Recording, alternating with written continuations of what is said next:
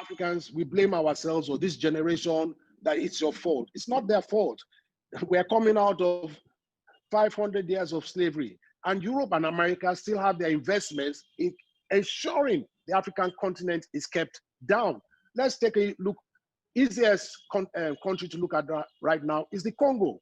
Look at the Congo. Everybody needs the Congo for their phones, for their mobile, for the apps they need to go to the moon, the quota and all this. So Congo will always be down. I don't think there's an African country that produces arms on this continent. So who is supplying the arms? So Europe and America can stop these arms from coming into Africa, but it's convenient for Africa to wage war against itself. It's convenient for Africans to be in confusion because then Europe and America take our resources for free. So it is for us now to make research into why are we like this? Slavery, colonization, bad African governments, and start to rectify these problems inwards and not looking for outside forces to solve these problems for us. Absolutely. And Mo, just a really quick, we have just a moment left. If you had one last thing you wanted to say, what would it be? I think I'll just want to zero down on the same point around external influences. And I think, Africans, and I speak not, to paint the entire continent with one brush, but, we've gotten to a point where individually as different countries, we need to stand up for each other. We need to stand up for ourselves. Gone are the days where we're looking to Europe, we're looking to the US to do stuff for us. And I think a lot of people are recognizing that. We have a very strong African diaspora, which has been really helpful. So even if we're talking about like international or external influence, I think, just leveraging what we have with the African diaspora has been really, really helpful. With the NSAS process, this is what happened as well. So we had very strong support from, Africans in diaspora. So I think we're widely spread of the world to help each other. We just need to get to that point where we understand that this has to be done by us. Our liberation actually comes from us. So that's what I would like to end with. That's a great note to end on. And we really appreciate all of your time and your very powerful voices. We wish we could go on, but hopefully another time. And thank you, Siyabulela and Femi and Mo. And thank you to everyone who is tuning in.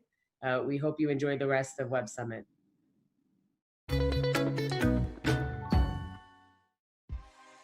Catch a live Q&A with one of the world's top investors and owner of Dallas Mavericks, Mark Cuban, at 5 p.m. in the Breakout tab. Citizen development can unlock productivity and lower costs for organizations, allowing individuals to turn their great ideas into reality, even without an IT background. Whether you're developing the next big mobile app or creating a bespoke CRM, PMI empowers people to unlock the full power of citizen development. Set the foundations for citizen development inside your organization today. Learn more with PMI. Ladies and gentlemen and ladies, bear with me. Are you ready? Let's go. In 1989, he invented the World Wide Web. In 2018, he spoke at Web Summit, launching a contract for that World Wide Web. He is back with his new project, Inrupt, ensuring the web is a place for everyone. In a conversation with Marjorie Paillon and joined by Inrupt co-founder John Bruce, please welcome and make some noise for Sir Tim Berners-Lee. Make some noise, everyone. Yes, let's go.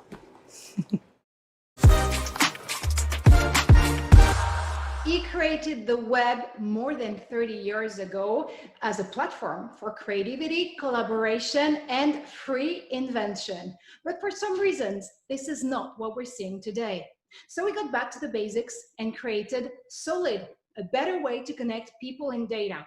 From disruption to inruption. Let's dive in the way Sir Tim Berners-Lee and John Bruce are changing the way the web works. Should it be better for us all? Good afternoon, gentlemen. Good afternoon, Marjorie. Pleasure being with you. Hi, how's it going?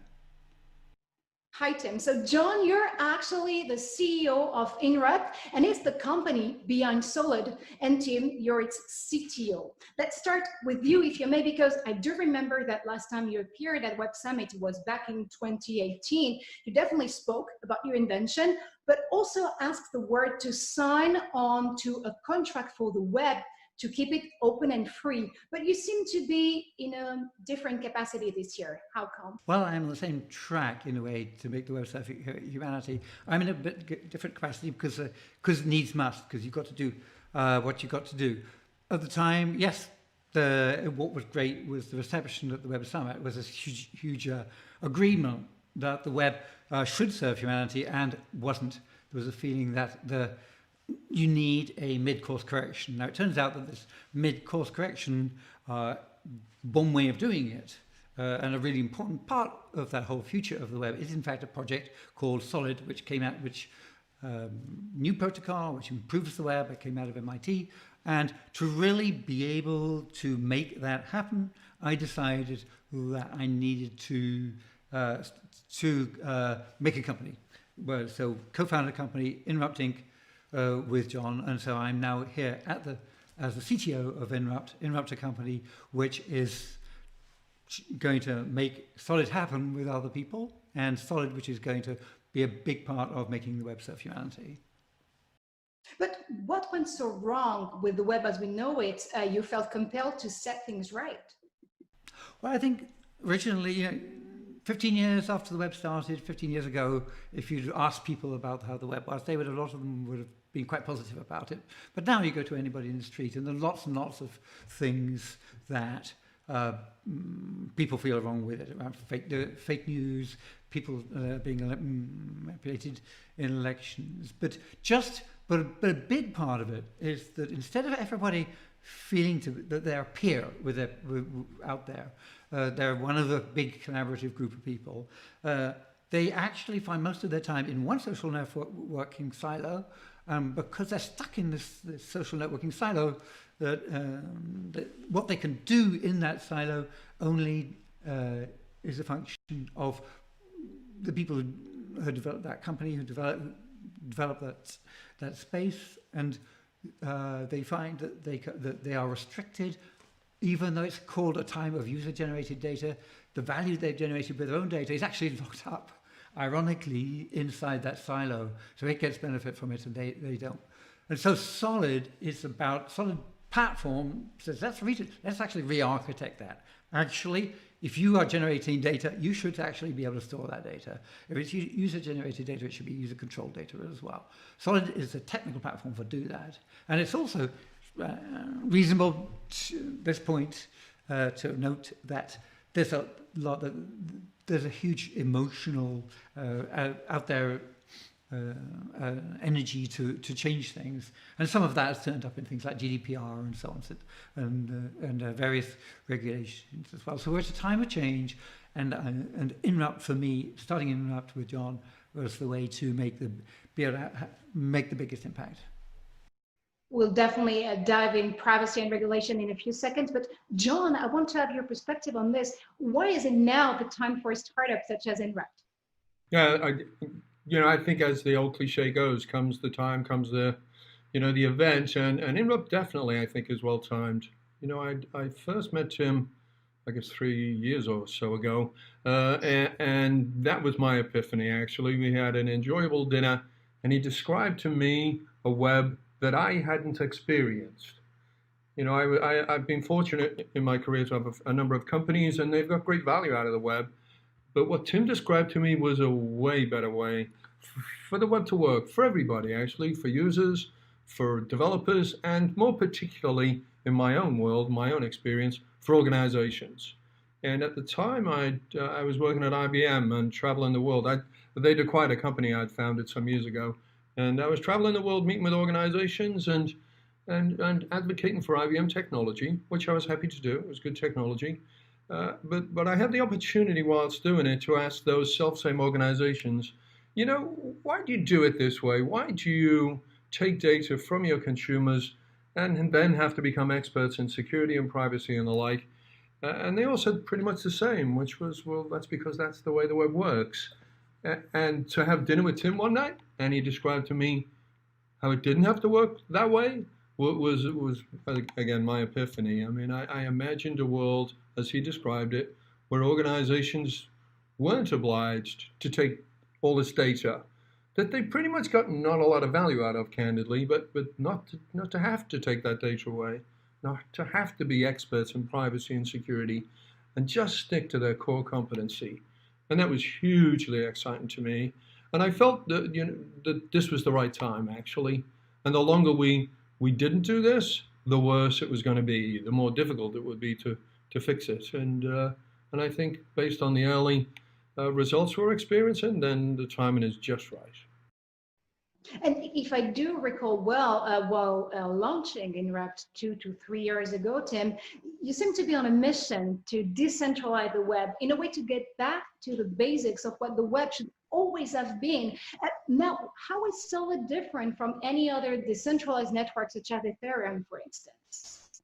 That's interesting. So we started off saying we're decentralizing the web in the sense that everybody can have their own website.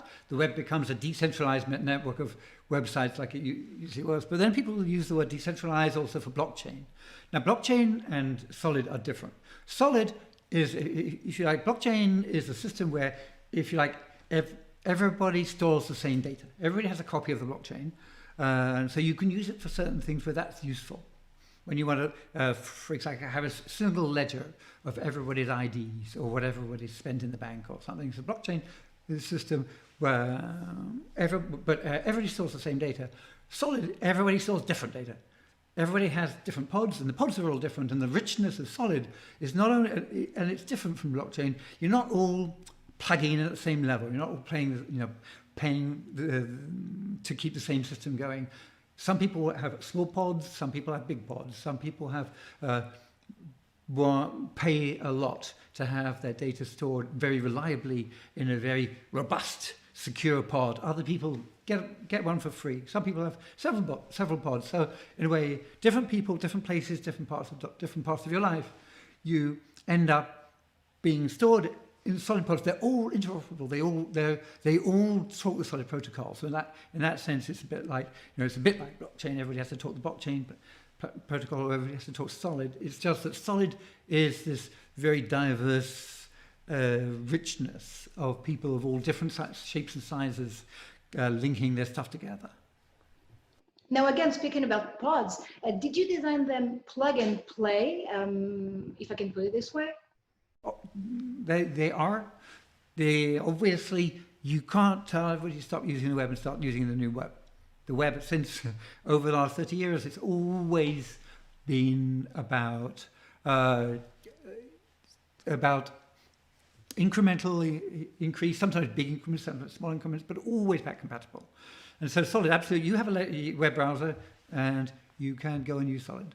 And so when you use Solid, it may be that when you go and you go to some interesting, you go to Solid event or something, and then your web browser will be quietly upgraded. The server will send you down a whole bunch of JavaScript, which will upgrade it from being a regular browser into be a Solid browser, which has got the capacity to do with all kinds of data-related things, to deal with contacts and events and so on, to link together. So yeah, it's absolutely anybody who has a web browser can play. John? And those pods definitely have a mission, is to ensure that the trilogy of data, privacy, and trust is actually inside Solid. So how do you actually make it happen when it comes to privacy issues, for instance? Well, the web initially, the sort of Web 2.0, if you like, the default is whenever you do anything on the web, somebody else is storing your data. So your data is stored on somebody else's site by default. In Solid, the default is changed. The default is that when you use a Solid app, then data is stored on your pod. So every app, whenever you use that, it asks you which pod you want to use. You say, I'm going to use my home pod or my work pod or this project pod. And so it completely flips the privacy thing upside down, or it's actually, we prefer to think the right way up. It puts you on top. It means that by default, the data, if it's your data, this is stuff you've typed in, this is time you've agreed to meet with your friends. This is this is a painting that you've painted on the web. That's yours. By default, everything goes in the pod. And if you want to share it with people, you can share it with people you want. And if you want to share it with apps, you can share it with companies. You can share it with insurance companies if you want, if that's part of the deal. But you're in control. So the default is it's yours and shared with nobody. You have to actively allow anybody or anything access to it. That's a huge change in the default. Let's turn the question to the CEO, if you may, you, John. Is it the principal reason from your perspective why people in business will actually use Solid? I think privacy is a really potent and valuable byproduct of what we're doing here, but the majority of the value is born out of trust and innovation. So in a world of Solid, now users can trust in their organization to service them in appropriate ways, and the users can in turn create really innovative applications, really innovative services in a way that are impossible today. Most organizations don't want your data, but they'd like to have access to it. And that's a very, very different world to live in, where we don't have to surrender our data for organizations to service us, but we can grant them access to it. We can trust them to work for us and with us. Now we have a way different way to operate. And I think that that's where the world is going. I think the world of commerce is headed that way. We call it inclusive capitalism. That's one expression to describe it, where you and I and everybody else get to participate in the creation of value on our behalf. And like all good relationships are, if there's value and equilibrium to it, then the flywheel effect kicks in. Then we'll have scenarios where the more I trust you, the more you can service me, and in turn, the more I'll trust you. So I think privacy is a really potent benefit as a consequence of this. But I think more primarily what drives it is the innovation that surrounds the opportunity and the value that we'll create as a consequence of it. Well, building on inclusive capitalism, you usually say that, of course, Inrupt is a profit, but you don't expect to make a profit. How come? Well, as Tim said earlier, there was a successful project underway at MIT. It was clear that, and it still remains an open source project. We have a very vibrant open source community, and they do fabulous work. But we felt that now was the right time to bring a measure of determinism and resourcing in a way that one oftentimes don't get when it's a completely open source project. So consider us the sponsor, if you will, of the Solid open source community at the moment. But in parallel, we felt that massive organizations, and they're principally the folks we're working with it today, massive organizations who wanted to deploy Solid at scale in the tens of millions would really need the comfort of knowing that one organization was there to build the product appropriately and support it with appropriate resources, hence Inrupt. So I think that this combination of the open source community and Inrupt is an absolutely dynamic combination. It's very symbiotic. To your question about profit, sure, we do expect that as a consequence of delivering this value, again, see above notes about equilibrium in relationships, for delivering this kind of value to organizations and in turn their constituents, be they corporations or governments, we do expect to get fairly compensated, but that compensation is intended to go to yet more of the same, which is to say more development resource, more support of the open source community and the like. It's really a long road we embark upon here, and it's important that we don't rush for profitability. We're not here to be a hugely profitable company. It's all about driving Solid, and if we can do that, then we'll figure the rest out. I'm very confident of that. So before diving into some more examples of what Solid actually is, let me actually wrap it up as we are off time our session here. So you're definitely breaking down the equation of trust to actually assure and ensure a better technology adoption of Solid, which is good for us all. And what you're actually trying to convey with a lot of different institutions and businesses out there is to try to make people understand that their data matters. Now, if you look into some of the pilots you actually been able to achieve so far, there's one with the NHS, for instance, with the BBC or with the Flanders government. Are we talking here about custom services, or do you actually take every single institution and business on a different level, and do you actually make them access to different ways of what Solid is? The neat thing about Solid is it's a protocol, okay? And unlike all the other systems you build out there. Most people, if you build an app for a health system, or you build a huge computer that runs in the hospital that stores all the medical data, and that app has, and the back end of it, the data store has to be programmed every time you change any details about what you store. But the solid architecture is different. It says actually, we'll put all the smarts in the app. We'll give the ability across the solid interface. If you like, the solid it's a universal API technically. So it's a universal API means you can talk to any.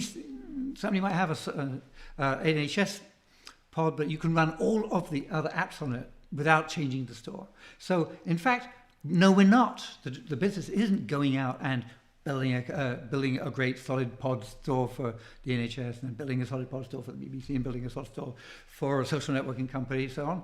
Actually, all we do is give them the same enterprise solid server.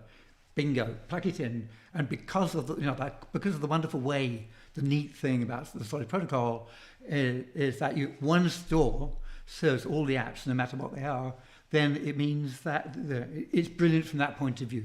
We just plug it in, we make sure it works, and because they're all the same product, then it's a very well tested product, and it's just a standard product. There's no customization at all. Massive change, and also great when you're a developer to be able to just write an app and know it will run on anybody's solid pod. Just write it to the standard solid protocol standard. And why piloting those projects with the NHS again, BBC, or the Flanders government? Has the creator, you team, been surprised by its creation? Nope, I haven't been. It's been, in a way, to me, to people at the summit, it may be new, but in a way, Solid is a sort of natural place to go. All of the efforts, all of the motivations, that we expressed with the Web Foundation a couple of years ago, all of the research we were doing at MIT, all the push about, a lot of the push around the whole internet policy world has been saying people should have control of their data. And they've been saying people will legally have control of their data, but they haven't had a way that they can actually function. So it's been really, it works very well. So to me, it's not a surprise. I wasn't surprised by privacy regulations because people were crying out for them. And so now we've got privacy technology, and we've got collaborative technology, which puts people first. And in a way, that's always the way I wanted the web to be. So it will be wonderful as it takes off. It's wonderful. It's wonderful to see it go. It will be very gratifying, but not a surprise. Speaking of regulation, and obviously at a time where big tech are in the hot seat from Europe to the US, do you think that projects such as Solid can actually make the proof that our digital ecosystem can at some point adopt the decency of self-regulation? Well, if a precursor to that is how governments are considering Solid, then I think the Flanders government's an excellent example where they trust in their citizens to know that those citizens would get real utility out of access to all of the information about them. And so what's happening in Flanders, I think, is a really good example of how Solid can deliver value to citizens across a whole country. And so in Flanders, they're taking the information they have about those citizens and writing it to their pod, that storage area that we mentioned earlier. And now a citizen can engage with their governments across all of the social services in a way that it's impossible today. Very similar to how the NHS considers healthcare delivery in the UK, Flanders has taken it to the next level somewhat because they're broadening it out to think about all of the implications of a citizen, and they call it My Citizen Profile. They have committed they're going to give it to every citizen of Flanders, so 6 million or so, and we're excited to be working there. It's a first glimpse at what true Solid could look like. We all get the chance to control all our own data, and services could be provided to us that give us great utility in a way that it's impossible otherwise. Now, if you may, let's dive into the NHS. I'm curious about knowing if, at a time of a pandemic, of course, you can interoperate the information and the health data the NHS gets and manages into Solid with other health services or institutions from every other government in Europe, for instance. It would be super helpful in 2020. Exactly. I mean, the joy of Solid Well, one of the most potent things about Solid is it's based on the web as it exists. So we don't have to reinvent the web. We just have to use it in a way that we don't currently. And that just requires a modest mid-course correction of how one engages with it. But as a consequence of which, we now can rest easy that everybody's using the same way to write data to pods. So it doesn't matter what country you're in. It wouldn't matter where you travel, what borders you cross. You'd rest easy knowing that all the information in your pod is accessible by those folks who want to service you under your control. That's the important caveat here. It's under your control as you traverse all these various countries and services. So I think it's one of the most potent consequences of the adoption of Solid that we get this global interoperability that doesn't exist today. Obviously, that requires standards, and so there are people. NHS are not the only people at all using Solid for healthcare data, and so there are various groups getting together. There are a number of different standards which can be leveraged and sort of which give you hints as to how you create the standards for storing stuff in a Solid pod. But yes, obviously, if you can make a world in which the fact a Brit has got their data in their pod from the NHS, and they end up in hospital in Spain, then the doctors in the hospital can access the pod just the same. Then that's pretty nice, and we haven't been able to do that before. So it may be that the push for data for individuals, patients, to store and control their own data, in fact, ends up being the way we get interoperability between all the different healthcare providers, because they all have to talk to the patient. And so the patient, if you like, becomes the common communicating bus. And that's also very, very, very powerful, because then the patient gets to control which doctors they trust and in an emergency can say, yes, it's all in my pod. Here's the password. So yeah, hopefully that could create a huge amount of value in that space. And another emergency, if you may, in 2020, of course, is have access to information. That's probably one of the pilots you're actually addressing with the BBC. How do they work on information and data? Well, it goes to the question that you posed earlier, Marjorie, which is, aren't these all closed systems? In some respect, they could be considered to be moderately closed. What we're trying to do, the strategy here, is to appeal to massive organizations to show them the merit of deploying this at scale for their constituents. But because they're using Solid and the specifications are already predefined, it means that at a subsequent stage, those users could engage with other data and with other applications. So it's like I think about Edison with his light bulbs. The houses were burning down left and right because of gas lamps. It was the way we lit our homes. Edison invents the light bulb, but to provision the light bulb in the home, we needed to provide electricity. And so it became that light bulbs were sold en masse. Users got to experience light in their home in a way that wasn't as dangerous. But if you fast forward 100 years now and look around you at what exists in your home as a consequence of electricity, that's the world we're trying to engage. So the first examples that we're using here, the first people we're working with, they're in the business of those light bulbs. They're in the business of provisioning value to their constituents, and we all move together to a place where then I'm convinced there'll be microwave ovens and TVs and cameras in the home and all the like. But at this juncture, it's working with these massive organizations for very explicit use cases, and they have an ROI. It's a classic enterprise evaluation of the technology in pursuit of business or governmental goals, actually. And so BBC is another example. BBC in the edutainment business, and they can deliver value for their license payers. And it sits alongside what's going on with the NHS, and the NatWest Bank is another example in finance. And I'm sure Solid is going to electrify this new version of the web. Now, before we actually come to a conclusion for this super interesting segment, if I'm not mistaken, INRIP's vision is that the future is still much bigger than the past. But gentlemen, we're right here, right now, again, in the middle of the pandemic and in 2020.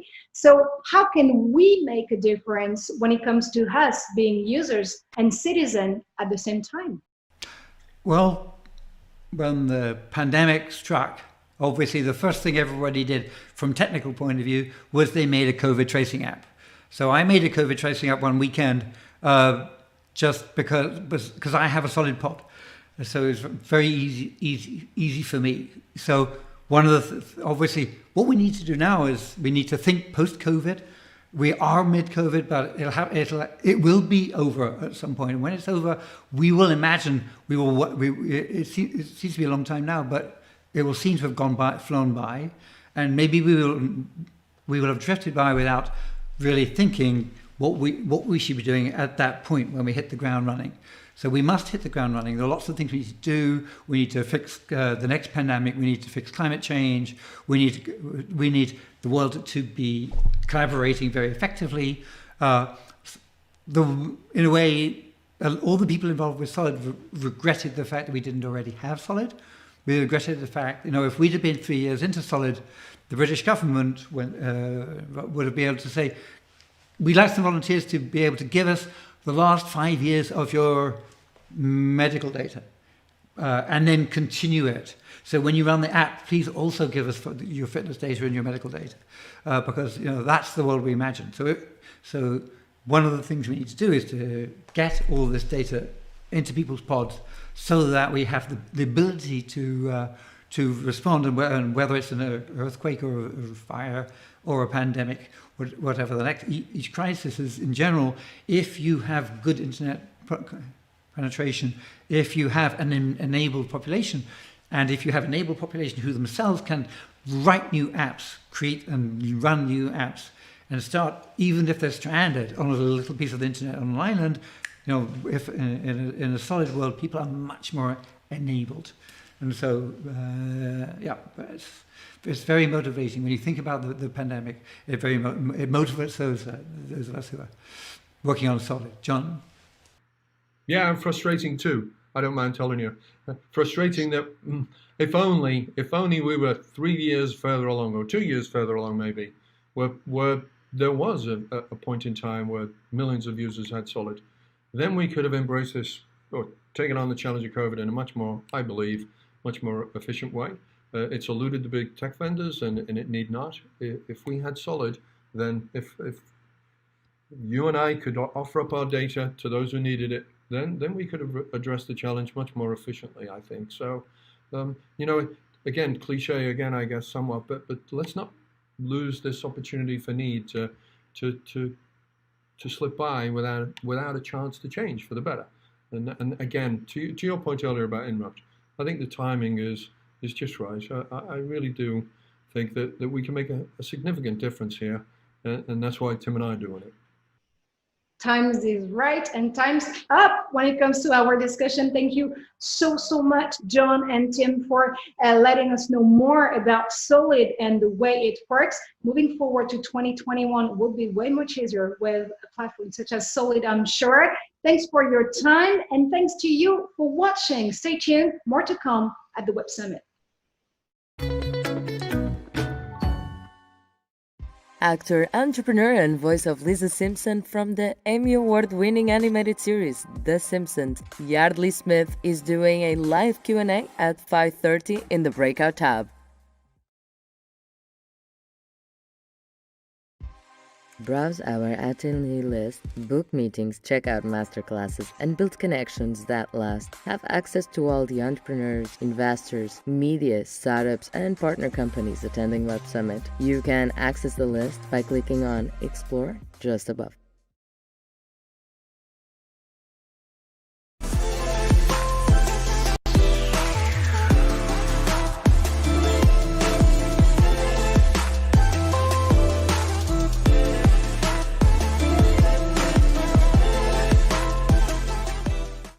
So hello everyone, how are you? Our next guest doesn't need much of an introduction really. He leads one of the world's most talked about companies, both for its cutting edge technology and for being at the center of US-China political tensions. We are delighted to welcome the chairman of Huawei, Leyen.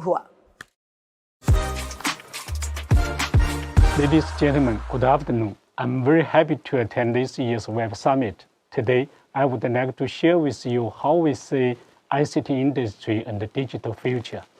Digital innovation is taking us to a new era of intelligence. A smart, better, and greener life is on the horizon. Many disruptive technologies will be the driving force. Connectivity and computing are central to this transformation. By 2025, 5G will serve more than half of the global population. Cloud computing, AI, VR, AR, and 4K, 8K ultra-high definition video will unleash sweeping challenges.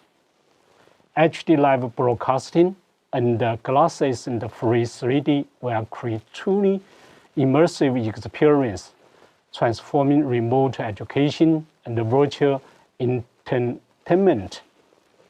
Wearable will help tracking the fitness on the go and potentially benefit over 1 billion people with chronic illness. Photonic, quantum, and biological computing are also maturing. They will enable a more hybrid and heterogeneous computing architecture that will greatly cut energy consumption in massive data processing. This technology are moving us towards a fully connected digital world. This will further drive our industry and the digital economy forward. With this technology, consumers started to enjoy immersive experience, city governance improving, and the industries are going to digital more rapidly.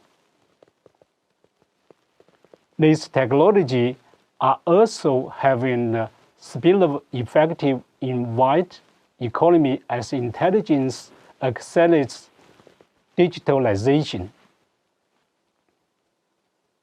By 2025, more than 30% of global GDP will come from digital economy. Europe is no exception.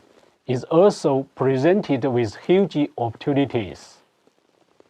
Europe is committed to achieving sustainability targets through digital technology. In 2020, European countries have prioritized applying digital technology to everyday lives. In the long term, digital technologies will be essential for Europe to transition to a fairer, more prosperous society. To meet climate and other environmental challenges and to improve the quality of life for current and future generations. For example, digital technologies have allowed SMEs to communicate and do business in a new, seamless way. Social media and e-commerce platforms enable SMEs to better serve customers in remote areas. Data analytics help SMEs to make better decisions in product development, marketing, and the supply chain of faster time to market. For SMEs, the digital economy presents more opportunity than challenges. Europe has a strong industry base and the ability to innovate. The aerospace, automotive, and the biomedicine industry are exploring new technologies and services. The convergence of 5G, cloud, and AI will further help manufacturing go digital, improve productivity, and create new values. Digital innovation also matters a lot to everyday lives. Healthcare is an area where technology could make a big difference. COVID-19 have changed how people live and work, but new technology like 5G, cloud, and AI have helped fight virus and speed up vaccine research. They also keep lives on track through telecommuting, video conference, online education, and more. In a time of a pandemic, technology has mean hope, and it will help Europe recover fast, more efficiently from the economic impact of the virus. The new way of living and working also helps reduce carbon footprint. This will have a positive impact on technology, lower energy consumption, more efficient urban management, and more effective implementation of the Green Deal. Despite such exciting potential, the digital economy also presents some challenges. The more technology are used, the more standardization and governance are needed. There must be better privacy protection and transparent and actionable trust mechanisms. Data can only create real business value and a global governance system that is open, collaborative, secure, and trustworthy. This is the way that the health industry develop as well. For a digital economy, industry ecosystems built on open collaboration are critical. Global companies must become partners and enablers of European digital transformation and work with SMEs and startups to build a thriving digital ecosystem. The world is at a critical tipping point. ICT and other technologies are merging to drive industry digitalization. This is the key moment to grow digital economy. We believe that collaboration leads to shared success, and openness leads to progress. This is the only way forward. Companies should work with partners and customers from different industries to drive innovation and create more opportunity. Only a fully connected world will be able to manage the digitalization wave. Only a fully collected world can balance economic growth with environmental protection and address other challenges we face. First and foremost, a digital economy is a green economy. Low carbon policies and green innovation can contribute to better use of the resources and the natural preservation. In a sense, green communication is about transmitting more information with less energy and use ICT to make a production system more energy efficient. At Huawei, we have been integrating sustainability across to entire product life cycle to minimize environmental impact. This is our commitment to the future society. Huawei has been in Europe for 20 years. In Europe, for Europe, have been a philosophy that we believe in and try to live up. Today, we employ more than 10,000 employees, most of them Europeans, and have invested more than $1 billion in R&D. We have made solid progress with our partners in exploring digital transformation. We also share opportunity with the wide ecosystem, promoting joint innovation and talent development to reduce the cost of digital transformation. We will keep working with our local partner to have Europe continue to succeed in digitalization and sustainability, so that, truly as President von der Leyen said, no one is left behind. Digital technologies are reshaping the world. As part of European digital transformation, we are committed to openness, collaboration, and shared success.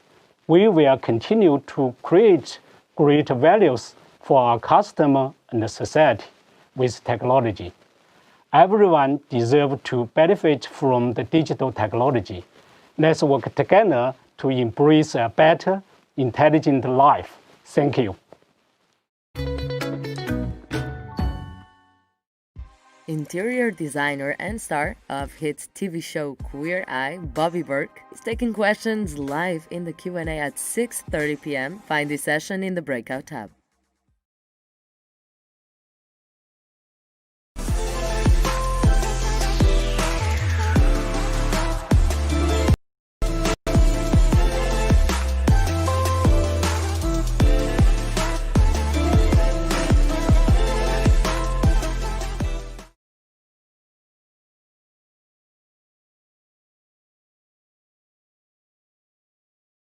Hey, I'm James, founder of Aboard.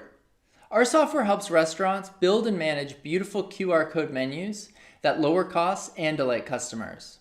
Leveraging intuitive UI, beautiful designs, and actionable data, we're reinventing the dine-in ordering experience around the world.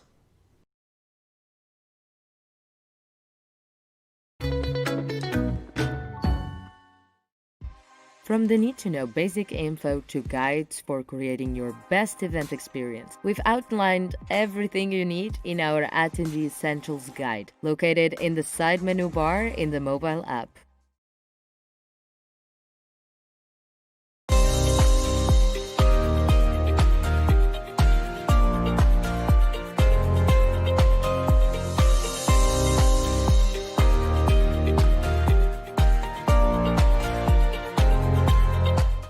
Okay, listen to this. Huckleberry, no, not the adventures of, but Huckleberry Insurance offers simple, fast business insurance powered by technology. What seems to be the secret to the exponential growth over the past 12 months and enduring this turbulent time?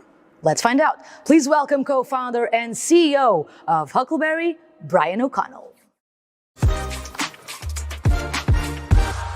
Great to be here. I'd like to talk today about how we've maintained sales momentum during COVID at Huckleberry and actually increased our business pretty substantially during a time when many of our customers face a lot of difficulties. So our customers are Main Street small businesses. They're in industries like restaurants, retail stores, daycare, health and fitness, gyms. So many of these businesses have been impacted pretty dramatically by the COVID-19 pandemic, but there are others that haven't been impacted as much. And even within our core industries, there's still economic activity going on, so still sales to be made. So I'd like to talk about the adjustments that we've made to allow us to continue to operate effectively. So the first one that I would recommend any company with a sales force do is to beef up your sales stack. So in the new reality, it's no longer possible to train reps by sitting side by side with them. Previously we had one sales manager picking up snippets of conversations, maybe training 5 reps of the sales at the same time. So now we have to use technology to compensate for that. And what we found has been absolutely critical is number one, conversational intelligence platforms. So there are a number of them out there, but essentially these will automatically transcribe all of the conversations that your reps are having with customers, and will allow you to pick out keywords and phrases, possibly more common errors, so that now we can kind of get back to the situation where one sales manager can train many reps, even if they're miles away from each other or potentially thousands of miles away from each other. The second thing in terms of a sales stack is, if you're not already, it's even now more critical to communicate with your customers through multiple different means. So whereas previously a customer may have been okay with taking a phone call or whatever else, now they might be much more inclined to respond by text just because they've got more going on in their lives. The second big change we've made is to not create urgency. So if you're a classically trained sales rep, one of the first things that you're taught is to kind of create urgency around the sale. But what we found is that in the COVID environment, it really doesn't help. And actually, by removing an element of urgency, and in some cases, we've actually taken the time limits off our quotes, this has actually improved conversion. Where a deadline does exist, we found it's important to sort of calmly explain that deadline, but tone is critical. And again, a calm tone is much more likely, and we've actually done some research on this, is far, far, far higher conversion than anything that sort of adds to what is already a very stressful situation. The third thing we do is, again, if you're a classically trained sales rep, objection handling is one of the earliest things you learn. We've decided to address the COVID objection head on, ask it early in the conversation, ask our customers if their plans have changed due to COVID. And the reason for this is, this is true for many SaaS-based, usage-based SaaS products as well, is that, if your plans have changed, if you have less economic activity, your price could actually go down, which is the case in 80% plus of our customers. And this means that the quote they now have might be actually a lot lower than the quote that they originally saw when they first signed up on the website. The fourth thing we've done is to adjust our drip. So again, folks are busy, folks don't want to be pestered. So we've kept the number of outreaches constant, but we've kind of spread them out over a longer time period. Whereas previously we had as little as a 5-minute sales cycle, often like real time self-serve. Now we're finding it's a little bit longer, so we've kind of kept that same number of touch points, but just spread them out a little bit. And we've tried to adjust to our customers' new normal. So we're very cognizant that folks have different things going on in their day. So we're training our reps to notate in the CRM if, for example, a customer has told them in the previous call that they have to homeschool their children during certain hours. We're making sure not to reach out during those hours. And then the final thing we've done, which will be relevant for some businesses more than others, is to hyper-localize our strategy. So we've built a tool to pull out reopenings by municipality, so that when we realize a customer is now in a municipality where they're allowed to do business again, we can be very, very quick and very proactive in reaching out to them. Our customers tend to be hyper local as their SMBs, but there may be analogs in other industries as well. So to summarize, kind of the things we've done to kind of grow our business substantially over the course of COVID. Number one, beef up your sales stack. Technology is absolutely critical. Counterintuitively remove urgency. Make sure you're addressing that COVID objection head on. Adjust your drip so you're not badgering people who've got a lot going on. And then, where possible, hyper localize your strategy. And that's it.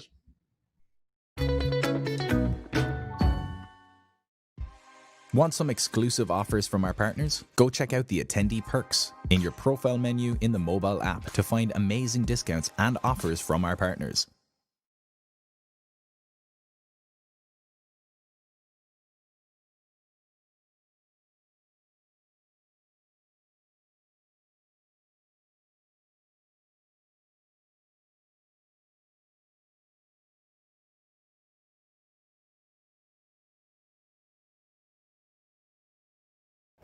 It has been a tumultuous and bizarre year of 2020 for everyone, and more than a difficult year for business all around the world.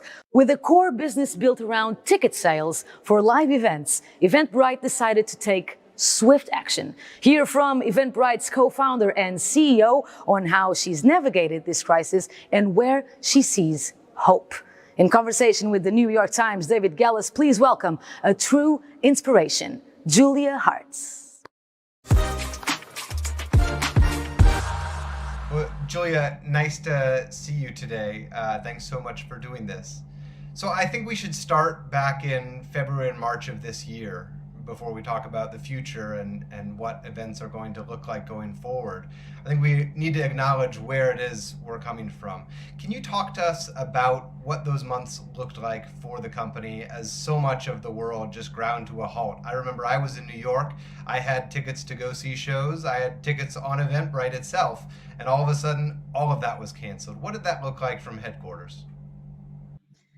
It's a pretty remarkable thing to remember back to early March, because for so many business leaders around the world, this was starting to really come into focus quite quickly. And, going back a step to late February, we had a board meeting that I'll never forget because it was really right on the cusp of COVID becoming a headline story. Yet if you look at the media coverage of it, it really wasn't the headline story. The headline story back then was Bernie Sanders versus Joe Biden, really, on the presidential election. And so, fast forward a couple weeks into March, we had our worst case scenario plan ready, and the ink was just about to dry.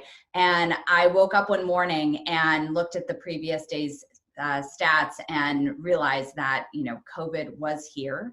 and it was going to be significant. It was a really swift impact. It came on in the course of a few weeks where we were at, plan and actually even ahead of our internal plan. And all of a sudden we dipped below our revenue projections by quite a large margin. So dipping into negative revenue territory in March because we processed more refunds than revenue.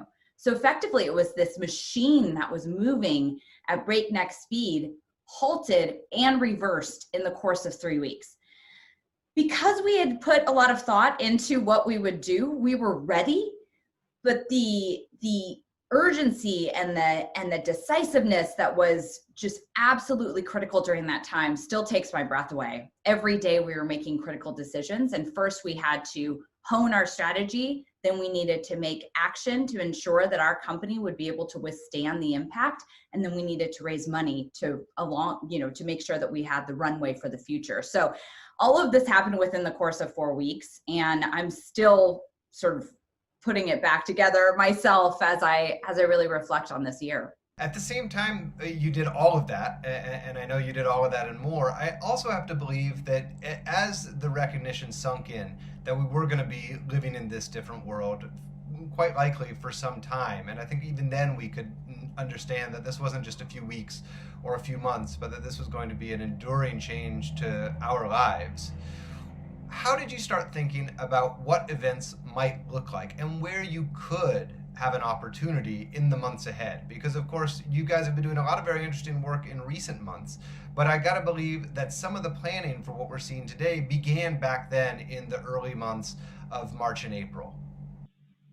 Well, I have to say that it actually began in the years leading up to 2020, focusing on making sure that our platform was as versatile and extendable as possible has been part of our mission for some time. And being able to give our event creators, who are everything to us, all of the tools that they need to run their businesses, whether it be in-person events or online events, was on our roadmap prior to COVID. So really what it entailed for us was to wake up every day and think about three constituents: our customers, our shareholders, and our employees. And it was just for 3 months, 18 hours a day, 7 days a week. It was nonstop. Those were the three constituents that I thought of. Our creators are resilient. So we knew that in the course of the whole live experience economy shifting, they would be the leaders. They would be the ones holding the lantern and lighting the way for others, because we know so much about them in terms of them being entrepreneurial, resilient, creative. And so what we needed to do was give them the tools to be able to withstand the coming impact that we saw. And some of them, didn't see it as soon as we did. So that was a whole process of helping them, understand what was going to happen, but then also pointing them in the direction of where they could create business continuity through this crisis. And certainly no one can predict exactly how long COVID will be with us and how long we'll be living in this manner. But we knew it was our job to really prepare for everything and to give our creators those tools to be able to use them when they needed them.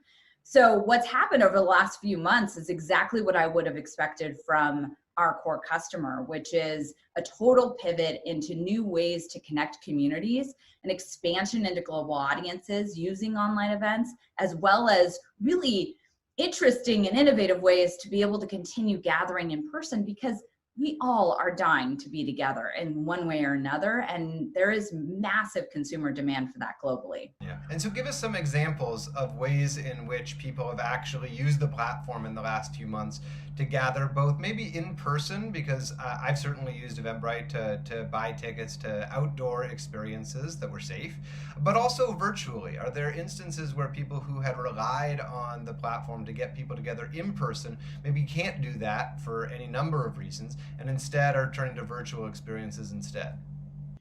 Sure, I'll give you three good examples through three customer stories. The first is Cannonball Productions, which was founded by Kate Levenstein, and really, she built her business on bringing people together around great food and drink traditions. So her Bacon and Beer Classic is something that has really put her into the upper echelon of event marketing and production. And in March, she had to shutter her entire business and was taking a walk with her husband on a golf course and wondering how she was going to bring this new format called Seltzerland, which was based on the hard seltzer craze that's certainly hitting the United States, how she would bring that to life and what she would do. And as she was contemplating whether to bring it virtual or to wait until 2021 and beyond, she had this aha moment on the golf course, that golf courses are large, they're underutilized, they're beautiful.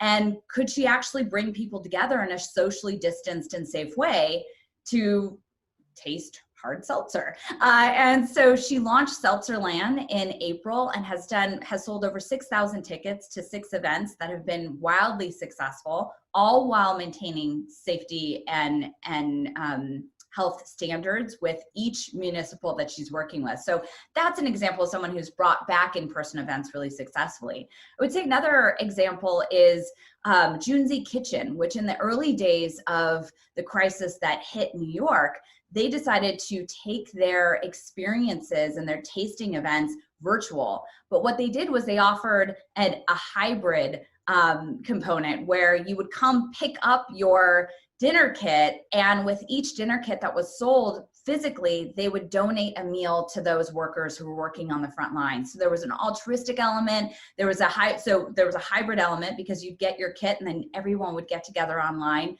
and make dinner together.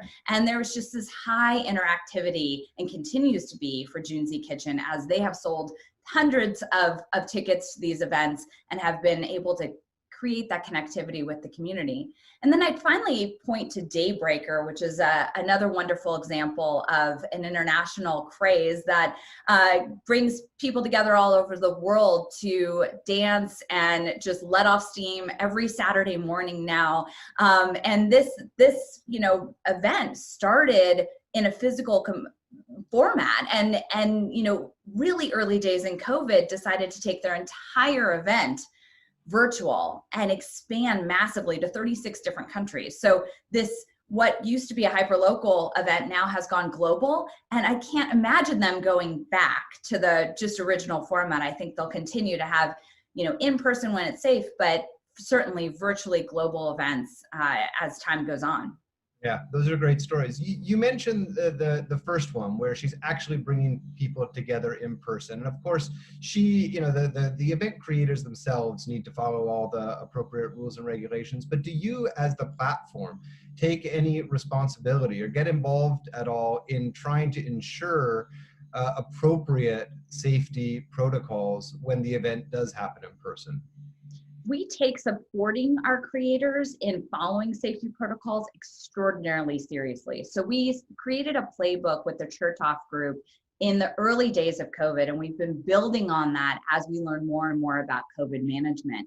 And that gives every event creator, whether you're a small creator or a large creator on our platform, totally democratized access to information as it becomes available, and the ability to match the safety protocols to whatever country you're in, state you're in, county you're in. And so we go down to a depth of detail that I think is really helpful for event creators, because they are taking on more liability as they bring people together. However, I would point out that the liability really does rest in the full community. If we want to get out and see each other in person, it's incumbent upon every single person in that gathering to follow the protocols, to be living that standard so that these events can happen, because it's not an easy thing to throw an event today. And I really give a lot of credit to event creators all over the world who are starting to bring back events.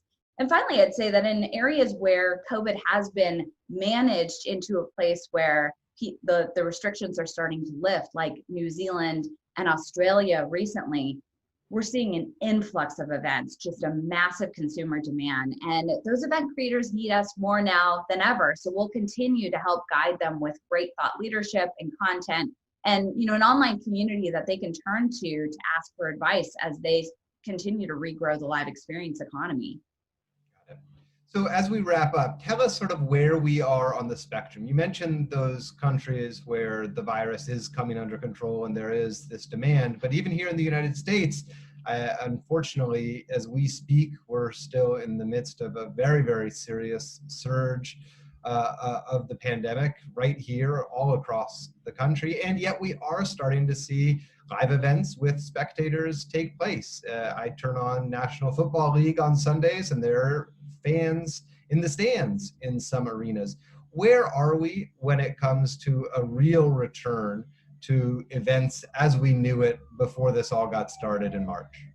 Well, I would say certainly the US and Europe and the UK are in the very early days. We're not going to see this virus disappear. It's not about containment. We're past that. It's about management, right? So we are in a place where as new therapeutics and vaccines start to be introduced to the market, you'll see things become more manageable. But in the meantime, to your point, it is very possible to gather safely using social distancing, hygiene, mask mandates. Those are the ways in which we can still get together.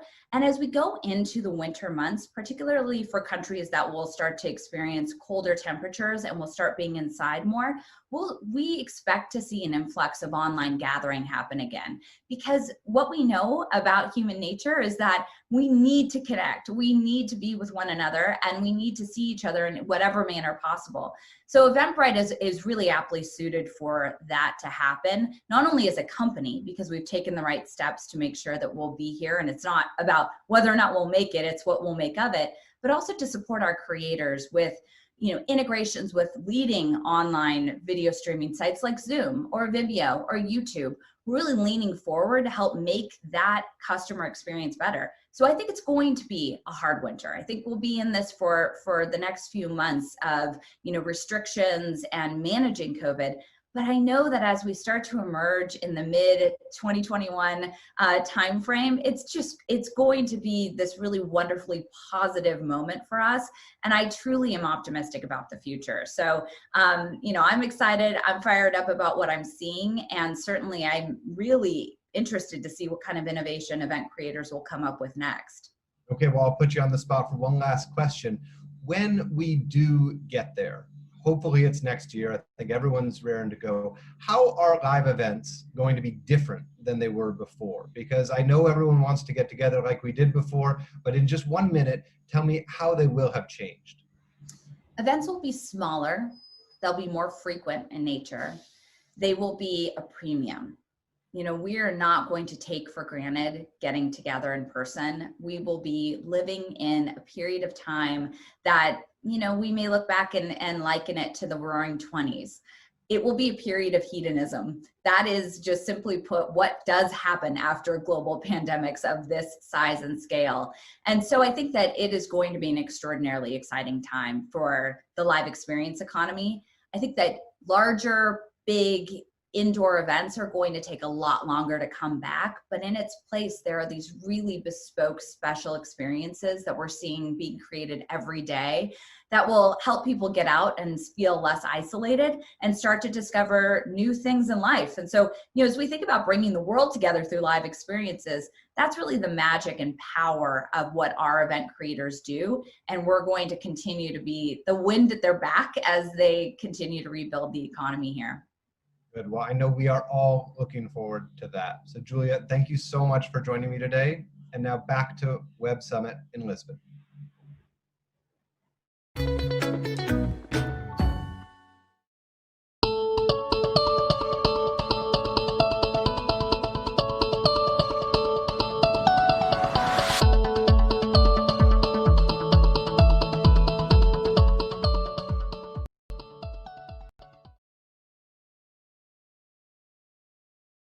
Welcome to Pitch, powered by KPMG. You're about to hear from some of the most innovative startup pitches in this year's competition. We're only going to show you a teaser. You can see the full pitch video on each company's startup profile next.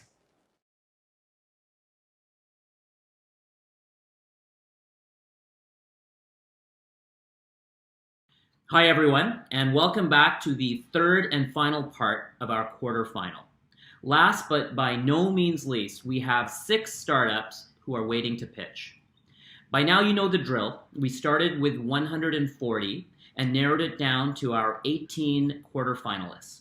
And our judges are now narrowing it down to our 9 semi-finalists. Now you've met these judges before. These are the people who will decide the winners. I'd like to call on Zach Weisfield from Ignite, Intel for Startups, Alexandra Barbosa from Faber, and Jules Walker from KPMG. Now, our judges will be exploring the startup's product, potential to disrupt, the team, financial viability, and of course, the quality of the pitch. They will be voting on their phones and scoring each company out of 10. Now remember, the clips you are seeing are only a snapshot of each company's pitch, but you can check out the full video pitches on their startup profiles at Web Summit. So to kick off the final 6 startups, ObraFit is a construction management system designed to share information with owners and to promote a healthy relationship between contractors and owners. All the way from Brazil, I'd like to introduce Adolfo Ribeiro. We started our selling on March 2018 and already achieved 100 subscribers. If we consider 1% of the target audience in Brazil, we can get to 5,000 subscribers. It was designed for architects, engineers, and contractors to manage their works, but also owners showed interest to manage works on their properties, like real estate agents, retail companies, and industries, a problem for all companies with a large number of buildings. ObraFit promotes construction management with simplicity, friendly usability, communication, and transparency. Great. So Zach, let me start with you. What did you think of this construction tech startup that came to us from Brazil? So definitely a lot of startups in prop tech and construction and the whole space. I would recommend, I didn't understand who's the customer, who's the end customer who will be buying this. And I would recommend Focus, because doing a B2B, B2C, B2B2C, and there are probably a few more letters. I think it's just, it's the wrong way to go about it. Focus, focus, focus. Jules, let me get your thoughts. We have construction tech or prop tech, a company all the way from Brazil. What did you think of that pitch? So I had similar sentiment to my fellow judges. On the upside, it's an industry that's ripe for disruption. On the downside, there's a lot of people taking a swing at it already. They need to pick their lane. It's probably a B2B play. When you're talking about a SaaS model, you want repeatable, so you want customers that are going to use it over and over throughout the year. If I'm a homeowner, I'm not going to buy the product, or if I am, it's for a project, and then I'm shutting it down. So just more focus is the right messaging. He mentioned it's a super fragmented market. There are so many super small contractors.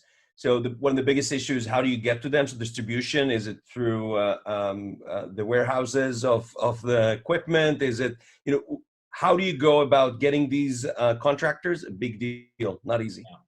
Machina Trader describes itself as the Swiss Army knife for automated trading. So maximizing trading profits without you needing in-depth trading knowledge. I'd like to introduce the CEO of Machina Trader, Renato Barba. Machina Trader is currently running in beta, and we are gradually increasing our user base of professional traders and strategy developers. Our goal is to reach 130,000 users by end of 2025 through global expansion, engaging affiliate incentives and community rewarding systems on our platform. Machina Trader will by launch already offer a fully scalable and high professional environment for developing and executing complex strategies. Simultaneously, newcomers to trading will have an easy time using our services right out of the box. All right, so Machina Trader, interesting pitch. I'm going to ask you, Zach, was that clear to you that was in fact a fintech trading platform, or did that pitch lead to more questions from you than answers? Definitely more questions, but really a big concern. So when you're a startup and you have a 2-minute pitch to provide to judges, be super clear about what's your product, what are you trading? I have no idea what you're trading and how is it different than the automated platforms you mentioned. So more questions, not sure I'm going to ask them. Okay. Alexander, from your experience in fintech or other industries, what did you think of that pitch? Yeah, I mean, I share the concerns. I think the pitch needs to be crystal clear. And to me, it just sounds like an interesting team working on a product that they know well with a particular technology, and now they're trying to wrap up some kind of business package around the product, which is still less clear to them and so unclear to us. And Jules, you just heard from two of your fellow judges. Would you agree with their take on Renato's pitch? Yeah, this is a very difficult exercise, and I give kudos to all the entrepreneurs that are doing it. Putting your life's work into a 2-minute pitch is hard to do. But kind of the first rule of Fight Club is tell us what it is that your product is. And I didn't get that. I spent the whole pitch trying to figure out what it is that he's trading, and I never got it. Creating secure authentication for every digital identity is what Hee-Sung Moon will be now presenting to us from his company, Switched. Our technology, OTAC, generates dynamic codes which changes constantly without the use of active network. OTAC enables businesses across multiple industries such as in payments, IoT, and automotives to offer secure authentication technologies to its customers with unique business models. We currently have over 50 clients in Asia and are currently undergoing a POC with a government with a potential to become the national standard. So Jules, this founder pitched to us from the United Kingdom, digital authentication. What was your take on Hee-Sung's pitch? I thought he did great. Arguably the best one we've heard all day. This is an area that it's a holy grail kind of industry, cybersecurity, authentication. KPMG has a huge practice in this, and maybe he wants to call me later to see if I can connect him. But if they're doing it right, and a big issue with this business is pricing.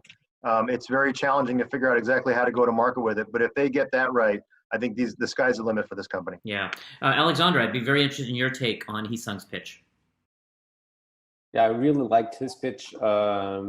Really convinced about the potential of the business applications of the company.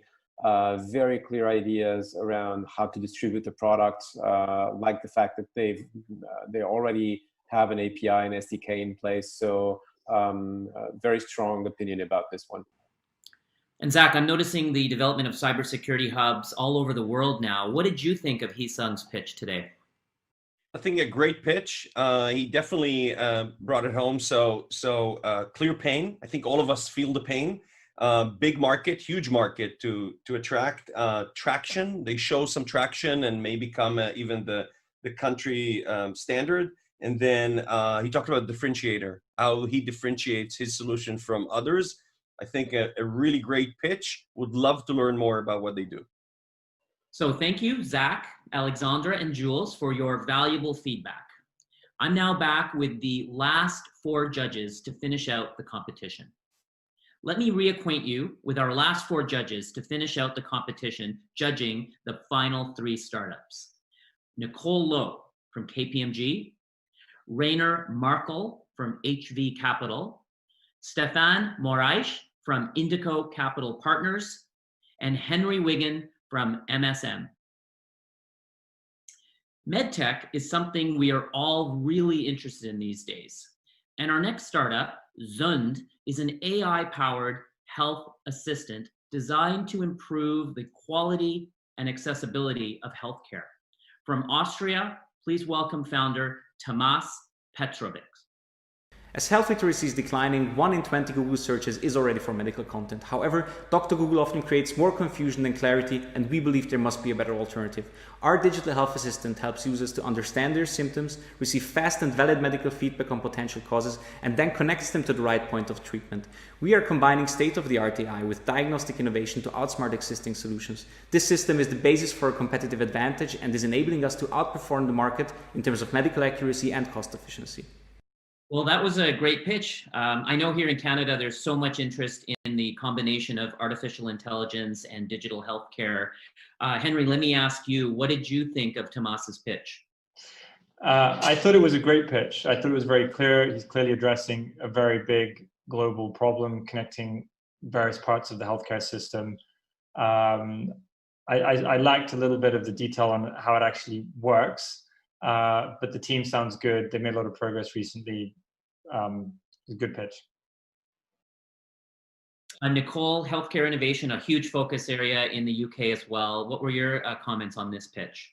Yeah, Sunil, such a huge issue here in the UK, and a really exciting opportunity. I'd like to hear a bit more about how it works in practice, but it sounds like you've got a brilliant team and really brilliant partners to get you there.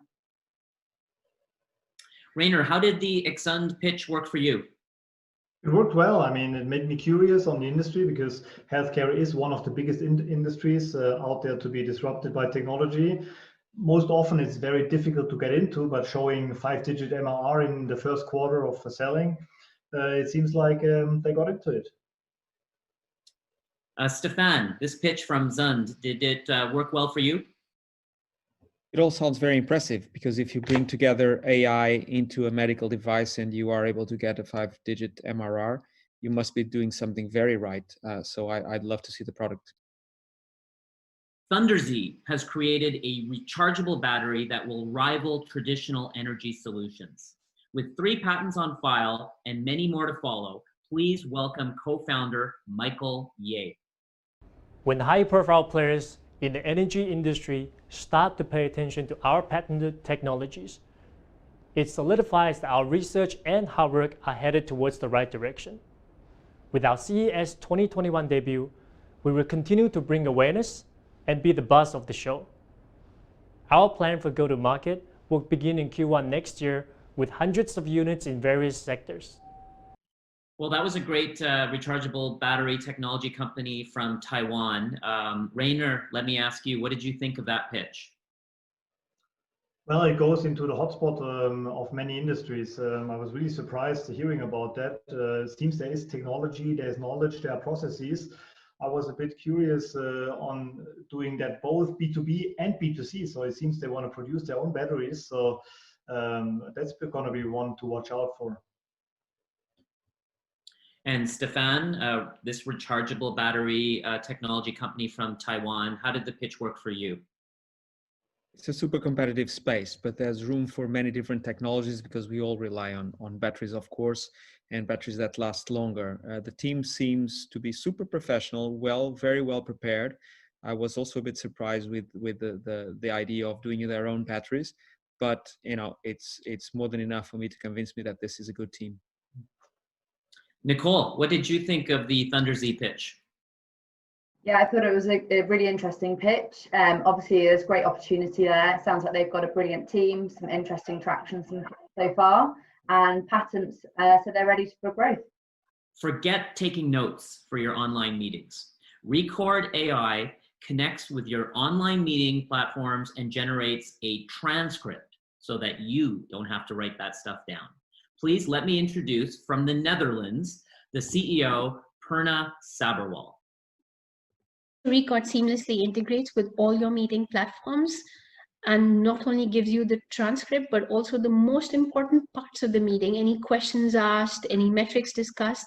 And over the last 2 months, we have got great traction for this product. We already have 8 paying customers. We have companies like KPMG, EY, who are interested in really trying it out. We've got 380 signups. So we're very excited about where we can take this product. So Nicole, at KPMG, I'm sure you're part of a huge number of Zoom calls and Google Hangouts and Microsoft Teams, etc. What do you think of the idea of getting transcripts for all those calls? I mean, it's a brilliant idea, and I need records. And it's great to hear that you're already having conversations with KPMG. Brilliant team, interesting concept, and I look forward to hearing more. Henry, is this an innovative idea from your perspective, or have we seen other companies that are doing digital transcription using AI? I think it was a good pitch. I think you're right. There is other transcription services using AI. So there is competition, but it is a very large space to play in, and there's a big prize at the end of the tunnel. So and the team sounds like a good team. So it's a good pitch. Rainer, Perna did a tremendous job pitching from the Netherlands. What did you think of her pitch? I mean, it's definitely a huge industry. There is live content that you need to transcribe. There is already recorded content that you need to transcribe. Now, transcription is one thing. What she mentioned, what made me really curious, is that they actually can extract the semantics and the key numbers of meeting records. And this would be definitely a killer USP for the company? So the standard was high, but our judges can only select 9 companies for the pitch semifinal. Those semifinalists are Reaply, Mercu, Planless, Finoa, Smart Diagnosis Inc., Lalibela Global Networks, Switched, Zund, and Record AI. That's it for the quarterfinals. Tune in tomorrow here on Center Channel for the semifinals and find out who will make it to our infamous pitch finals.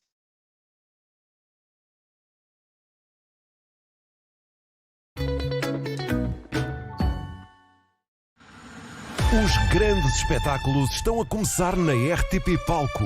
Música, teatro, dança, performance e muito mais. Só precisa de entrar no site rtp.pt/palco ou instalar a app e escolher o que quer ver. RTP Palco. Palmas para todos. And now, let's get cooking. They formed one of the greatest partnerships ever to grace television. Now, the critically acclaimed Breaking Bad duo have reunited for a new adventure and company. Introducing Dos Hombres. See, why would 2 well-known actors launch their own mezcal brand? Well, it makes little sense to me. In a talk moderated by Forbes' Zach O'Malley, let's get cooking with Aaron Paul and Bryan Cranston. Let's do this. Aaron, Bryan, welcome to Web Summit. I'm Zach. I'll be your host. So let's dive right in. I mean, let's talk about mezcal. My first experience with it, I would say, was about 5 or 6 years ago. I was doing a Forbes cover story about Toby Keith, and we were at the Houston Livestock Show and Rodeo, and he had just launched his own brand. And so he poured me a little bit in this red Solo cup, and I looked in the bottom, and there was a worm along with the mezcal, and I drank it anyway, but I was like, okay, here we go, mezcal. But you know, obviously that's not everybody's experience. You know, what about you guys? How did it begin for you? Mine was definitely slightly different than that. I come from the bourbon, whiskey, Scotch, spirit world. That's all I drank in the spirit space. Sometimes tequila. But my friend got me this spicy margarita, and I couldn't recognize the spirit in it. And I asked, what is this made out of? And he said mezcal. And then I ordered just a mezcal neat, and that was my I've heard of mezcal, but I'd never really sampled different varieties of mezcal. And so that's when I was introduced to it, and I fell instantly in love with it. Bryan, on the other hand, I think. No, mine was more along the dead worm line there. In fact, we used it to punish people who were late to our poker game or spilled a drink or told a bad joke or something. It was terrible. It was cheap and bad, and I developed this animus toward mezcal way back when, because that was my introduction to it. And it was unfortunate because, boy, if you're introduced to a bad spirit, no matter what it is, that you'll have that in your mind from the get-go. So then fast forward, like 3 years after production of Breaking Bad ends, Aaron and I are in New York City, and we say, let's get together for dinner. We go to this sushi restaurant. We have a great dinner. We miss being with each other. We very close and used to see each other every day, and then it just falls off. So Aaron says, what we should do is work together again. And I said, no, I don't know. I think it's too soon. My God. What if you pitched the idea of working with me again? You're like, hey, do you think it's too soon post Breaking Bad? Well, I did that because I know your fragile ego will only admit that sort of thing. Don't listen to him. Look, I fell in love with the guy on Breaking Bad. We became very close. He may not like to admit it, but he's one of my best friends in the world, and he does actually like me. And so he's like, is it too early to maybe do a show or produce a play or something, And I thought maybe it's a little too soon post Breaking Bad. What do you think about maybe, going into a different sort of business? And he said, what sort of business? And I said, well, what do you think about the booze business? And he laughed at me. And I said, no, I'm serious. What do you think about mezcal? And then, of course, his experience with mezcal, he laughed even harder.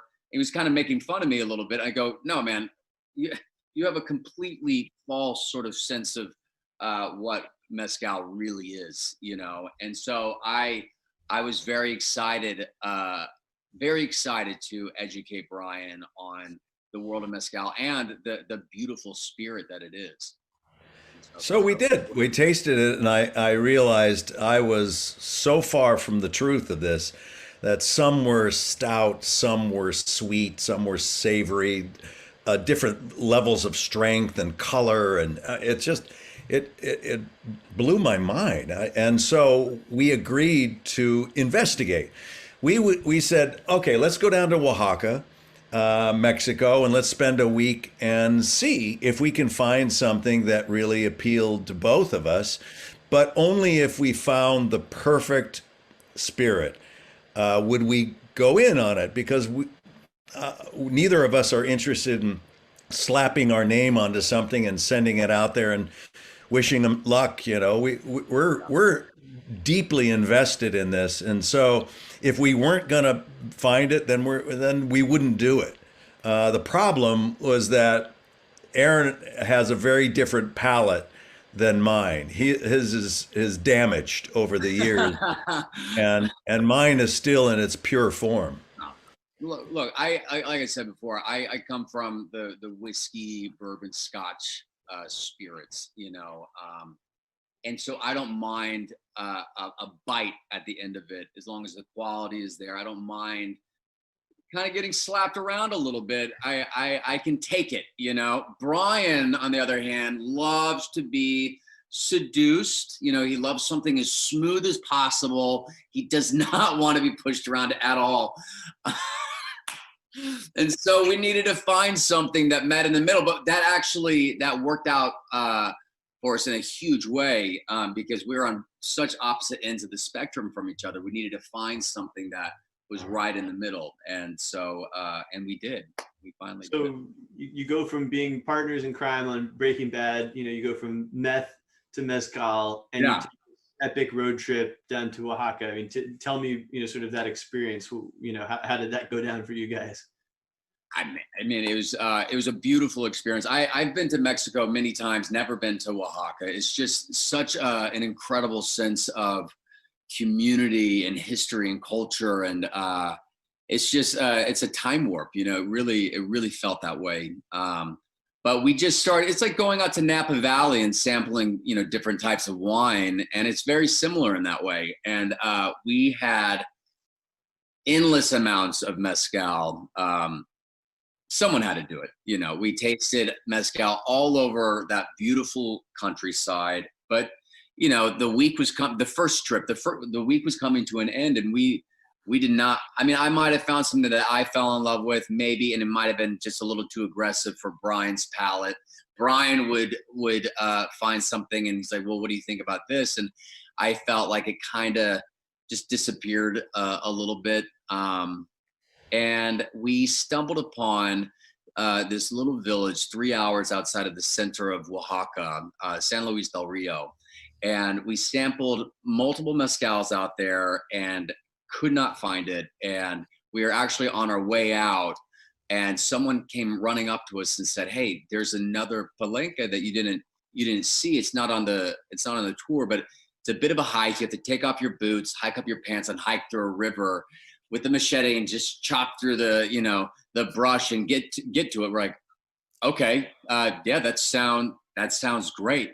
And so we did, and no joke, we stumbled upon this operation in the middle of this forest that looked like a meth lab operation. I'm not just saying that. It kind of did, in a good way. So we felt right at home. We felt like, oh man, if this, we're like, I hope this stuff tastes great. And and it was just one of those aha moments. We sampled it straight from the source. We looked at each other, just the setting. It was so, it's just kind of, I was about to say romantic in a way, but it had this romance to it. The story about it, with just how we got there was pretty epic. And we sampled it, we looked at each other, and it was one of those aha moments. And that was it. And then we met our maestro, Gregorio, the artist behind what is now, Dos Hombres to the world. And he wanted to break bread with us and introduce us to his family before he decided that he would be even willing to go into business with us, which was great. Yeah, very refreshing to have that kind of culture, because let's face it, Americans, to do business, we don't even have to like the person we're doing business with, which is unfortunate. But you find that in the romance countries a lot, where it's not just business, it's lifestyle, it's culture, and it's important to them. And so that's certainly the case in Mexico and as many other countries. And so we just exhaled and embraced this, that we're meeting his family, and see if he trusts us and like us and enough to want to do business with us. And by the end of the meal, he was, and we're grateful. We have come to know him and his family much better now, of course, and he is a partner in Dos Hombres, because he's so important.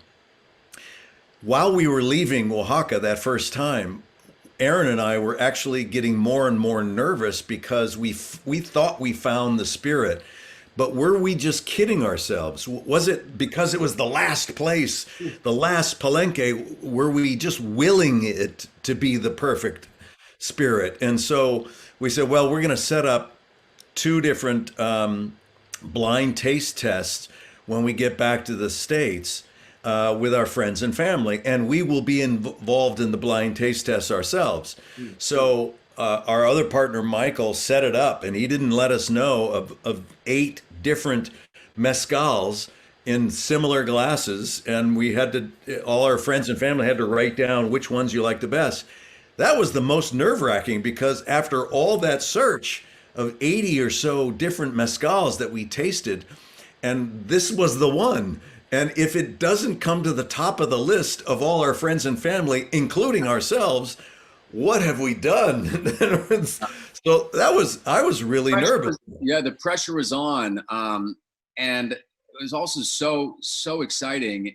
But at the end of each of these blind taste tests, it always rose to the top. And that just really kind of cemented this sort of mission that we were on. We went down to Oaxaca to try to find something unique, something special, something that was not on the market yet. I saw an opportunity. We both saw an opportunity for the growth in mezcal. It's just going like this every year. More people are introduced to this beautiful spirit, and I really, we said at the very beginning, I think we have an opportunity to bring a product to the market and hopefully continue to just pound the pavement and be the leader in this space. And the fact that it just kept going to the top of the list and these blind taste tests and how we found it, how the operation looked like a meth lab, it just all felt perfect. You know what I mean? Like it really, everything felt sort of serendipitous in a way. And I'm doing it along with, one of the greatest guys I know. And it's. I wish I could say the same. Yeah, it's okay.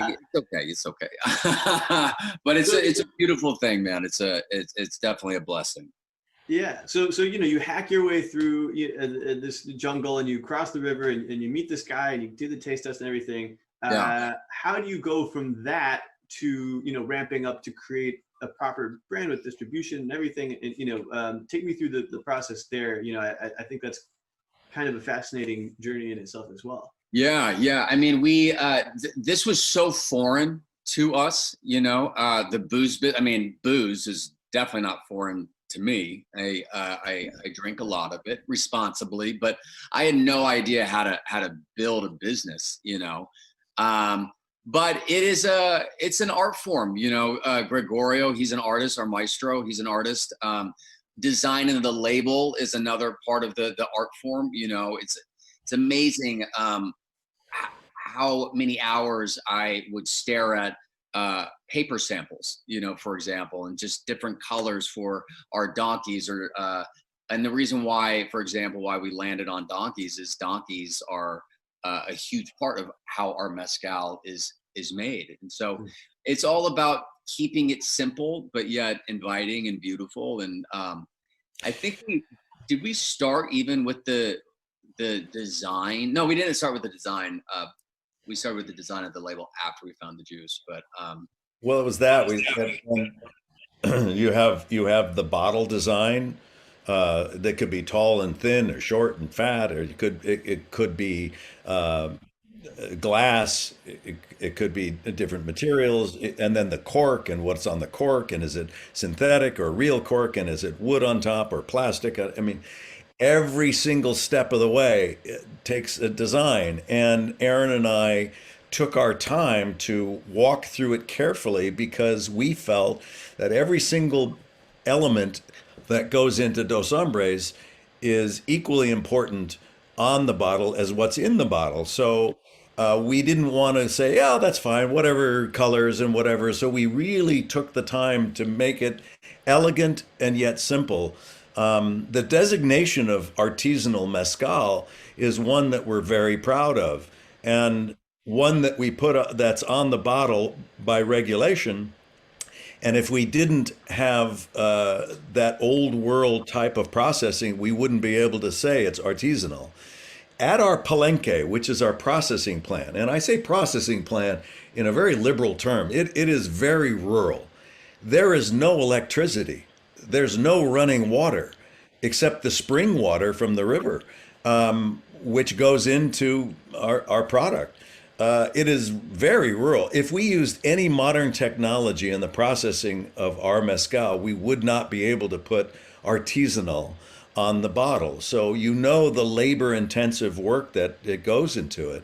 And every time we go down there, we learn more and more about the processing, about the respect for the plant and the farming itself, and what these people do with their culture, and how they honor the land and the sun and the rain. And it's really a beautiful thing. It's the community. It's just so beautiful, you know. But once we locked in the bottle, the label, the juice, I mean, before we signed on with Southern as our distributor, I mean, I was cold calling Bevmo, you know, which is, you know, California's biggest liquor chain, with no one calling me back for 2 solid weeks. I would just constantly call.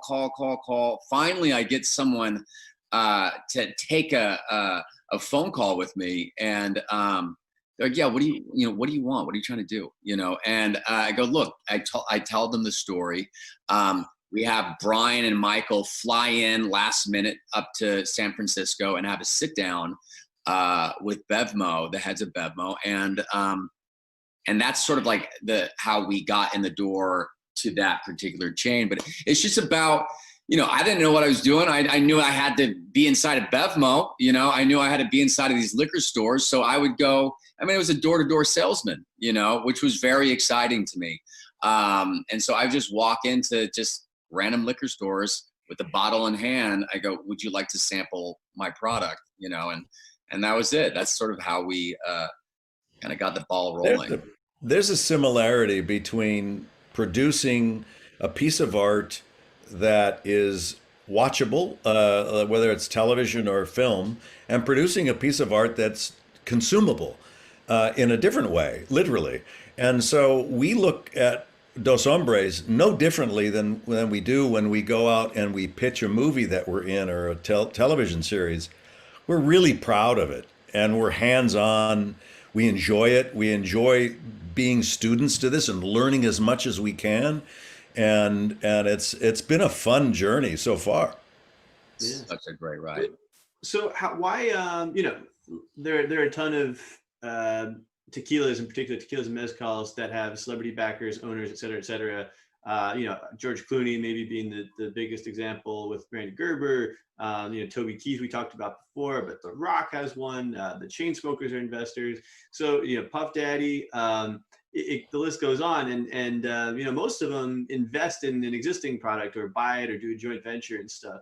What kind of made you guys want to go the route from, starting from the ground up as opposed to, attaching yourself to something that had already been, more established? I mean, for me, and I know I can speak for Bryan, this is not just a vanity project. This is our baby. This is something that we are incredibly proud of, and we want to protect it. And so that's it. And the reason why we chose mezcal is because it's just my favorite spirit. I like tequila. I like, I love bourbon, scotch. But there's just something different about mezcal, and again, a lot of room to grow. But it's really just Bryan and I, and Michael, and our friends and family. That is it. That's the people that are a part of Dos Hombres. One of the things is that what you see is what you get. Aaron and I are the Dos Hombres, and we have Michael and a couple of the people as we grow, but we're really a mom and pop shop. We don't have any large major distillery brand behind us or anything. We're on our own. We're like an independent movie, that we're trying to take out there to say we have an interesting story to tell. And when people taste Dos Hombres, they agree, and it's been a great ride when you're so proud of something and it has a payoff. That, my wife is generally a wine drinker, but now completely on her own, she will order mezcal drinks wherever we go, because she has adapted to that taste. And I think there's a lot of room for people to be introduced to mezcal if they're not already familiar with it. Yeah. Another thing that I wonder about too is, what is the thought process of somebody seeing you guys on TV and kind of going from that to, I'm gonna buy this bottle. And to me, a theory that I had is it almost goes back to the prohibition, because before prohibition, you could actually taste in liquor stores in America. They would let you do that. After prohibition, not so much. But like if you go to other countries, a lot of times, I remember one time I was at Narita Airport in Tokyo, and they'll pour you like a bit of the Suntory or whatever it is, and you can taste it before you buy it. But here in America, we can't do that. So I wonder what you guys think. Is it like a level of trust that consumers have, in familiar faces such as yourselves, that then kind of it takes the place of that that tasting? It's like I'm gonna go with what these guys do, or is it something else altogether? Yeah, maybe. Yeah, hopefully people that are, picking up the bottle strictly because it's something that Bryan and I created. Hopefully it's because they like us and they respect sort of our choices and what we do, and they want to support us and they want to see what we've been working on.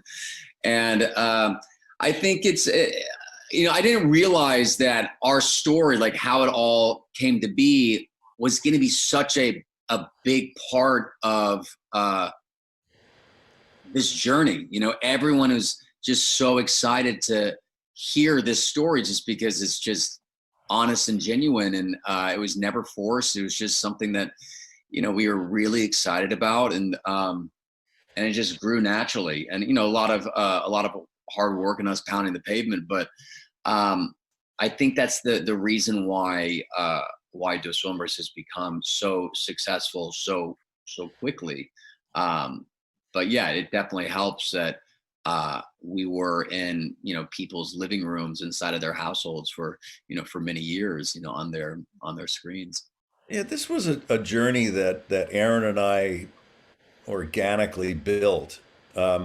We didn't know if it was going to happen, come to fruition. We're excited that it did, that we did find that one specific juice that appeals to a lot of people. We're responsible in Dos Hombres to be like the fourth largest influencer in as far as the growth of mezcal, and we're doing exceedingly well. We've only been in business a year and a half thereabouts, and we're climbing the charts as far as where we are in that pecking order. And I think it's fair to say that we're very competitive. We want and we feel we have the product that we're totally behind. It's not something that we just invested in. We created this from nothing, and so we're very proprietary and we're very proud of it. And I just see us continuing to keep growing and growing and growing and sharing this beautiful old world spirit with the rest of the world. All right. Well, that is actually all we have time for. But before we go, shall we have a toast? Cheers, cheers, cheers. Thank you so much for your time, and thank you everyone who's watching, who's listening in. Cheers to you all. What a strange time we are in. Yeah, but we'll really. To health and happiness to all. Stay safe, stay well. Cheers. Salud.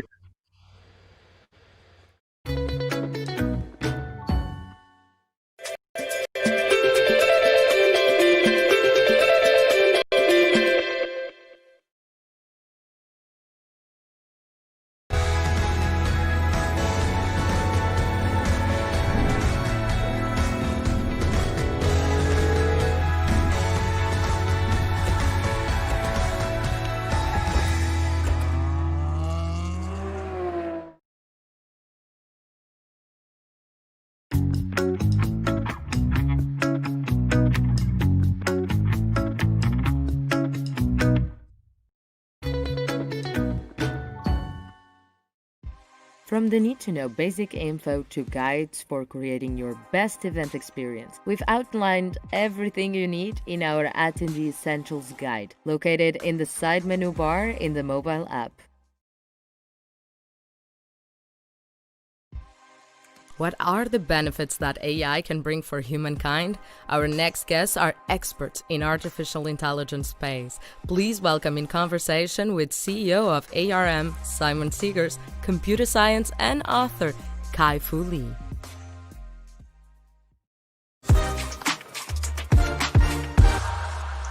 Hi everyone, I'm Simon Segars, CEO of ARM, and I'm thrilled to be here at Web Summit with Dr. Kai-Fu Lee, noted investor, author, and scientist in the field of AI. Kai-Fu, great to see you. Thanks so much for joining me today. Thank you. Thanks for inviting me. So, Kai-Fu, as well as having published a very famous book on AI called AI Superpowers a couple of years ago, you are chairman of Sinovation Ventures. You are president of the Sinovation Ventures, I apologize, AI Institute. And so I can't think of anyone better to be spending a bit of time with talking about the impact of AI in this age of the pandemic. For the audience, if you don't know much about ARM, we're a technology licensing company. We design microprocessors and other technology that enables people to put computing power into embedded devices, and they go into all things from refrigerators to supercomputers to cameras, and we're in pretty much every smartphone on the planet. So our technology touches a lot of people, about 70% of the world's population every day. But the nature of computing is changing. The technologies of AI are coming to us, and that is changing how computing is done. So this is a trend that we are really, really interested in. So we're going to spend about the next 20 minutes talking about these trends and just what's going on in this really exciting field. So Kai-Fu, with everything that you have going on, I'm fascinated in the different technologies that you're seeing, the companies that you're investing in. Perhaps you could expand a little bit on what you're doing and what you're seeing right now. Sure. So Sinovation Ventures is a tech VC.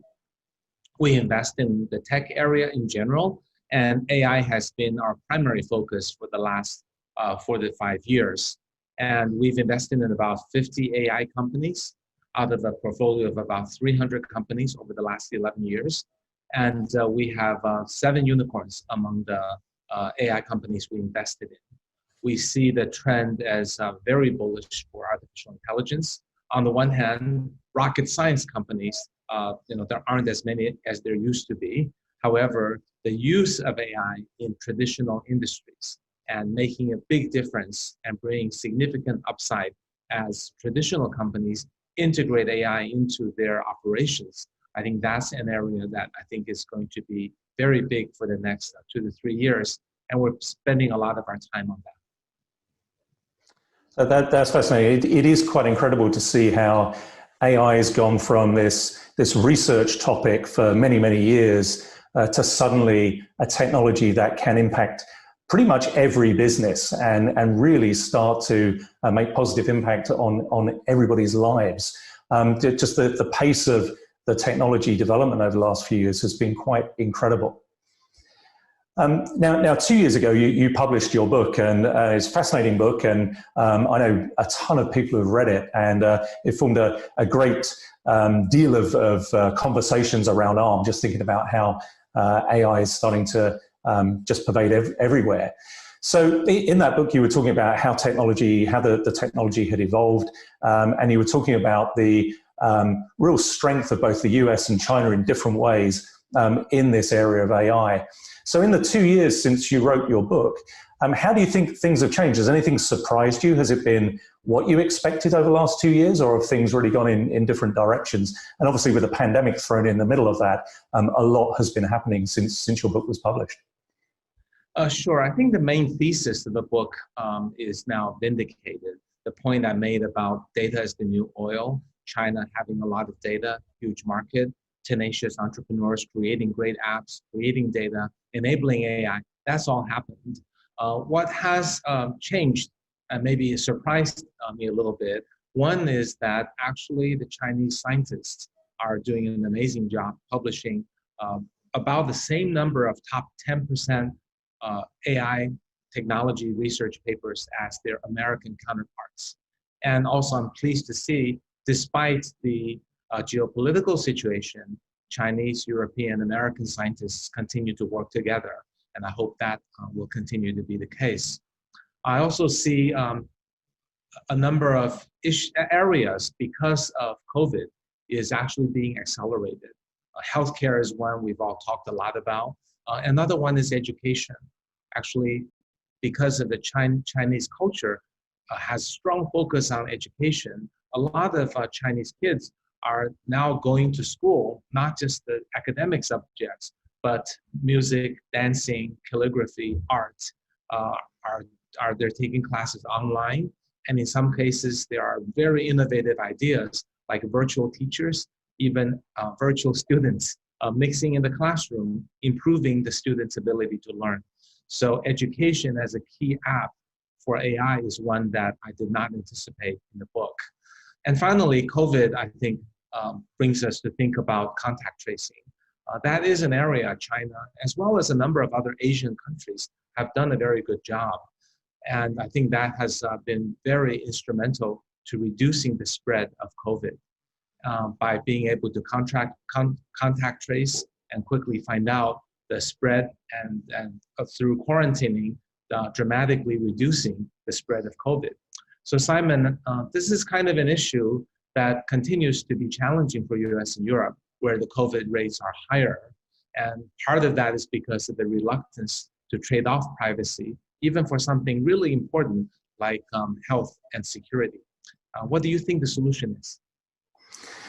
Yeah, it's an interesting one because as you've seen, as you've lived through with COVID, contact tracing is a great way of keeping on top of the spread of a pandemic. And technically, it's really not that difficult.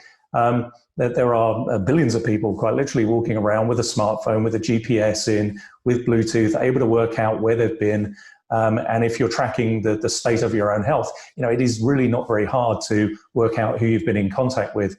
I think one of the issues this has brought to light here in the West is about people's trust of technology, about people's trust of how data is gathered from technology and how it's going to be used after data about them has been captured. And to me, I think that's been a real shame because I can see just these enormous benefits.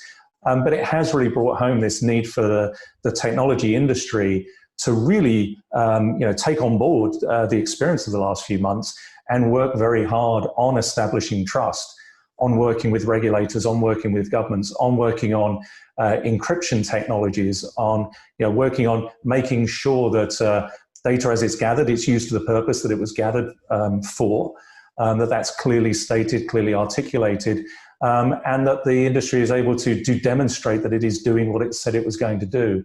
I think there's a long way to go there, but I do think this is a bit of a wake-up call because there's such enormous benefits that can come if people can trust technology.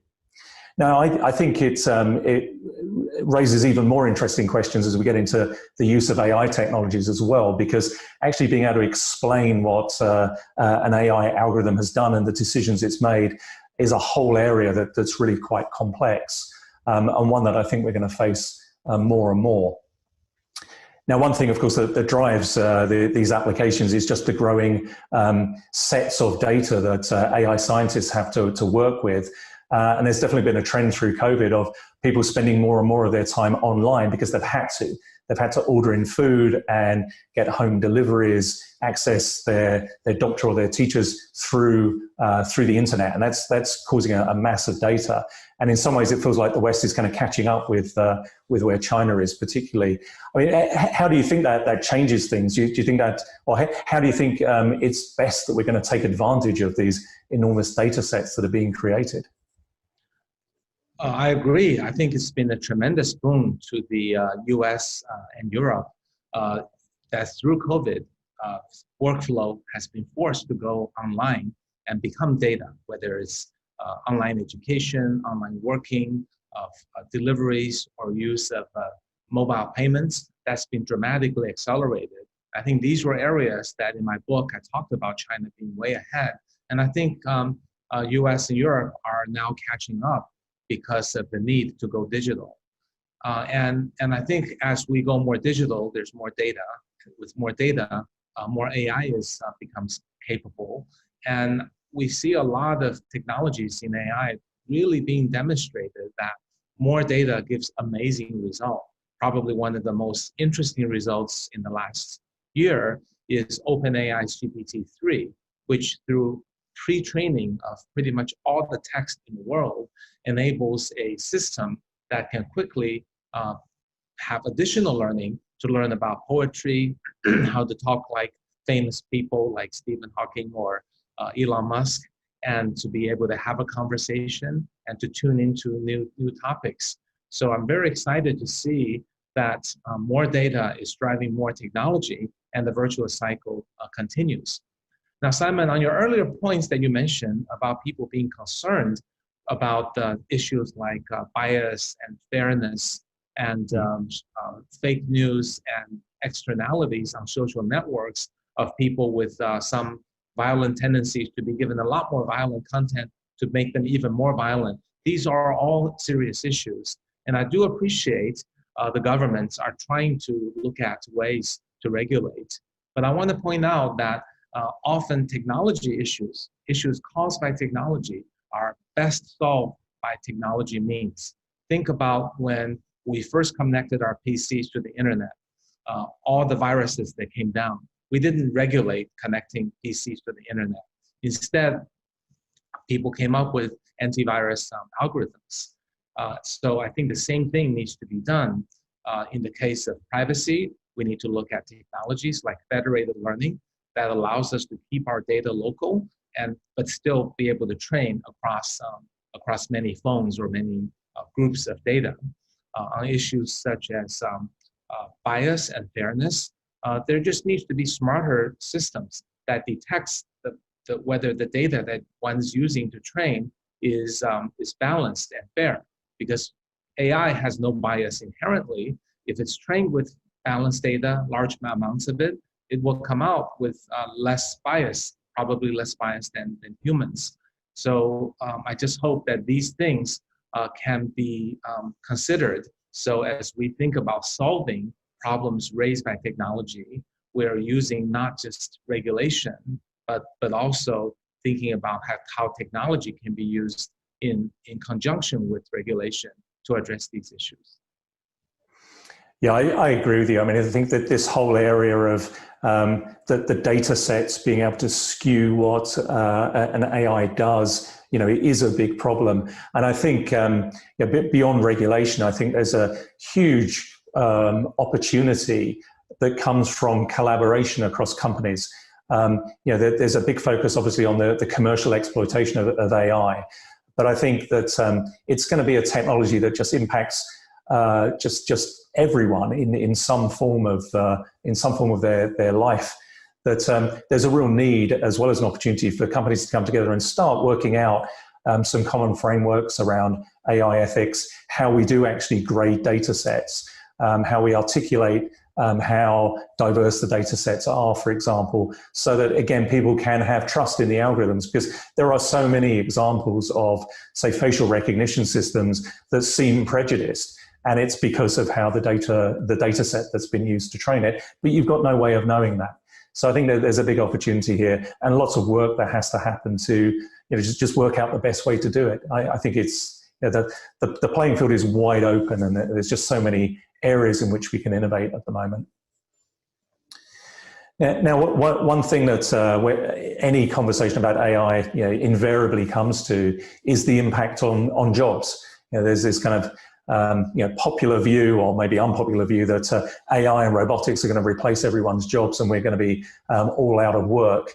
But I don't think that's the case at all. And I think there are many, many examples of where AI technologies are augmenting what people can do. And I think in the world of COVID over the last few months, we've seen AI technologies being used to help with diagnosis, accelerating getting to a result, enabling medical professionals to see more patients in any moment in time. What do you think about that? There's this view that AI is going to put people out of work. I don't think it's the case, but how do you see things from your vantage point there in Beijing? Well, certainly AI is symbiotic with many, many jobs. AI can help doctors diagnose better, save lives. AI can help scientists discover drugs faster. AI can help CEOs manage their company better. So for many professional jobs, AI is symbiotic and makes people better, amplifies people's capabilities. But for many routine jobs, however, parts of those jobs will be replaced by AI. For jobs that are completely or heavily routine or repetitive, let's say someone doing telemarketing, using a template to call people all the time, waiters in fast food restaurants or smaller restaurants, and people who are in assembly line and doing visual inspection, people doing paper pushing, copying, pasting on computers. Those jobs, because they are routine, are actually replaceable by AI. Now, it won't all come at once, and AI will not take a job completely, because every job has tasks that are only humans can do, and tasks that are routine can be replaced. But I think people in routine jobs should be careful and thinking about training for new jobs they can move to. I think AI will also create a lot of jobs. So people in routine jobs should be thinking about what kind of positions they can transition themselves to. I think skill sets that will become increasingly important are creative, analytical skill sets, but also compassionate and empathetic skill sets. These are the two sets of things AI cannot do. So I do think ultimately AI will create more jobs and opportunities than it will take away. But in the next 10 to 15 years, there will be some dislocation. And now is the time for people who might be impacted to think about how to move towards one of the two skill sets that are harder for AI to replace. And do you think this is being accelerated by the COVID pandemic? I mean, certainly within my company, we're looking at using AI algorithms to try and predict the business trends. Our partnership, billions of chips every quarter, there's actually a lot of data that we have to play with. But trying to predict where the markets are going is very, very hard, and we're trying to deploy some AI around that. Many companies are using robotic process automation to do some of the routine things. We get invoices hundreds of invoices every day, and just opening them up and typing them into a spreadsheet or an ERP system is mundane work that we can actually automate. So these are things that are, again, freeing people up to do more interesting work. But it does certainly feels to me like some of these trends are being accelerated. Would you agree with that the pandemic is an accelerant? Yeah. Yes, I do think COVID accelerates that, partly just because as work becomes digitized, digital solutions become possible to replace tasks that people do, and partly because when companies are under economic challenge, they're forced to look at how to reduce costs, and using RPA, using outsourcing, including robotic outsourcing, are possibilities. And that we also see that during COVID, many of the jobs are actually gone for forever and for a long time. We see unemployment go up and down, but it seems like some of the jobs are really gone forever. So that when people are back, when people can go to the office, they might find the job's not there anymore. So now really is an important time to think about brushing up on skill sets that post-COVID, one could find good jobs and even move into jobs that are more interesting.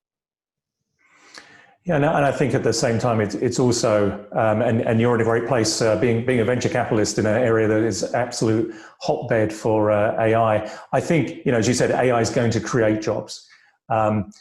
Technology dislocations always, they're always kind of painful in the moment, but typically, there are new industries that result from on the other side. Kind of back to what we were talking about earlier, these enormous data sets are being created. I think it's really interesting to think through how we make those data sets available to entrepreneurs so that they can find different solutions to maybe different problems using a data set that's been collected in a different way.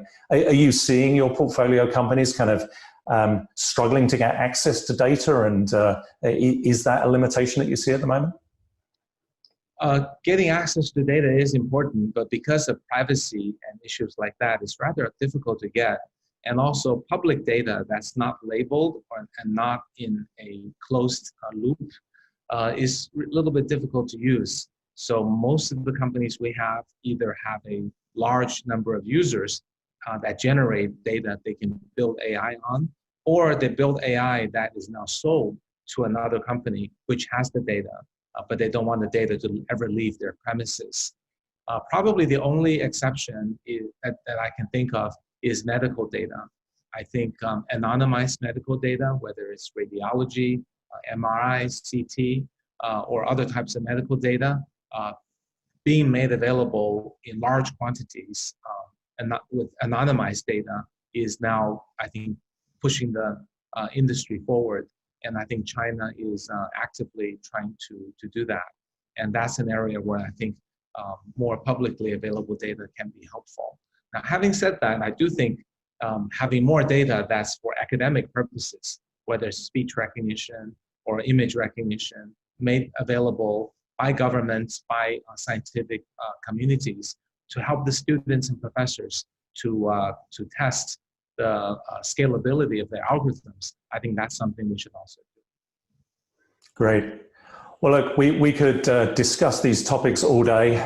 It's always great to chat to you. You're you have a wealth of knowledge about these areas, and I look forward to our next conversation about this as these technology trends evolve. But unfortunately, we're out of time today, so I want to thank everyone who's joined us and watched this conversation. And with that, we're going to hand back to our friends in Lisbon.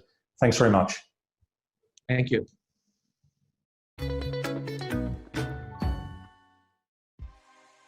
Visit our partner rooms in the Breakout tab, where our partners will be hosting product demos, discussions, and continued conversations from masterclass sessions, roundtable sessions, and speaker sessions.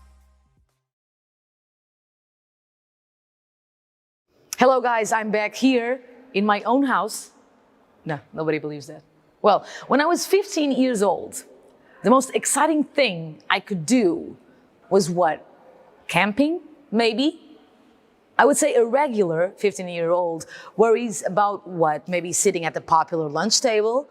Well, at 15, Our next guest was already training to become a WWE superstar. Yeah, in a fireside chat with DJ Ace discussing how he's tapped into a rare combination of athletic ability and charisma into becoming a WWE champion. Get ready to rumble with Drew McIntyre.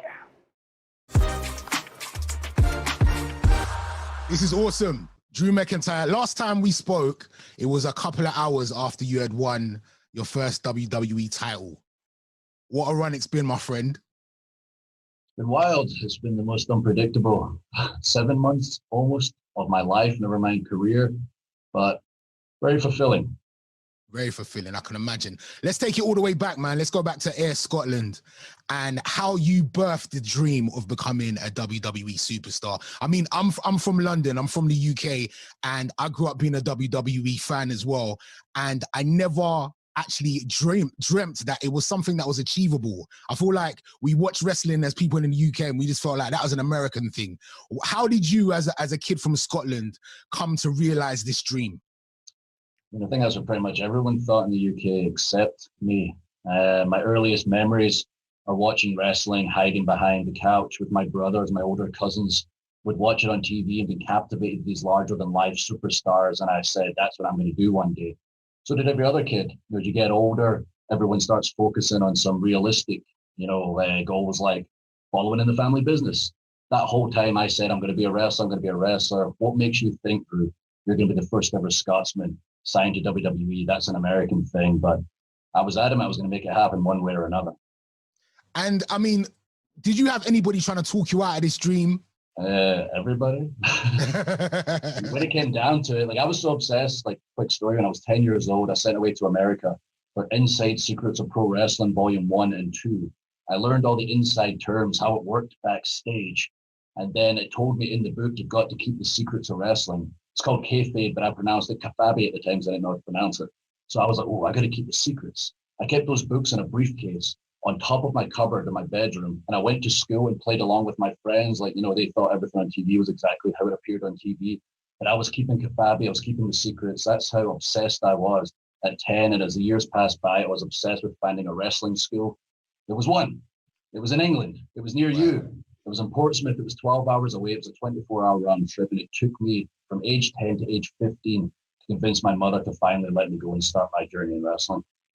Amazing that you went all the way from Scotland to Portsmouth. 12 hours. That's insane. And at what point did you know, this is something that I'm very good at? Because I watched your chronicles and you just had this automatic confidence that you knew that you were about to make it. Yeah, I mean, I guess on the outside, I was more confident than I was on the inside. There was a lot of times where I thought, my goodness, I thought I would just instantly be amazing at this. And everybody would say, you're the next Stone Cold Steve Austin. You're the next Rock. You're just going to make it. But I mean, they said some positive things. I saw the Chronicle too, and it was very nice that everyone said positive things about me. I've always believed in Drew was going to do it. But I remember some difficult times where I was like, man, can I really do this? Can I make it from the UK? Can I be the first Scotsman to make it to WWE? But I worked as hard as I possibly could. I stuck in at school. That was my agreement with my parents. I'll finish school. I finished my university degree in criminology. But every single hour outside of school, I was working on the dream. I was in the gym. I was watching tape. I was traveling to shows. I was doing whatever it took to make it to America. And getting that opportunity to go to America, what was that like, the culture shock of being signed to the WWE and flying over there? I guess the thing I never thought about growing up in Scotland in a small town like Ayr was you have to go to America. You have to live in America. And I never considered that part. I am very close with my family. It was very difficult to move over there. I moved out of my parents' house where I was living while I was pursuing the dream at university. Suddenly, there was these magical things called bills that I never heard of in my life. My laundry, my washing was just piling up and not doing itself anymore. And at the same time, I was suddenly on WWE television. It was an absolute whirlwind. When you say culture shock, I went to get some food on my first day in America at a Longhorn Steakhouse, it's called, where they have the animal heads on the wall where you order a steak. And I asked, is this what you look at while you're eating? This doesn't seem right to me. And then the guy heard my accent. He was like, where are y'all from? I was like, y'all, it's just me. I'm from Scotland. I'm from Scotland. It's crazy. Look in his eyes. And I was like, all right, okay, this guy is going to keep looking at me like an insane person until I help him out. You get ancestors from Scotland? Yeah, I got ancestors from Scotland. I'm related to Robert Burns. I'm like, oh, goodness, we can talk about something. I'm from the same town as Robert Burns, actually. I'm from Ayr, 50 minutes from his cottage. I was like, yeah, I'm going to say, Bob, I plan to visit him one day. So I quickly look at the menu. I decide there's nothing on there I want to eat. I close the menu, run back to the hotel and call my mom and say, Mom, these people are a little bit crazy in Louisville, Kentucky. The person in the restaurant told me he's going to save up his money and go visit Robert Burns one day. And she was like, Drew, he's been dead for like 300 years. Like, I know. Why do you think I left? So that was like day one. Day one. And I mean, like your journey in those early days was amazing. You were in developmental for maybe a few weeks before you were called up, right? 3 weeks. 3 weeks. Yeah, another fellow, Brett Barrett, was arriving in America 3 weeks after I got there, and I was already on television that very week. It was crazy. I'd been wrestling 6 years at that point. Since I was 15, I was 21, just turning 22 when I debuted on SmackDown. It wasn't the same in the UK. The wrestling was at its infant stages back then. We basically started the modern day British wrestling scene, myself, my friends, a few older people.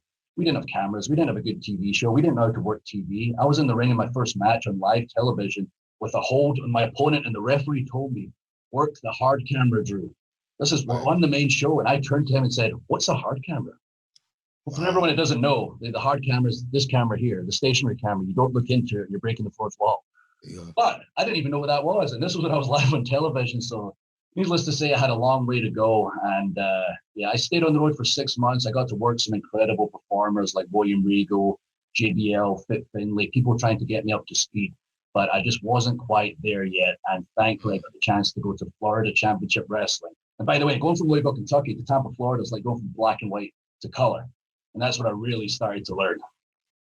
And then you came back, though, after Florida Championship Wrestling, and you were deemed the chosen one by the man himself, Vince McMahon.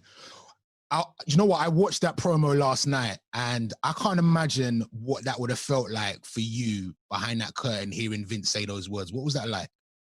Crazy. I didn't know what was going to happen. Vince McMahon, the man. The boss of WWE, the king of wrestling, the man that made modern professional wrestling the way it is today, sports entertainment, went out there to the ring and proclaimed, this gentleman I personally signed reminds me of myself. He's the future of this industry, and he's going to be a future world heavyweight champion. I didn't know he was going to say all that. I was standing backstage watching that, and I had to walk out there with a straight face and shake his hand. That's like being in your office for everyone out there, just sitting minding your own business with your fellow teammates in the office, and the boss walking in and going, yo, everyone pay attention. This guy right here, this one, he's the man. So suddenly, I didn't realize at the time I was a bit young, that came with some problems. And perhaps people who were a little bit more tenured than I were not so happy, and a few knives in the back. And I had to learn some hard lessons by being the chosen one of Vince McMahon. So it was a gift and a curse at the same time. Yeah, it was a gift and a curse. I wouldn't change a thing. Where I'm at today is because of everything that's happened. You change one thing, butterfly effect, it ruins everything. But let's call that premonition. Mr. McMahon always sees the future. He predicted the WWE network way before it happened. He predicted, oh my goodness, the company going public before it happened. He predicted Drew McIntyre being world champion 10 years before it happened. The man is a sorcerer. So, I mean, watching that at home, we would have thought they're going to put the rocket to this guy's back. He's going to go straight to the moon. And it didn't quite happen that way. What would you say was your reason for the decline in your success at that time? There was a number of things. I don't know if I was quite ready for that top level position. There's a lot more that goes into being a top tier WWE superstar than what you see on television. There's so much more off screen that perhaps I wasn't ready for. I had a lot of personal problems that were going on at the time. My mother, who was the closest person in the world to me, got sick during that period. She had cancer, and we thought she beat it a couple of times, but inevitably she passed, and that just rocked my world. I just really didn't care anymore, wasn't trying, didn't tell anybody what was going on either. The company would have gave me the time off I needed, but I just kept trying to push through, working through it, not telling anybody, and honestly just drinking and going out all the time and not caring about my dream, what I'd worked my life for, and I just wasn't putting the hours in. And the decline happened, and I can make every excuse in the world, but as much as the personal issues affected things, there was a few professional issues also that I want growing up to do. I heard that you were supposed to take on The Undertaker at WrestleMania? Which Mania was it? Was there a Mania? It was WrestleMania 26, my first WrestleMania. I had a meeting with Mr. McMahon where he told me that The Undertaker would be my mentor. I was to listen to him and only him with the goal of having a match one day. He never said at WrestleMania. I found out later that was the plan. He eventually wrestled Shawn Michaels, and that's kind of been in the back of my mind for a long time, and I've used it as motivation over the years to get to where I'm at today. And he claims like he's retired right now, but I'm going to keep pushing until I get that match that should have happened 10 years ago. We need it 100%. And then you end up in 3MB, which is, and I heard you say a lot of things about not really liking that time in 3MB, but I think like comedy aspects in wrestling is so important. Like, what do you think about the comedy angles in wrestling? I mean, in wrestling in general, I think it's essential. We're a smorgasbord of entertainment. We've got something for everybody. Our audience is the youngest kid to the oldest adult. We're 40% female because such a diverse audience. We need something for everybody. But to go from James Bond, getting the girl walking away from the building, throwing the glider behind you, exploding, to being the comedy sidekick was a bit of an ego blow, to say the least. But, looking at the positives, I was with two of my good friends during that time in that comedy group. I showed another side of my personality. And I guess that's pretty much all the positives. It was an interesting period. I mean, I loved 3MB. I'm sad you didn't like. The fans did that, actually. Yeah, the fans did it. So yeah. And then you got fired. Like, what was that time like for you? It was unexpected when it happens. 3MB were on everything. We were on every television show, every tour. If there was a WWE show going on, 3MB were featured in some way. So I was taken by surprise. I remember that day getting the call and being like, wow, okay. And sitting down and, I've been doing a lot of these documentaries. We're working on a book right now. And over the years, you might see my interviews change from the way I talk now, because looking back, I guess I blocked out the negative periods, because I tended to say that I got fired, I had a plan, I put the plan into action, and suddenly I was the man outside the WWE. That's not quite how it happened. When I got fired, my wife reminded me I had a lot of anxiety. I hadn't been doing a serious role for a long time. I had very big plans, a very big vision, but the idea of pulling it off was pretty much terrifying to me. And I sat down, I spoke with the wife, and I said, this is the goal I have. I want to become the biggest wrestler in the world, and I have a plan, but I was so anxiety-ridden at pulling it off. But the way social media was at the time, I saw an opportunity. WWE uses social media better than any other sports or any other entertainment company. We literally use it to build our characters and our storylines. And I thought to myself, even though 2014 is not quite where we're at today, social media-wise, I can take the fans on a journey around the world with me. If I can get myself out and about, take them on this ride, I can become a true traveling world champion. I can reinvent what it means to be an independent wrestler. And I did have that clear vision in my head. It was pulling it off. It was the terrifying part. So many people believed in me. They gave me a platform to be myself. My first interview, I told the world, I will be the biggest independent wrestler in the world. I will put Insane Championship Wrestling in Scotland on the map. I will put independent wrestling on the map. And a lot of people thought, that 3MB guy is completely insane. Like, what's he going to do? He's been losing for 3 years or whatever. And a lot of other people saw me and heard my passion and said, this guy is going to do something. Mick Foley took the time to go on Stone Cold Steve Austin's podcast and tell Stone Cold Steve Austin, I need to tell the world right now, this kid's going to be something.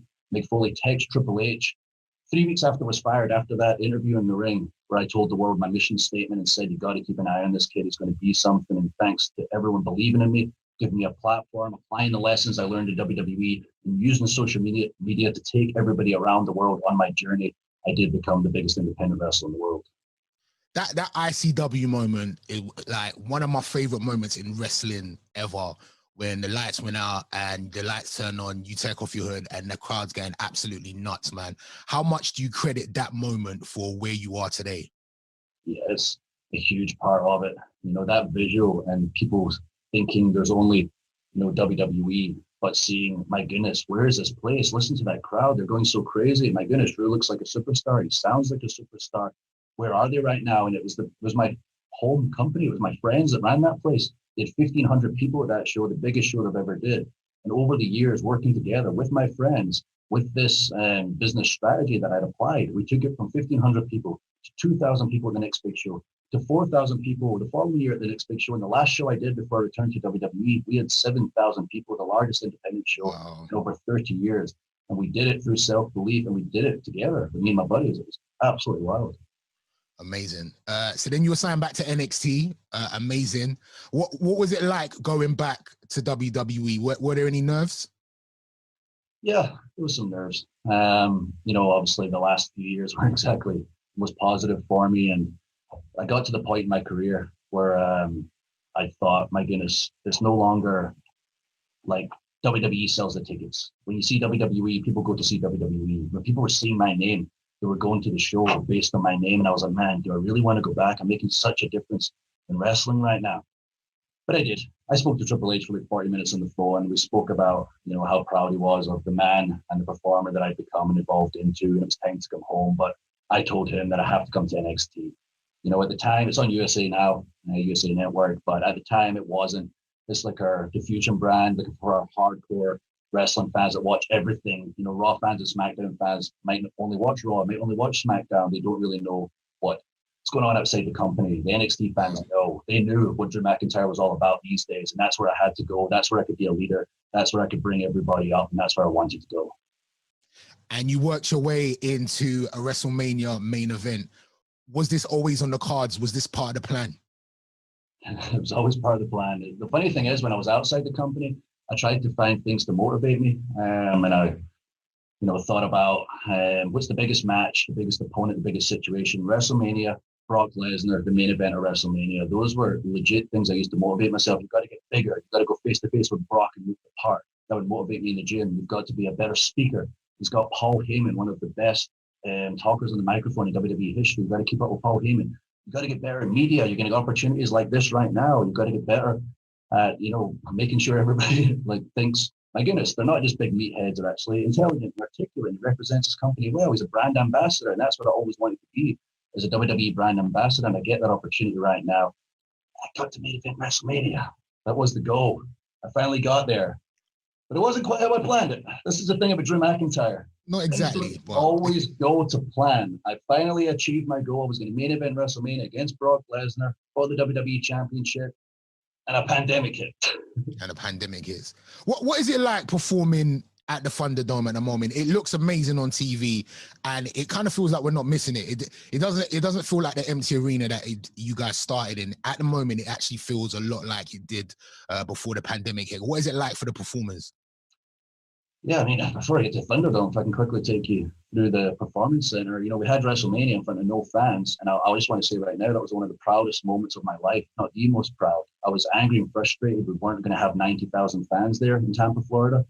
But in the end, when I realized how real this pandemic was, we were pushing ahead. We were the only original content going on at the time. Every other sport had shut down. We were bringing the world WrestleMania over 2 days, and I was the last match. My feel-good story could bring smiles to a lot of people's faces. That meant the world to me. When I found out after WrestleMania, we had 13.8 million social media interactions over the 2 days, up 60% from the year prior. I knew we'd done the right thing. As the months passed by, and we're in the Performance Center again, bringing the world original content. People in America telling me, hey, my friends, thank you, Drew, for pushing ahead. My friends in the UK telling me, thank you, Drew, it gives me an escape. I'm stuck inside right now. And I knew we were doing the right thing. And that was such an important period. And I got to step up as a leader, which was really cool during that period too. Until we finally stepped inside the Thunderdome. The Thunderdome is amazing. It's what you expect from WWE. It's in an arena. You've got all the lights, the lasers, the pyro. My entrance is awesome. It's got fire and everything going on around me. And we've got the fans back in there. They're virtual, but they're there. Every other sport got like 100 fans, so we got jealous. We always wanted to be the forefront of technology, you see. So we have over 1,000 fans at a time, reacting in real time. I know that because the first week I stepped out on Raw in the Thunderdome, I had the microphone and I did a test.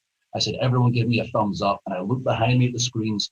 It felt like the world stood still. And at the same time, everybody gave me a thumbs up at the same time. And it was such a cool feeling. And, I was so proud of everything we've done, everything WWE's done. I was about to say, we stepped up to connect with the fans during the pandemic. But You know, we've always found ways to connect with our fans. We're always looking for ways to keep them entertained, and our social media platforms have over 18 billion followers, over 1 billion followers over 18 different platforms. Our YouTube channel has over 50 billion views. We're the 4th viewed YouTube channel overall. 800 million homes, 180 countries, 20 different languages. He knows his stats. Yeah, WWE is just incredible. It's just the more you find out about it, the more blown away. Hopefully everyone hearing these stats, or I've not heard them before, and they're blown away, because I learned that when I became champion, I started working with each department, what it takes to make this machine keep turning. It takes so many people to make us the superstars we are. We're just wrestlers. It's such a team effort, and with all our departments working together as one, it makes the superstars you see on the screen. So if you're not checked out WWE, check it out. It truly is for the whole family, and I'm so proud to represent the company as a brand ambassador. Awesome. As a WWE fan, I want to say thank you guys to the WWE for entertaining us, especially during this time. And as a Brit, I want to say we're so proud of you, Drew. Thank you very much. We know we're going to get the title back real soon as well. Oh, absolutely, that's the goal. I'm going to get that title back. I'm going to get back to the UK. I'm going to parade from the top of Scotland to the bottom of England with an open top bus. I'm going to stop at Tyson Fury's house.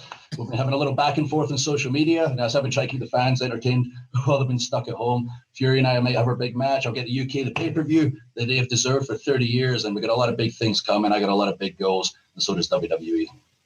Awesome. Drew McIntyre, thank you very much. All right, let's go back to Lisbon.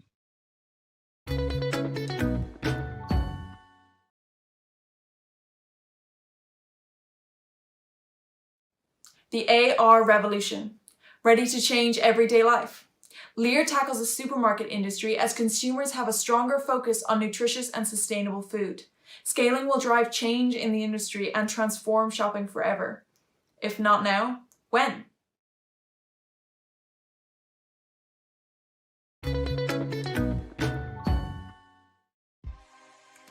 Since the Universal Declaration of Human Rights in 1948, technology has transformed the way we live.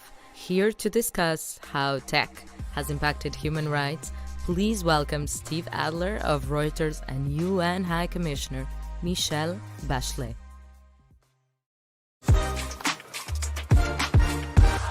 Okay, thank you, High Commissioner. Really interesting thoughts there. Appreciate your joining us today. I want to begin by talking a little bit about or asking you about the international human rights regime, which kind of was built up in the years, obviously, after World War II. A very different time. You touched on some issues that are related to today. Do we need to update the human rights regime for the digital age? Do we need to better take into account the technological advancements and new technologies that we have now? Well, I think that human rights are a compass to guide us through uncertainty and new challenges. Because we're talking about deeply rooted human rights principles that can guide us as we evaluate and seek to mitigate and govern the impact of these challenges. And as you said, human rights should be central in the development of tech policies, products, and governance framework. So I would say, no, we don't need to update the 4 human rights treaties, for example, because they are crafted to anticipate new challenges and is broad enough to encompass them. So it's not a question of having to update the fundamental principles of the Universal Declaration of Human Rights or other core human rights documents.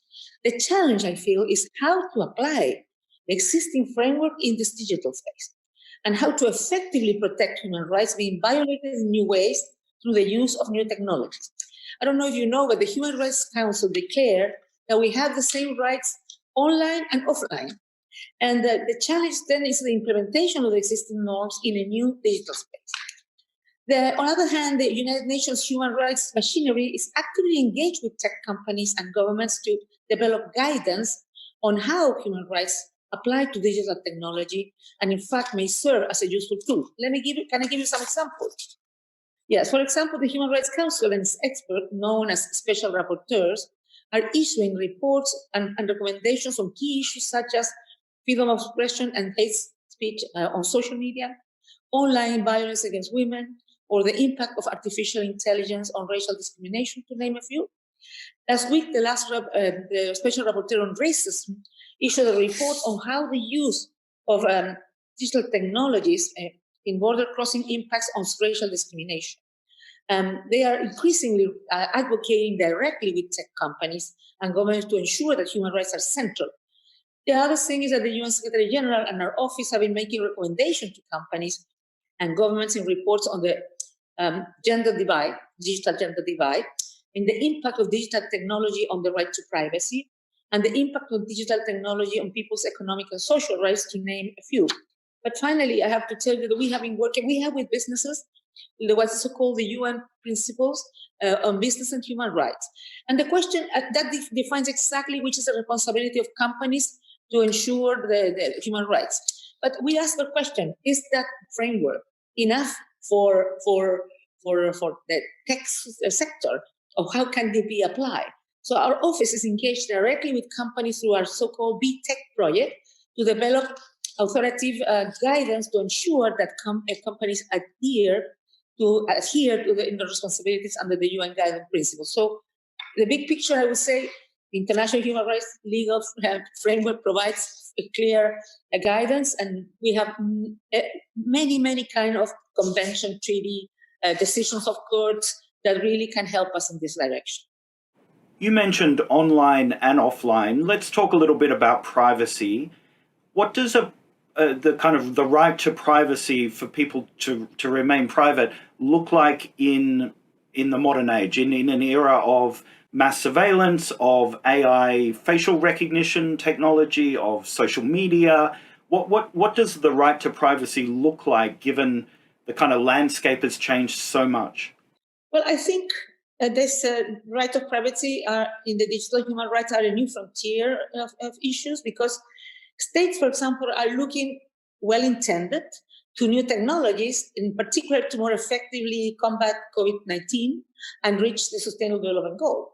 But of course, states and the private sector partners use technologies in ways that may infringe on the right to privacy.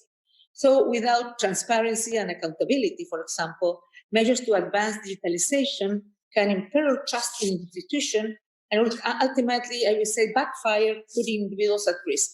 A recent example of the importance of respecting the right to privacy in the digital age is the widespread use of digital applications for proximity tracing. But even WHO cautions in employing digital proximity tracking technology, and I will quote because they said surveillance can quickly traverse the blurred line between disease surveillance and population surveillance.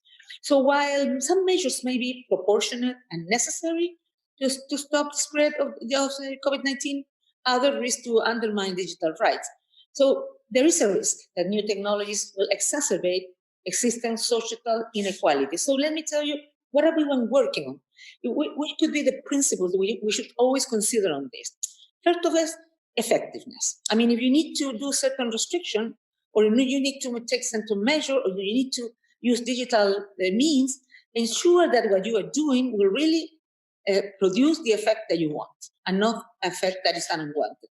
Second is necessity and proportionality. They're also key, because only you should collect, if I may say, data that is really necessary for the stated purpose. Second, it should be deleted as soon as this purpose is achieved. Third, there will be taken measures of anonymization to the largest extent possible. Fourth, I think access to data needs to be limited to those who need to use them to combat the disease, but not share it with other governmental agencies, for example, security agencies. And fifth, I think government should have a clear exit plan and commit from the outset by phasing out intrusive data collection practices at the end of the crisis. So, and finally, I would say greater powers requires greater controls. Because there should be a very strict independent oversight of the emergency measures taken. And we have been following that, because many countries have used as an excuse the response to the COVID-19 to shrink in civil space, limit freedom of press, freedom of expression, and so on. Okay, so in an age of COVID, things are changing very quickly. One of the main tensions online is this kind of getting the balance right between the right to speak freely and to have a kind of free and open space for everyone to express themselves and to connect, obviously, which is something that the internet does so well. But then a lot of people are very critical of the fact that online has become an incredible area of hate speech, of disinformation. We've got lots of recent examples of that.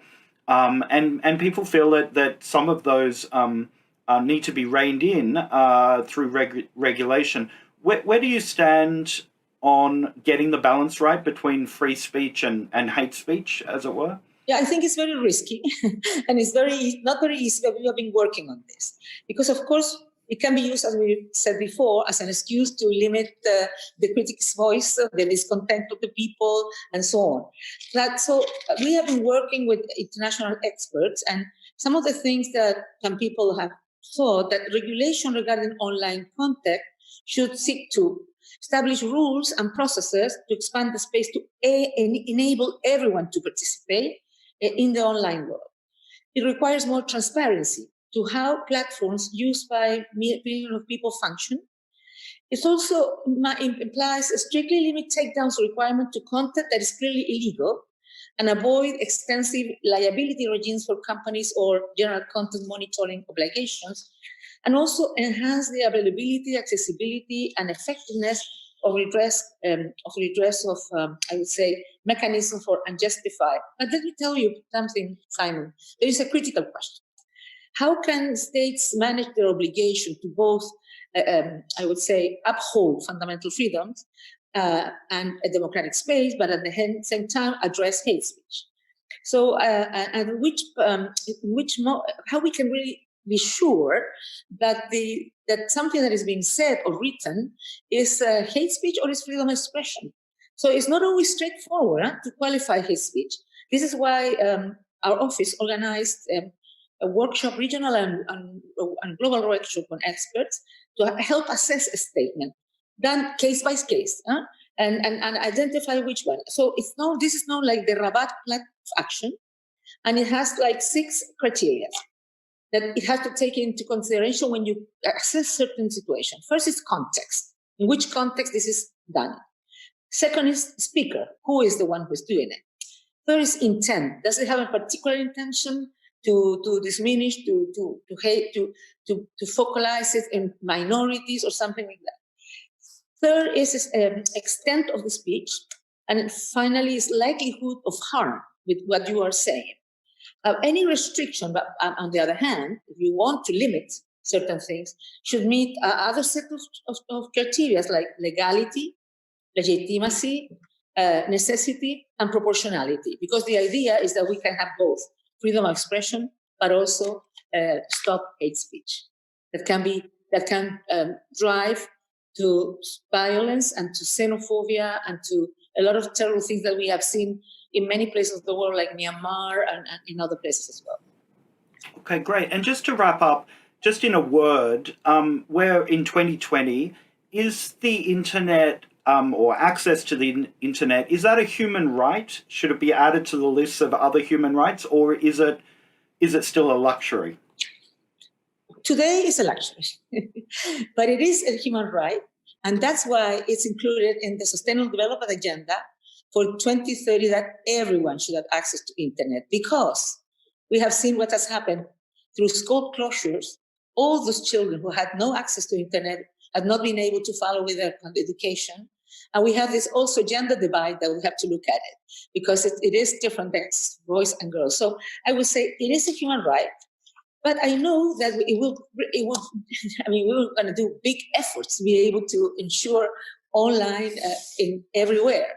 Because even if you see, I don't know if you have seen the world map with electricity, it's not all even with the electricity. So online, it will be a global effort, but I think it's a need. It's a must, and COVID-19 has shown us how important it is for education, but also for the social distancing, because WHO changed the word. They said social distancing, and then they realized that everybody had been socially very, very close through the internet. So that's why they changed the name to physical distancing. So I think it's a way of relating. We have been able to continue our work, doing lots of webinars, lots of meetings. So I think we need to ensure it as a human right. Well, it's been a pleasure to connect with you online today. Thank you very much. And now back to Web Summit in Lisbon. Thank you, Simon.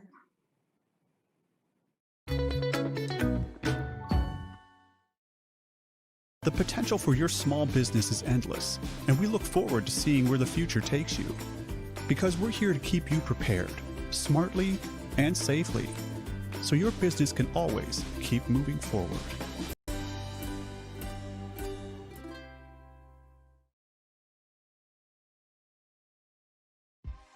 Browse our attendee list, book meetings, check out masterclasses, and build connections that last. Have access to all the entrepreneurs, investors, media, startups, and partner companies attending Web Summit. You can access the list by clicking on Explore just above. Best known as the founder of Oculus VR, our next speaker will cover the ethics of using AI for military purposes. In conversation with Protocol Editor at Large, David Pierce, please welcome Palmer Luckey. Palmer, thank you for doing this. I'm very excited to talk to you. Of course, me too, David. So real quick, let's just do like a quick 30-second, for people who don't know, tell me what Anduril does. So I started out with a company called Oculus VR, sold it to Facebook for a few billion dollars, and after spending a few years in Silicon Valley, decided I really wanted to work in the national security space. For the last few years, a lot of big tech companies have been pulling away from working with the Department of Defense. You have China really making huge strides in areas like autonomy and artificial intelligence, and I felt like we needed more companies that were really using serious resources with good teams to tackle these big problems. So that sentence, I worked in Silicon Valley and then decided I wanted to work for national security, I think would not make a lot of sense to a lot of people who work in tech. And I feel like you've been navigating this space of should tech work with the government, should tech not work with the government for longer than most. And you said a few years ago that you thought most people in tech were fine with working for the government and actually thought tech should be working with the government, but didn't want to talk about it out loud. Do you still feel that way? Oh, I absolutely feel that way. And I mean, there's an interesting dynamic going on here. I mean, for many decades now, there's been this implicit agreement between the federal government and the private sector, the consumer sector, enterprise sector, that the government is going to develop technologies, transfer technologies. They're going to let private companies use these technologies, and in return, those private companies are going to work on national security problems. And you've seen this throughout history. The most innovative U.S. technology companies have always worked with the DoD. I mean, that's really where Silicon Valley comes from. Silicon Valley was kind of founded in a lot of that defense-related work. It's only the last decade or so that you see that for the first time deteriorating, where big tech companies are violating this implicit agreement that we have and pulling away and saying, whoa, not only are we not going to work on national security problems, but any companies we acquire, we're going to instantly kill all of their work. This happened with Boston Dynamics. This happened with a few AR companies that Apple bought. This happens with companies that Facebook buys. And the interesting thing is that I think most of the people in Silicon Valley kind of get a bad rap with DoD and with the media, where you have this very small vocal minority of people who are really unhappy with the idea of tech companies working with the Department of Defense. And then what happens is they get kind of blown up and inflated as representing everyone in the Valley. In reality, I think 9 out of 10 people agree that it's good for Western democracies like the United States to have the lead in technology, for this technology to be created by employees who are in the United States, for us to stay ahead of our adversaries.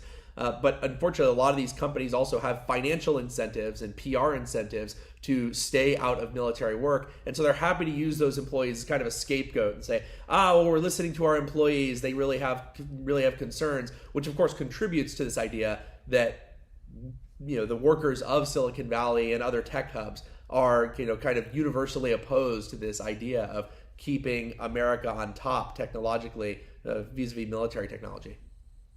But what are they being scapegoated for? I mean, it seems like there's so much money in working with the government and being a defense contractor that what's the downside? I mean, to your point, I think most people who work for these companies want their country to be successful, whatever country they live in. So what's the issue here?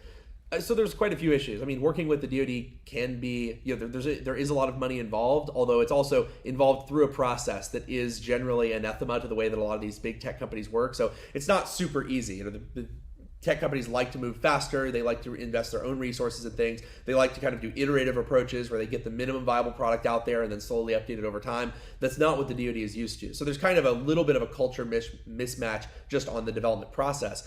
The more relevant thing, and I think we've talked about this before, is the fact that a lot of these big tech companies have their market cap wound up with China and a lot of other companies.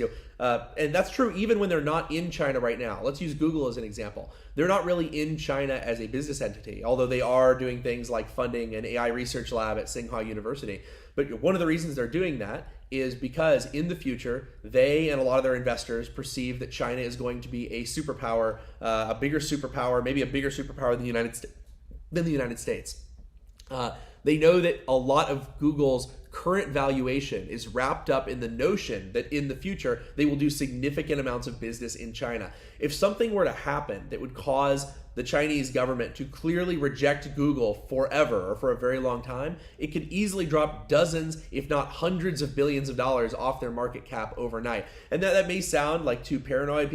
I've had people say, oh, well, China's not going to drop a company for reasons like that. But you've had companies dropped and blocked in China for far less. China's very capricious. You say the word Taiwan, and that's it. It's over for you. Like, you can go in and say, hey, we're going to handle free speech in a certain way. And they say, we can't trust those people, not going to work with them again. And so it's in the interests of a lot of these tech companies to kind of pretend to be these extra national, international, corporations that are bound to no nation, because that's the thing that keeps their stock price the highest. It's what keeps everyone's compensation the highest.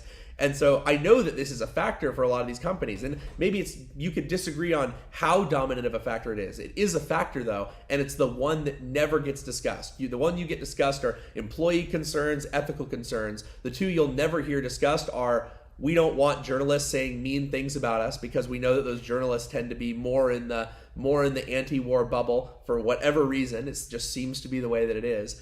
And then we have this China economic incentive, which no executive wants to get up and talk about in a Senate hearing or anywhere else, because it's not what you want to be saying. They can act according to it, knowing that it's not something that's popular with most of America to kind of lay out and explain. Yeah, I think the NBA could vouch for the fact that it doesn't. Yeah, that's another great example. Cause big problems in China. Yeah, I mean, you have the NBA, but here's the thing: China has done an incredible job of using the blocking of access to their markets as a tool to get the culture of Western democracies to subvert itself to China. They don't have to come after us militarily. They don't have to cut our networks. All they have to do is invest in our companies, do partnerships with our companies, dangle this carrot of maybe someday we'll allow you into China and you'll get some money. And then everybody bends over for them, whether they're making money now or making money maybe someday in the future. And it's been incredibly successful. And that's one of the reasons China makes examples of companies on a regular basis. It's to show that they are not afraid to kick you out if you dare do anything that they don't like.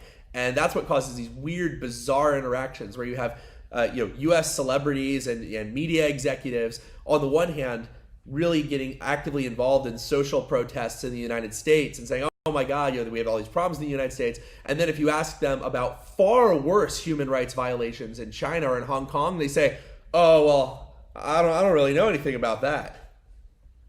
Yeah. So the part of things that I think is interesting in this debate is that it feels like what's happened with tech companies more recently is that I talk to a lot of employees who say, I built AI to do one thing, right? Like I built ad tech, or I built something to like make your email process more fun.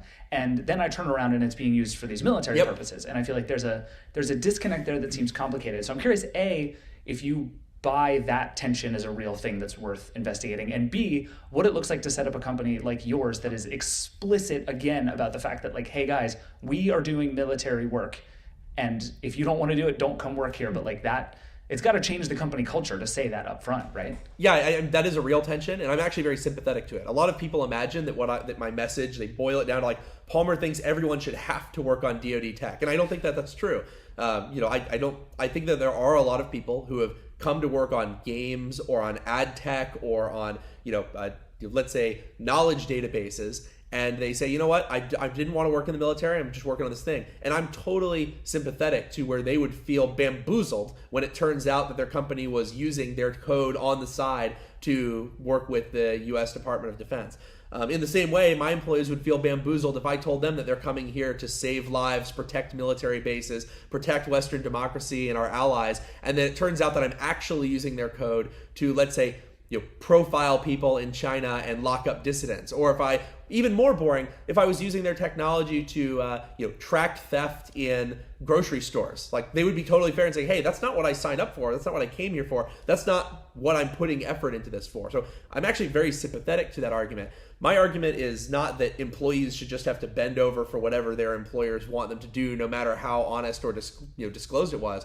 It's that big tech companies should be more upfront and honest and say, you know what, we have a responsibility to work with the United States. I mean, imagine if during World War II, if you had major U.S. automotive companies, which at the time were on the cutting edge of a lot of these technological innovations. Imagine if they'd said, you know what, we love the United States, but I don't think that we can really touch this defense work. It's too hot, and we think that Germany might be coming out on top economically in the end. Or imagine if our aerospace companies had said, boy, Imperial Japan looks like a growing power. I'm not sure that we really want to get involved in this. That to me would be just absolutely nuts, but it's what's going on today, minus a large-scale conflict. Yeah, no, that makes a lot of sense to me. But then I also feel like we're in this position with a lot of technology, and I think AI in particular, which is what a lot of this stuff gets wrapped up in, where AI is this very good and very powerful and very useful technology that no one would argue is perfect or finished. And so for you to sort of work with the government and the military on these things that are like literally life and death, it's as high stakes as it gets. How do you sort of paint the borders around what the tech can and can't do and figure out like who is responsible for what works and what doesn't at this point? I think the borders are pretty simple. I mean, what you need to do is not look at what AI is capable of today and come up with rules around that. You need to look at what AI is going to be capable of in the long run, assuming that it develops as fast as the most optimistic people assume, and figure out what the rules should be around that. So people are like, oh, life and death decisions. Should you really have AI that's not very good working on those? And my answer is always, well, first let's figure out what we would have it working on even if it were perfect. And the answer for most people is that even if AI is perfect, a person still needs to take responsibility. Nobody wants there to be lack of accountability or outsource accountability to a machine. You can't court-martial a machine. You can't lock up a machine in prison for war crimes. It's not a good idea to outsource life and death decisions to it. And so what we've been focused on is building technology that gets the right information in front of the right people at the right time, sorting through large amounts of information, but not making those lethal decisions without a person very explicitly looking at the data and making the call like they have for centuries or millennia at this point. And I think that that's a pretty good line to draw, and it's something that we're going to have to enforce against a lot of our geopolitical adversaries. I mean, I think China, Russia, North Korea, Iran have a lot less incentive to look good on the global stage and avoid these kind of truly autonomous lethal systems that can find, acquire, and fire on targets with no human intervention. And I think the only way we're going to stop that is through setting international norms, which probably means being ahead of them in most cases. And I think that that's, in the long run, that's the way we're going to stop these. The tech is going to get there. Like 100 years from now, AI is going to be totally capable of running totally autonomous weapon systems from a technological perspective. It'll be very, very good at it. And so we need to set the rules now before that happens. But the thing, I mean, that's all true, and I agree with you, but it does seem like there is this question right now. Like your products are in the field, they're being used, and like this stuff is out there, and it feels like we're in this interesting place sort of as a tech industry where the tech is just so far ahead of the regulations. And so like I agree with you that I think in the long run, the two things probably catch up to each other, and that frankly, I think everyone would agree that ultimately the government should make the rules versus the tech companies. But right now, you're kind of in a position of having to make those rules, right? To a certain extent. I mean, I think that there are some things we do that are beyond what our customers are demanding of us. For example, we make all of our tools very auditable. There's a trail of what users access what system at what time. We know what information was sent to who and where and why. And so like building in that traceability is something that I feel is very important to give accountability to the people who are in charge. But at the same time, the DoD actually has a lot more process around the use of autonomous weapons than basically any other organization. I think like AI as a kind of new buzzword has been getting a lot of people to treat it as a brand new thing. But the reality is, since the Vietnam War, we've had missiles that were able to fly into an area, look for radar signatures, run into it and blow it up. We've had systems that are able to look at planes coming over the horizon, missiles coming over the horizon, and blow them out of the sky totally autonomously without a person pressing an additional button.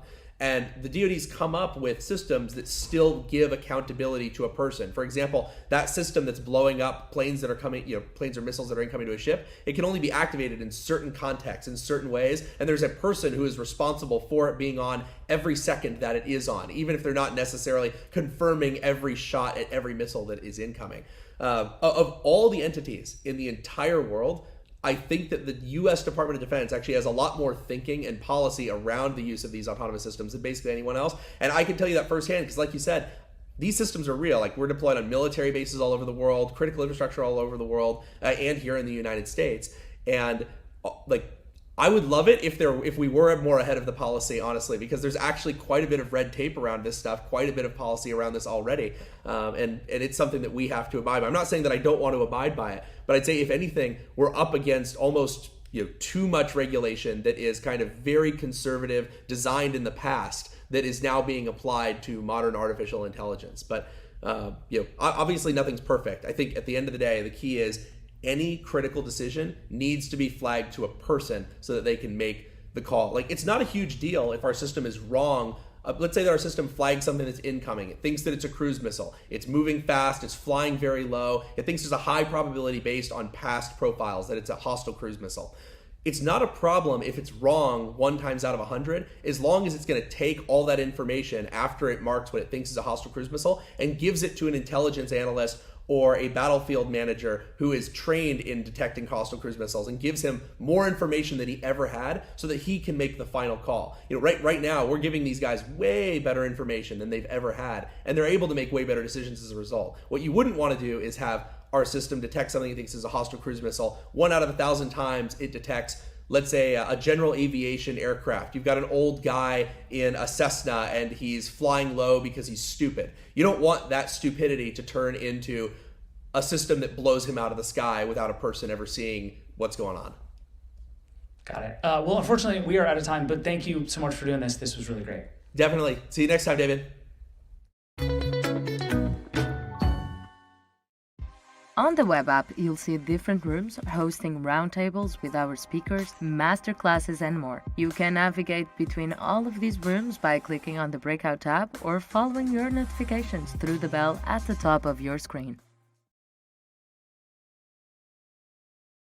Having an infrastructure that can support multiple computers 24/7 is a challenge that we feel we solve through the Cisco design infrastructure delivered by Sicilian.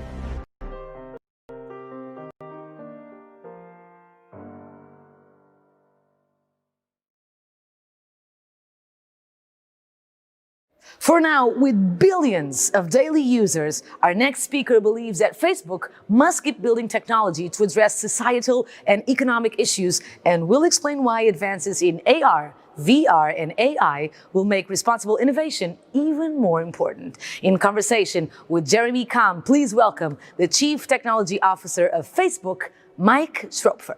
Let's go. Hi, I'm Jeremy Kahn. I'm a senior writer at Fortune magazine, and I'm here with Mike Stropfer, who's the Chief Technology Officer at Facebook. Shrep, to start out, a lot of people I think will have seen the film The Social Dilemma. They may have read books such as Surveillance Capitalism, and they're going to be kind of skeptical of the idea at this point that Facebook has been sort of a force for good in the world. And there was a recent New Yorker article in which the author suggested that those who work for Facebook are essentially in denial about the fact that they make money by handing a giant megaphone to some, pretty bad ideas and some pretty vile people. So my first question for you, just to kind of get this out of the way, is, are you in denial? And how do you kind of get up every morning, look yourself in the mirror, and go to work at Facebook? Well, I tend to think of these things from first principles. And, if you think fundamentally what we're doing is we're reducing the cost and friction for people to talk to each other. 20 years ago, it used to cost 10 cents for me to send a message on a phone. And, companies took hundreds of billions of dollars from consumers every year just to send messages. We've driven the marginal cost of messaging around the world to zero. And we do so in an end-to-end encrypted service. And we just make it easier for people to connect. 95, not 98, 99% of that experience is people just connecting with their friends and family. And I'm sure many of you watching this have had that experience on Facebook or WhatsApp or Instagram or Messenger. Now, are there bad things that happen when you lower the friction for communication as well? Absolutely. And that's what we've seen over the last many years, and why I've been so dedicated to allowing people to communicate freely, but eradicating the hate speech, violence, content that just isn't allowed on the site. And the challenge is, it's because we're operating at such massive scale, it is a incredibly challenging problem, both technically and from a policy standpoint, to get this right. And so I get up every morning saying, I want to give people free tools to talk to each other as easily as possible anywhere around the globe. And I want them to do it as safely and securely as possible. That's what I get and go to work to do. Fair enough. I think, Shrep, some people say that it's great that Facebook wants to try to use technology to solve some of the problems it has around content moderation, but that no amount of technology will, they say, would solve the sort of underlying problem, which is that, Facebook and other social media platforms, they're optimizing for attention. And until you kind of solve that problem, there's always going to be space for sort of bad content to drive out good, for things that divide people to drive out things that unite people. I'm just curious how you respond to that. I mean, if you look at any communication medium in history, there has been both bad and good content. Newspapers in the early 1900s, radio, television, etc. So I think this is just a reality that humans, when you connect, there are good uses and bad uses. And I still think fundamentally the answer isn't to clamp down these communication mediums or make them more expensive or more restricted. It's to give people, again, the tools to communicate with who they want, and then decide, as a society, as a democratic society, what's allowed and what's not allowed, and to have these platforms do our very best to enforce those rules, so that you can be a consumer, use these products, connect with your friend and family, and not have to deal with misinformation or violence or hate speech or any of the rest of this the way no one, including myself, wants to see on these platforms. So, I think that's really the trick, is the balance of giving you the power to share and communicate with who you want, and using our technical prowess and scale to eliminate all the bad uses and bad actors everywhere we can on the platform. Yeah. Now, Mark Zuckerberg, your CEO, he's said several times, he's testified before Congress, that he feels that in the long run, artificial intelligence and technology will provide a solution to some of the content moderation issues that Facebook has. Can you tell us about sort of how we're doing on that journey? How close are you to achieving that vision? Yeah, I mean, this is a story of tremendous progress, but and I think people don't fully grasp how much progress we've made in a short number of years, but we're not done. And so it's a frustrating place where, there is fair criticism leveled every day, where we miss a piece of content or something doesn't work the way we want. And that's, back to original question, that's why I get up every day, is to eliminate that gap. But if you just look at, certain areas of content, let's pick actually one of the technically hardest, which is hate speech. And you go back 2 or 3 years and you ask the question, how much of this stuff was detected by AI before a person saw it and reported it, either worked for us or not? And that number is the low double digits in 2017, and it's close to 0 a few years before that. Now it's at about 94.5% detected first by AI systems. If you just look Q2 in 2020 over Q2 of 2019, we 5x the volume of hate content we found and removed via AI systems, 4-something million to 22.5 million. So we're making these sort of dramatic strides over year. I mean, I challenge you to find other places where you're making a 5x improvement in a year in something, this important and this challenging. And this is still a world where we're, on a daily, weekly, monthly basis, deploying new state-of-the-art things. We're taking things that were written in a research paper a month ago and putting it to use at scale for, nearly 2.5 billion people every day. And so we're not there yet, but we have made, just tremendous progress. And hate speech is one of the hardest. If you look at many of the other categories, we're at, 99% of it found automatically through AI systems. And this is something we report now every quarter in our community enforcement standards report. By the time you'll watch this, you'll have seen our November report for Q3. So you can look at the numbers yourself and sort of see the progress over time and moving from a reactive manual review process to a proactive AI-based review process over the last many years. And how much of that is now automated versus how much is human? Well, you have to break it down by category. In many categories, 99% of it is found automatically, and automatically typically means an AI or machine learning system. Some other categories like hate speech are, in the not, like I said, 94%.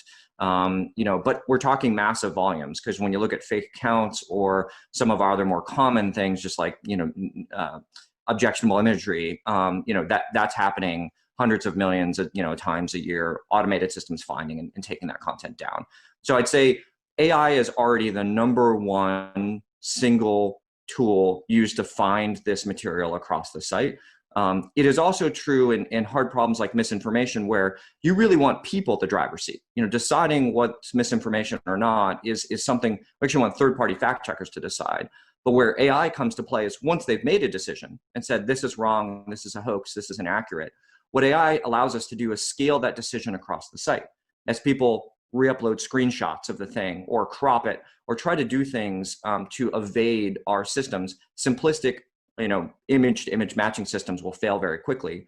What we've done is taken sort of the latest in neural net architectures and nearest neighbor clustering and put those out at scale. So when a fact checker fact checks something, we do our best to find that thing all across in all forms, all of our services instantaneously. And so last thing I'd say is, like, people often make a mistake and say, is it people or AI? It's not. It's AI augmented people. These are fundamentally human questions and human decisions. People need to be at the driver's seat.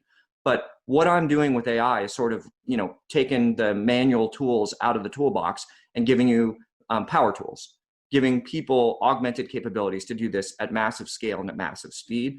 But it's still people that need to make these decisions. And that will be true as far as I can see. Got it. And I know you've done some things around trying to using artificial intelligence to detect deep fakes and other kinds of manipulated photographs and videos. Can you fill us in on what the progress has been there? Yeah, I mean, this is another area where, if we had this conversation 18 months ago, what I would say is, I did not actually have a deep fake detector. So a system that could identify a video and say with any certainty that this was a deep fake of the quality that was at all useful for me at production scale. There were sort of research systems, but like we didn't have one in production. So we actually kicked off the deepfake detection challenge, built a data set of 100,000 plus videos, challenged the community with us to do this. We had 2,000 entrants build systems. Our requirement was the winners had to open source their detectors. And as a result of this work, we have now a system in production that allows us to detect deepfakes and identify them. Now, it's an adversarial game. Deepfakes get better all the time. So our systems have to get better too, and these things aren't perfect. But we at least have a tool out there that can help us, identify these things at scale. And we're taking the same approach now to memes. One of the most challenging from a technical and devastating from a just looking at it standpoint is you take an image and you overlay some text on it, and the image, could be meaningless, but when you put text on it, it could be hateful to a group or a person. And that takes a lot of context and understanding, and that's sort of difficult for existing AI systems to understand. And so we've done a similar thing where we've created a data set and a challenge and a competition to not only spur faster progress, but to give sort of the whole industry tools, because the results of this, again, will be open sourced by the requirements of the contest, so that not just us, but everyone in the world has better tools to detect these things. Yeah, I was wondering if you could talk a little bit about the philosophy around that. In each of these cases, Facebook has made these things open source. It's made them available to others to use, and it's kind of opened these competitions to outside researchers, and then open the results to the world. Can you talk to me a little bit about the philosophy is behind that? Because that hasn't always been the way that Facebook or other tech companies have operated. Well, this is the way we've operated our AI research, since the beginning, since 2013, when we founded the Facebook AI Research Lab. It was one of the core things we did. And the principle on this was pretty simple. We said, hey, if the entire industry can work more in the open, can publish their results, open source their code, publish their models, what you get is faster aggregate progress. Because if I make an advancement and someone else starts from that advancement and builds on top of it, rather than doing completely parallel exploration, you get this sort of stacked advancements that makes technology progress really quickly.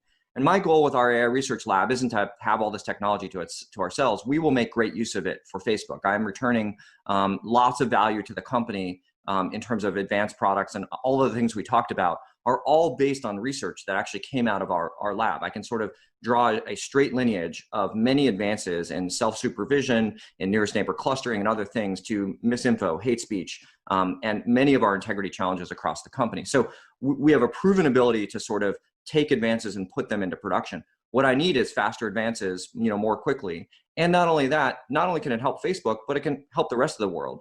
We're talking about a deepfake detector detecting hateful memes. I don't want to be the only one with the best of it. I want every online platform out there to have access to that tool to solve that problem. Because what we find is when we eliminate those problems on our platforms, everyone moves somewhere else. I want to help the whole industry move faster in these specific problems and more generally. And when you see things like PyTorch, which is a tool we built for ourselves originally to help speed our research in AI, has now become the #1 tool of choice for research. Go to any machine learning conference out there, look at a paper and see what framework they use.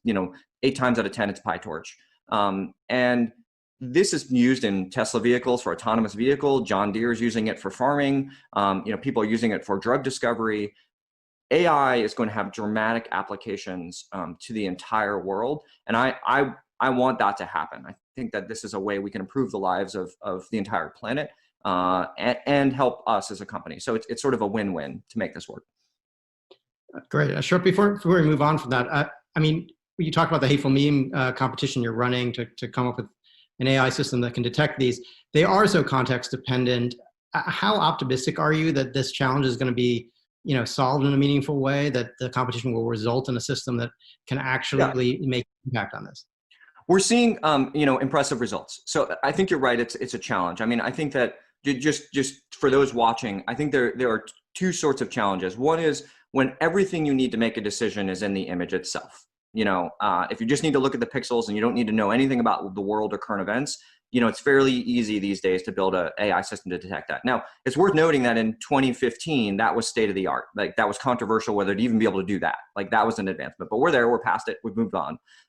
Now we're in a world where, let's say that this hateful meme is referencing current events, referencing something awful that happened, and it's that reference that makes this hateful, not anything else in it. That is much more challenging for AI systems. We are, however, seeing an increased ability to pick up context and record it in these very large models. So if you look at the latest state of the art, what we call self-supervised language models. So the idea is, up till just a few years ago, most AI systems were sort of spoon-fed data by a set of smart people who sort of handcrafted this training set to sort of exquisitely train this AI.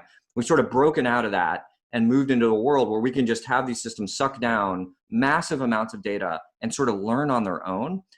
That has opened up a new box. That, in combination with larger capacity models, larger capacity compute, means that we are actually able to pick up both patterns that we wouldn't be able to see and also, some basic knowledge of things. So, it's an incredibly hard problem, but I do think this is tractable, and even small advancements, even if we can sort of flag, we're for sure this is not a problem and this may be, and so we're going to send it to secondary human review. Like, at the scale we're operating at, all of those things are useful. So we don't have to be perfect to be production useful for me. Interesting. You mentioned sort of the self-supervised systems and the idea that you can just, they can suck in lots and lots of data. Depending on what data they're sucking in, of course, there's these issues around AI bias and depending on what you're going to use that system for. How concerned are you about that? And what's the company doing to try to combat bias in algorithms? Yeah, this is a great question. And I think this comes in a number of different forms. What you learn very quickly is if you sort of teach your language model based on what everyone says on the internet, well, people say lots of smart factual things and people say lots of awful things too. And, we've seen examples of chatbots trained on the internet, tricked into saying some pretty awful things, based on what some others have said, on the internet. And so this is an open area of research, in the chatbot world, but more importantly, in language models, I think it's reasonably well understood some of the mechanisms to avoid bias here. At the end of the day, what you're looking for is the end impact of these systems. I can tell you this is a blah, blah, blah, super awesome blah algorithm, or it could be a room full of people. Like, what matters is what actions they do, what the impact is those actions have at the end. So you can look at every part of the system. You can look at the data that's trained. You can look at the model and how it's used. You can look at how it's tuned. But the end result is you decide, hey, should this thing be ranking, across gender equally? If so, you measure that. on the output and say, whatever the system is, it needs to rank these two genders exactly equally. And if it isn't, we don't put the new one into production until we get it to do so. And so we have a whole team of people called the Responsible AI team. And their job is to build sort of the tools and platforms and systems to allow everyone in the company to build models and measure their impact and make sure that on whatever metric we're defining, because it will be different for different products, that those systems achieve the metrics the way we want. Makes sense. Shrep, I noticed, recently Facebook has made some announcements from its AI research division on things, contributing to reading MRI scans faster, to working on basic chemical catalysts. These are things that do not seem to have any direct bearing on Facebook's present, lines of business. Why are you doing this? It's really comes out of the passion of the research team to say, look, we've got some of the best computer vision and AI researchers in the world. And if we can sort of shine a light in a couple of these areas in collaboration, it's important on the MRI project, it's a deep collaboration with NYU. They're the ones providing the data set, and they've done a lot of work. So they deserve as much or more credit as our researchers do in doing this. And just to put this in context, what we did there is we basically said, can we use the same technology used to do super resolution for images and apply it to MRIs to make, what would be a 30-minute MRI be 4 times faster? And this is a dramatic cost reduction. It also may be the difference between using an MRI and not, for a child who can't stay still, or someone, who's injured who can't or can't afford it. So this is a huge impact on society. And honestly, we just said, look, I think we can make a huge impact here. We've got the talent. We just want to get it done. And this is a passion for us, and why AI is so open, because, I struggle to find, Jeremy, other examples where I can continuously talk about 5x, 10x, 100x wins and improvements. And what AI is this capability to fundamentally lower cost, increase access, sort of improve the lives of people from farming to medicine to pharma to online. It is sort of both overhyped in its generalization and underhyped in the impact it's actually going to have on people in the world. I mean, just to put this in context, in the last 3 weeks, we announced 2 pieces of research. One is a 100 by 100 language translation model, which means you can input any one of 100 languages and it will output in any one of 100 languages, which is just, we're getting close to the Star Trek Universal Translator, right? It's not there yet, but we're within sight. And then about a week later, we said, here's a new speech recognition system that takes audio and turns it into speech. And it achieves the same results as a result a year earlier with 5,000x less labeled data. 5,000x, it's like 5760, but 5,000-ish. So, when you look at these things, you say, this is just a pace of advancement I haven't seen, and it has applications all across the world. And if we can show people where some of these applications might be, and then I hope people will pick up the ball and run with it. And in the MRI example, again, we're trying to do this in the open so that every manufacturer can take this and run with it and do all the FDA certifications required, such that I hope in several years, all of us will be able to get an MRI at 1/4 the speed and 1/4 the cost. Right, but Facebook itself is not getting into the medical device business. No, we're opening that IP. We have 0 revenue opportunity in that. We're not getting into that business. I just think it's a way to sort of leverage the massive investment in talent and IP that we have to try to help people. Absolutely. Moving on from AI, one of the other technologies that Facebook made a big investment into is virtual reality with the acquisition of Oculus a few years ago. And VR is one of those things it's sort of like the Brazil of technologies. Everyone sort of says it's the technology of the future and always will be.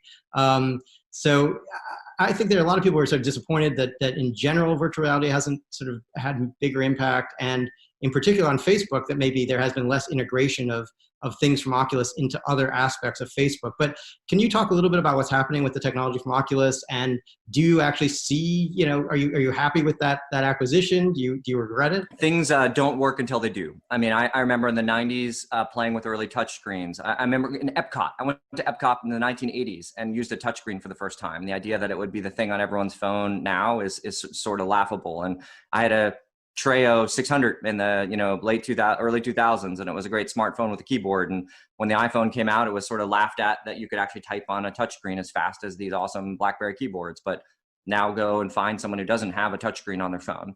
And so I think it requires sort of getting it into the right form factor, the right ease of use to get going. So if you just, again, look at the pace of VR in the last 6 years. The first time I saw it, it was a sort of a duct tape demo, had one piece of content, required a $1,500 PC. We eventually built what we call the Rift, the Oculus Rift, the first version of this. $600 device, required hand controllers, required a $1,500 PC. So it's about $2,000 setup all in. I had to take over a room, requires an hour of setup, yada, yada.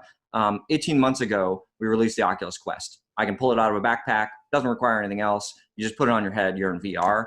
About a month ago, we released the Oculus Quest 2, 18 months later, 50% higher resolution, it's 10% lighter, it's $100 cheaper. So it's $299 for the whole system. You take it out of a little box, you put it on, you're in VR. And what we're seeing is a massive increase in adoption. So Quest 2 over Quest 1, 5x the number of pre-orders that we launched. And if you look at the developers building VR applications, they saw massive jumps in engagement and purchases, just in the first week of the Quest 2. So I think we're at the beginning of this now, because we're now at the form factor where it's easy to put on and use and try. And now it's the time to start building those applications as we go. And the difference between a $299 all-in-one and a $2,000 system, is the progress over basically the last 5 years of technological investment. And it's worth just highlighting for 1 second that the reason why the Quest works is fundamentally advances in computer vision. It's AI systems that allow us to, using a mobile processor, figure out where my head is in space and figure out where these hand controllers are in space, all on this device with no big CPU on the PC.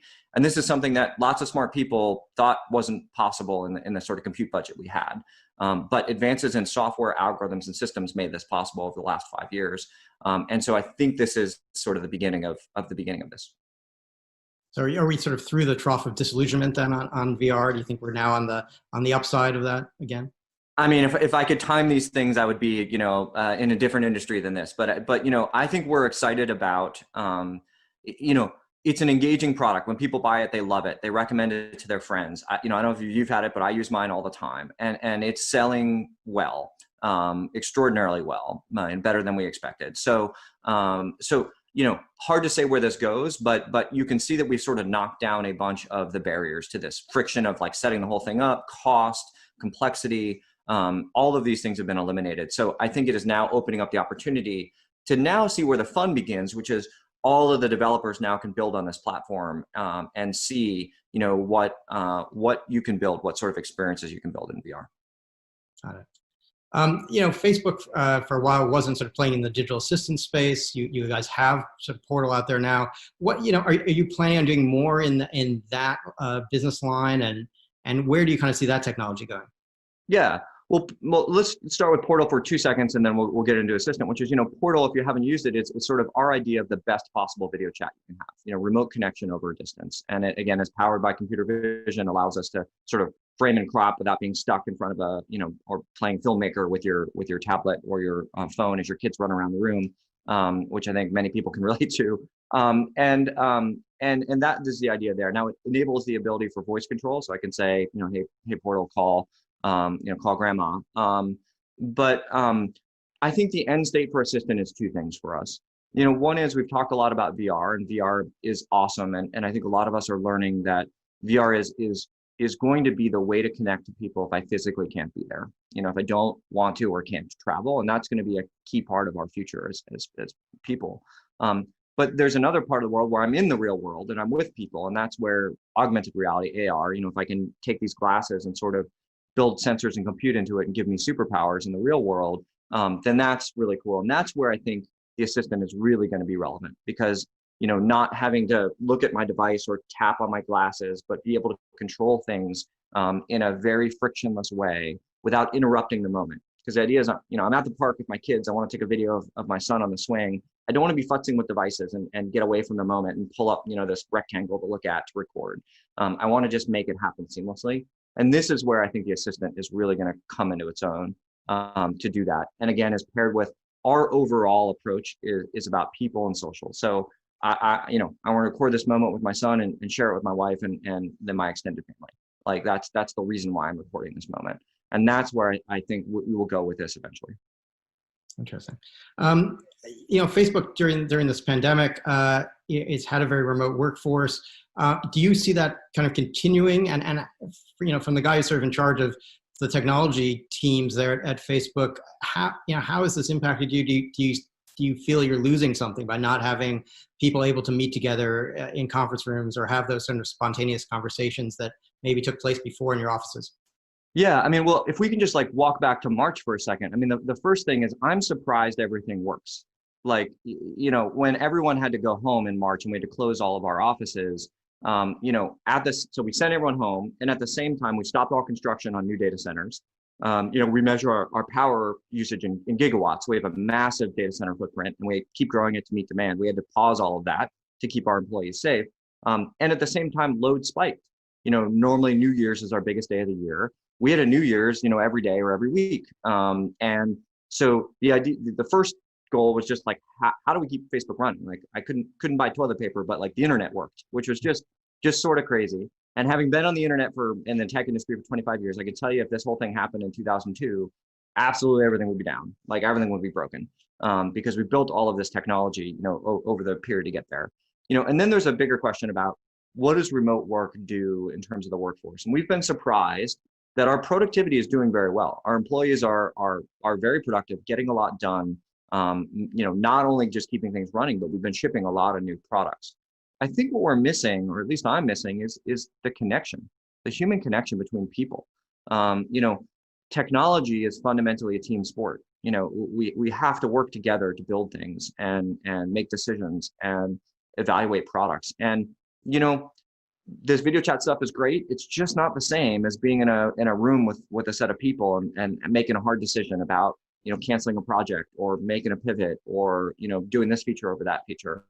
And that's what I really think we're missing. And I think 10 years in the future, I think we'll have technologies like VR that will make being remote as close to being in person as possible. 2D video chat just doesn't cut it now. But until then, I think we're going to need an augmented sort of offline and online interaction. So I don't think, again, it's an either or. I think even in cases where people remote work, in the late 2000s, I was at Mozilla and we had an amazingly distributed workforce. We would still get together once a quarter for a week, for a work week, physically in person. And we wrote the least amount of code during that week. But you built a whole lot of relationships, made a bunch of decisions, and everyone could go filter off, go work from home, be super productive because they're not distracted by meetings, and then kind of come back together and convene.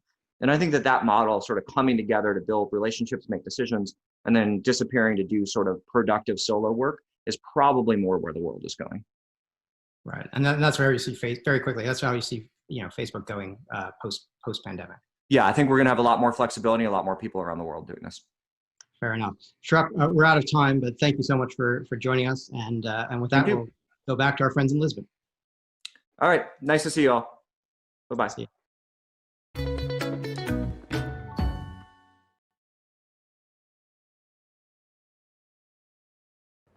AR enables the next step in user experience with rapidly increasing numbers of providers and users, usable with every modern smartphone and tablet. The predicted rapidly increasing numbers for these areas justified implementation of a central cloud solution now.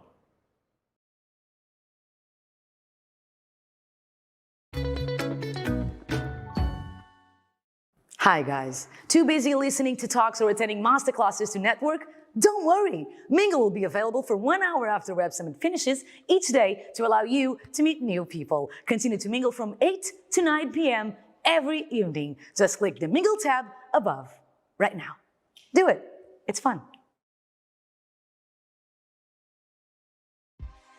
A slew of companies achieving unicorn status is changing the European startup narrative. In conversation with Axios, Kia Kokalicheva on building a global tech giant from Europe are the founders of OVO Energy, Stefan Fitzpatrick, and Miracles, Adrian Nussenbaum. Welcome everyone, and thank you so much for joining us. We'll be talking about unicorns in Europe, and I'm really excited to have our guests here. So we're gonna just jump right into it. So guys, I would love for you guys to take me through what you think is one of the biggest challenges for having or growing a unicorn in Europe, as opposed to anywhere else in the world. So Stephen, if you wanna start. Interesting question. I don't have any experience of building a unicorn anywhere else in the world, so I can't really tell. I think, growing a really valuable business anywhere is super difficult. So it's difficult in different ways, I suppose. But I can't say how it's different from anywhere else in the world. Well, what was the biggest challenge you encountered from where you sat as you were building this company? The biggest challenge, and day one continues to be a really big challenge, is finding the right people that share a vision, that can be ambitious and think big, but at the same time stay connected to customers and stay connected to the detail, that are experts in what they do, but are humble enough to get along and be part of a team. No question, the biggest challenge is finding the right people, and the right people for my business are not going to be the right people for Adrian's business. They may not be the right people for your business. It's really hard. There is no playbook for assembling the right team. And some of the biggest mistakes that I have made have been in bringing people onto the team that weren't quite the right fit. So no question in my mind, the hardest thing about building a really valuable company is building the team. Mm-hmm. Adrian, what about you? Biggest challenge? No, I'd say to this point? I'd say the first thing about building a unicorn is realizing that it's possible and that you got to make it kind of a goal. But at the same time, I always remember my business partner saying, the best way to start building a $1 billion business is to start by building a $50 million business, and then a $100 million business, and then a $500 million business. But I think as Europeans, and there's been a lot of changes in the past years, but when you start your business, you need to believe that it can be really big. And that's, to me, it's the number one, it's where it starts. And I think in our space, software, you can't build a European unicorn if you don't succeed in the US.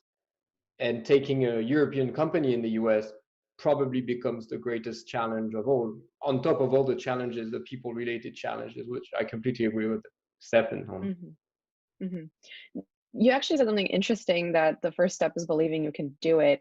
Obviously, if you were to just make a list of all the unicorns around the world, Europe is not the number-one concentration of them. So talk to me about kind of looking around and trying to find role models in other companies. Did you look to Europe, or did you look kind of globally and try to take lessons or playbooks elsewhere? And I definitely want to hear from Stephen after that as well. I think in our very specific use case, there's three key components. First of all, my co-founder and I, it was our third and fourth company. So we kind of had a bit of experience, good ones, bad ones, so learnings. And you kind of know that, this one is probably has the ingredients to be something really special. And then very simply, I looked at, in our specific kind of universe, I looked at two companies. I looked at a French company called Criteo, which was the first French company to IPO on the NASDAQ since Business Object. So we had this kind of landmark example. And then specifically in our space, which is e-commerce in general, I looked at a company called Demandware, which I really admired in terms of the business model and how they scaled. And if you look at my team today, the former CEO is a board member, the former head of sales is my head of sales. So we kind of try, and the initial backers of Criteo are my A-round investors. So I kind of try to keep that vision aligned with how we've executed on some fronts. Mm-hmm. Stephen?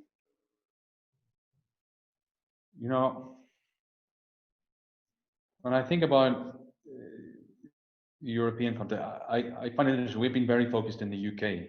We thought of ourselves as a European business, but we're in the energy space and now the decarbonization space. I think there haven't been very many entrepreneurial businesses, let alone startups. I started a company back in 2009. There weren't a lot of companies we could look to in our industry. What we looked for were companies in other sectors that were perhaps ahead of the curve in terms of digitization or technology adoption. But for a long time, it felt like in the energy space, it was quite an unfashionable sector, and it wasn't where we saw a lot of VC money flowing. In fact, it was very difficult to speak to VCs about the opportunities in energy and in decarbonization. And I think maybe this is one of the lessons that I started a company in 2001. It was really badly timed. I'd been to the States. I had seen this .com boom. I came back home and I thought, I'm going to set up this online blah, blah, blah. I didn't pay attention to the fact that the whole online world had collapsed. And so I was very busy trying to copy something that I'd seen somewhere else. And with energy, I would say it was something I was really passionate about, really interested in. I saw a big opportunity, but one of the challenges with it, I was quite, there weren't a lot of peers or, companies that we could follow. So I think to build something really valuable, sometimes you have to be prepared to be on your own for a while. That, building something really valuable maybe implies you getting there first.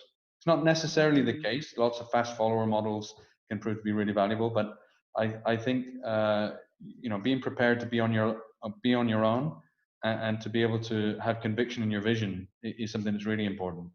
And to what Adrian said earlier, you're going to have a bunch of people tell you you're not a $1 billion business, and that you're nowhere close, and you have to believe that you're on the right path to building something really valuable, even if people aren't following you. Mm-hmm. So one thing that I find interesting is that, Stephen, you said that you're European, but you're really UK business, while Adrian, your company is, in a lot of countries around the world. You look to American models, you have the American customers. Talk to me about how you think about geography in terms of opportunities and where you should go or where you shouldn't go. I mean, you guys kind of have very different footprints in that sense. And to me, it's particularly interesting because I once heard an investor tell me that, especially for a B2B business, if you really want to be huge and successful, you got to get American customers, which you may or may not agree with. So talk to me about geography as an opportunity for scale. Adrian?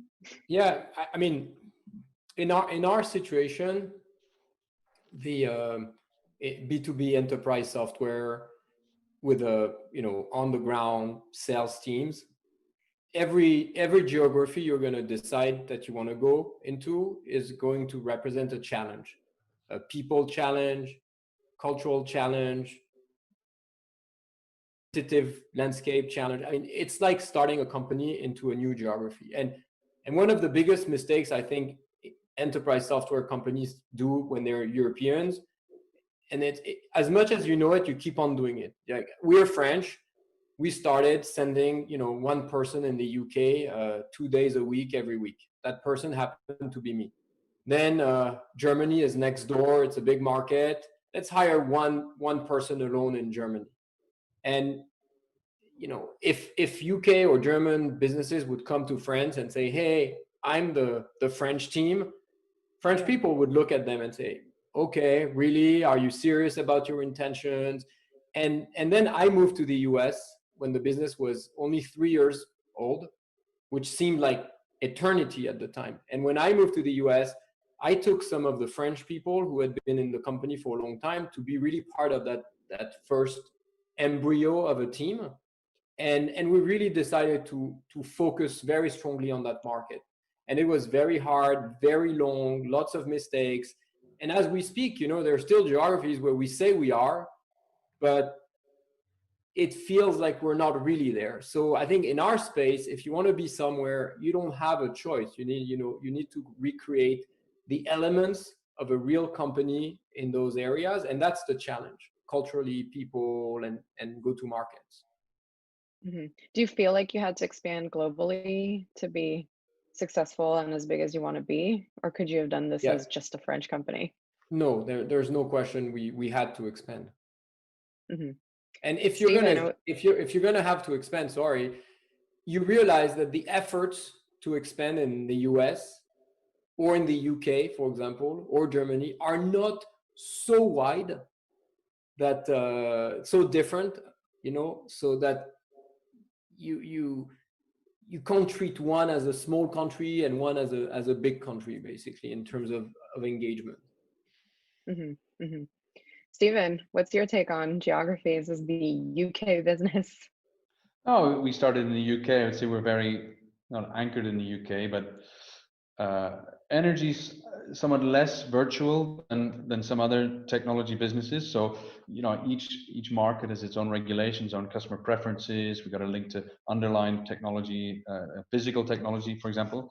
But actually, in our space, it works the other way around. In the US, you have 50 states. Each one of them is independently regulated. You've got 50 different markets. None of them, California, some of these big states are big markets, but it's 50 in small markets. You go to Europe and you have pretty uniform regulation from country to country. We've got different languages, we've got different physical grids, but actually it's a lot easier to move perhaps from market to market in Europe. So it's quite an unusual situation. But I think more generally, I think that we all need to be mindful of the shifts in the global economy. And certainly in technology, 10, 20 years ago, everything was US centric, and we were listening, for the echoes of what was going to happen next. See where America went first. And more and more we see in looking at energy and energy tech, whether it's batteries, solar, electric vehicle integration, and so on, we're seeing other markets being ahead of the curve. And it may be for political reasons, it may be economic reasons, but we don't see the US leading in the way in this technology. And we look at Australia, Japan, Asia, and especially even in Europe, we're leading the world on this adoption of net zero technology. So I think there is a different, and as Adrian said, it's different by different industries and different industry types. And I think the number one rule about creating a company that's really valuable is that you can't just look at some other company and say you're going to copy that. It's going to be different for everybody in their own circumstance. So there are certainly companies in Europe, I have no doubt right now, that are being inspired by and looking to Asia and thinking we're going to bring that to Europe, or companies in Asia and the US that are looking. If you look at London, this is arguably the fintech capital of the world, and so I think we ought not to be too hard on ourselves in Europe to say that we are able to lead the way in many industries. Speaking of regulations, how do you guys feel about regulations at home and abroad? I know this is something that entrepreneurs talk about positively, not so positively all the time. How do you feel about the environment on that front? And is there anything you'd want to change? I think my view generally is that regulation and policy, public policy or politics, they lag reality. So normally we find regulation and politicians struggling to keep up with the pace of change of technology. And so it can often feel like, the regulation is in the way. But as well as OVO Energy, I founded an electric aircraft business 4 years ago. And so it's probably one of the most regulated industries in the world, aviation. But the reason that we're all willing to fly, and probably all looking forward to flying again in 2021, is that we all expect to be able to walk off the airplane after it lands safely.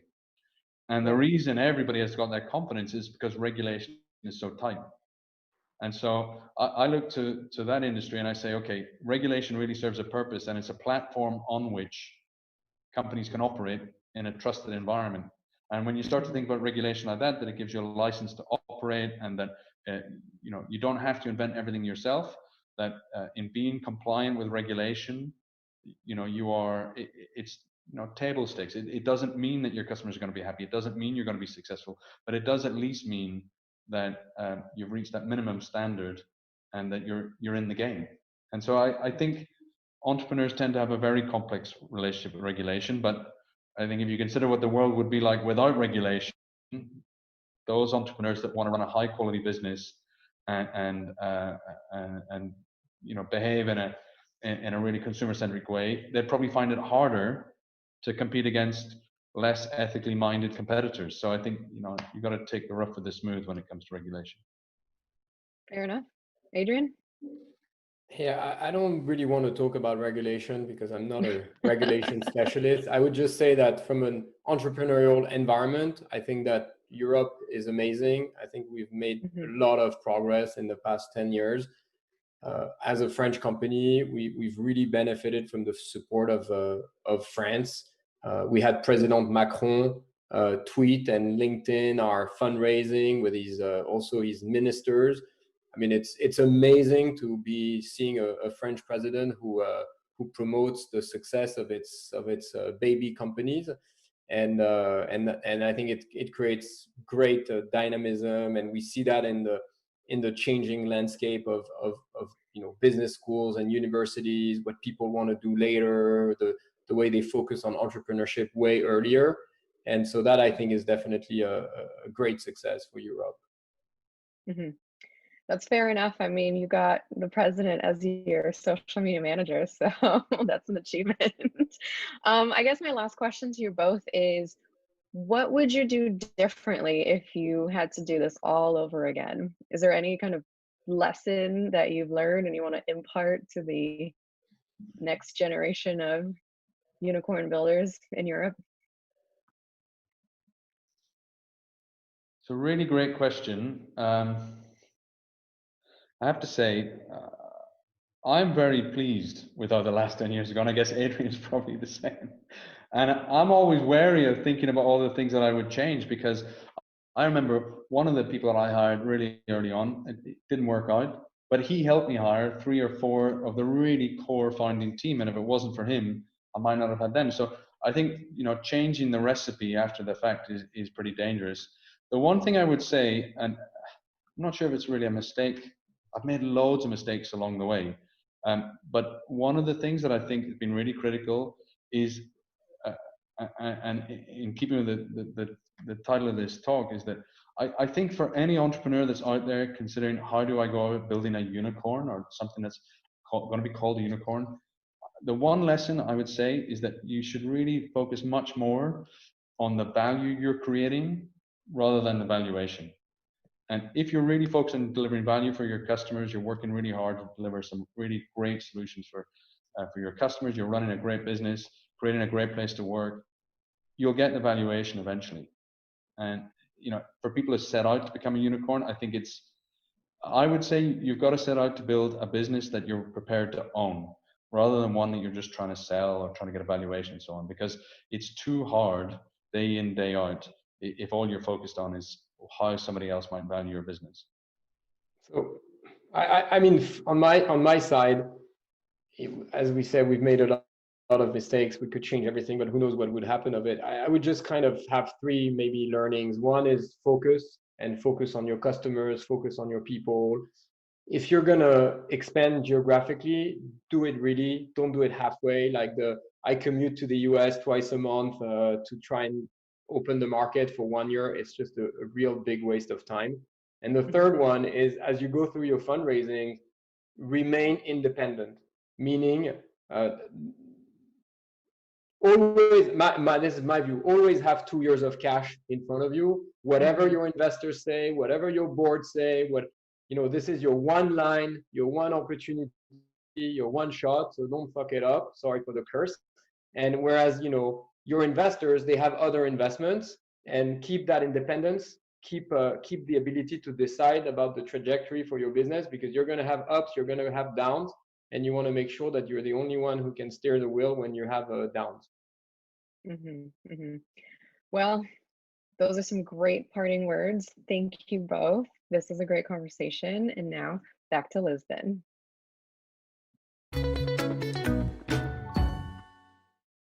Each day, there are millions of stories. Each one can open new perspectives, new possibilities. Wherever you look, we are there. CGTN. See the difference. Hi guys, too busy listening to talks or attending masterclasses to network? Don't worry, Mingle will be available for 1 hour after Web Summit finishes each day to allow you to meet new people. Continue to mingle from 8 to 9 p.m. every evening. Just click the Mingle tab above right now. Do it, it's fun. Okay, to close out what has been an incredible first day of Web Summit, we have an Academy Award winner who is also the force behind mega popular lifestyle brand Goop. Yes, here to talk with Lightspeed Ventures Nicole Quinn about founding a company, securing investment, and everything in between. A big "We love you" 3000 welcome to. Okay, let's do this. Gwyneth Paltrow. Hello, everyone. I am thrilled to be with you today. I'm Nicole Quinn, one of the partners at Lightspeed Venture Partners, and I am dialing in from London. So like many people during the pandemic, I've become a nomad living in many different places. But London is especially relevant for today's conversation with Gwyneth Paltrow because it's where Goop started 12 years ago. So with that, I'd like to welcome Gwyneth. Hello.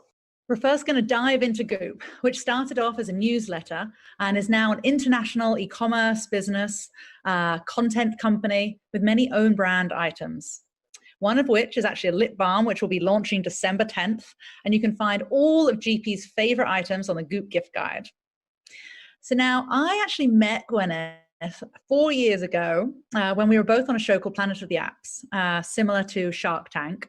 And got very excited about Goop being at the intersection of community, commerce, content, and celebrity, the big fours, the big 4Cs. So GP, given a lot of listeners are early stage founders, can you give us a little bit of the backstory? How did Goop start and evolve? Sure. Well, it really started out of a passion that I had around finding great things and connecting people that I loved to good things. And I always got such a happy charge out of making those connections and traveling a city and finding out the best places to go and shop and eat and finding the best acupuncturists. And so it really started as this kind of hobby. I did harbor very secret aspirations of making it a business, but it took me a long time to actually get the guts to start to think about monetization strategies. And for 6 years, I just sent content.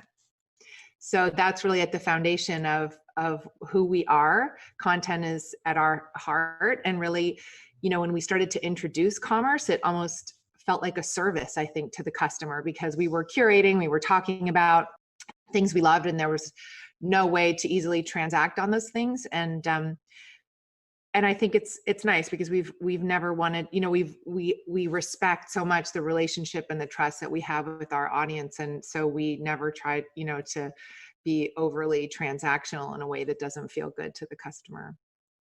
Yeah, I think that's why you have such a loyal customer. And I would like to jump to 2020. What a year. So can you give us a little insight into some of the highs and the lows of what this year looked like at Goop? Sure.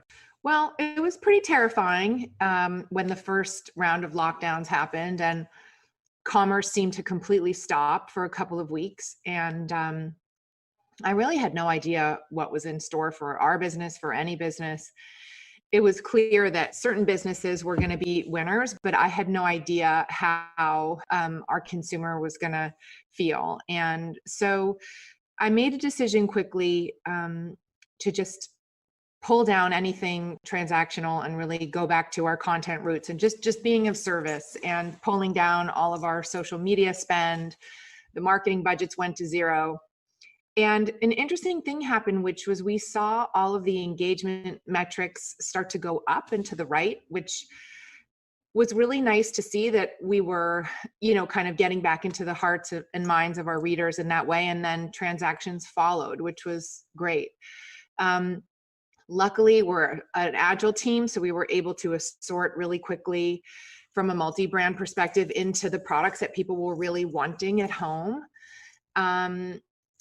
I think, at the time, the hardest part was having to take such a stringent, rigorous look at the P&L and realize that I didn't want to continue the business in the way that it was going, burning so much cash, and to kind of really change tact and get to profitability as quickly as possible, which in the long run has been the highlight of all of this. But at the time, was very difficult, and it meant asking more from teams. It meant letting go of people that we love.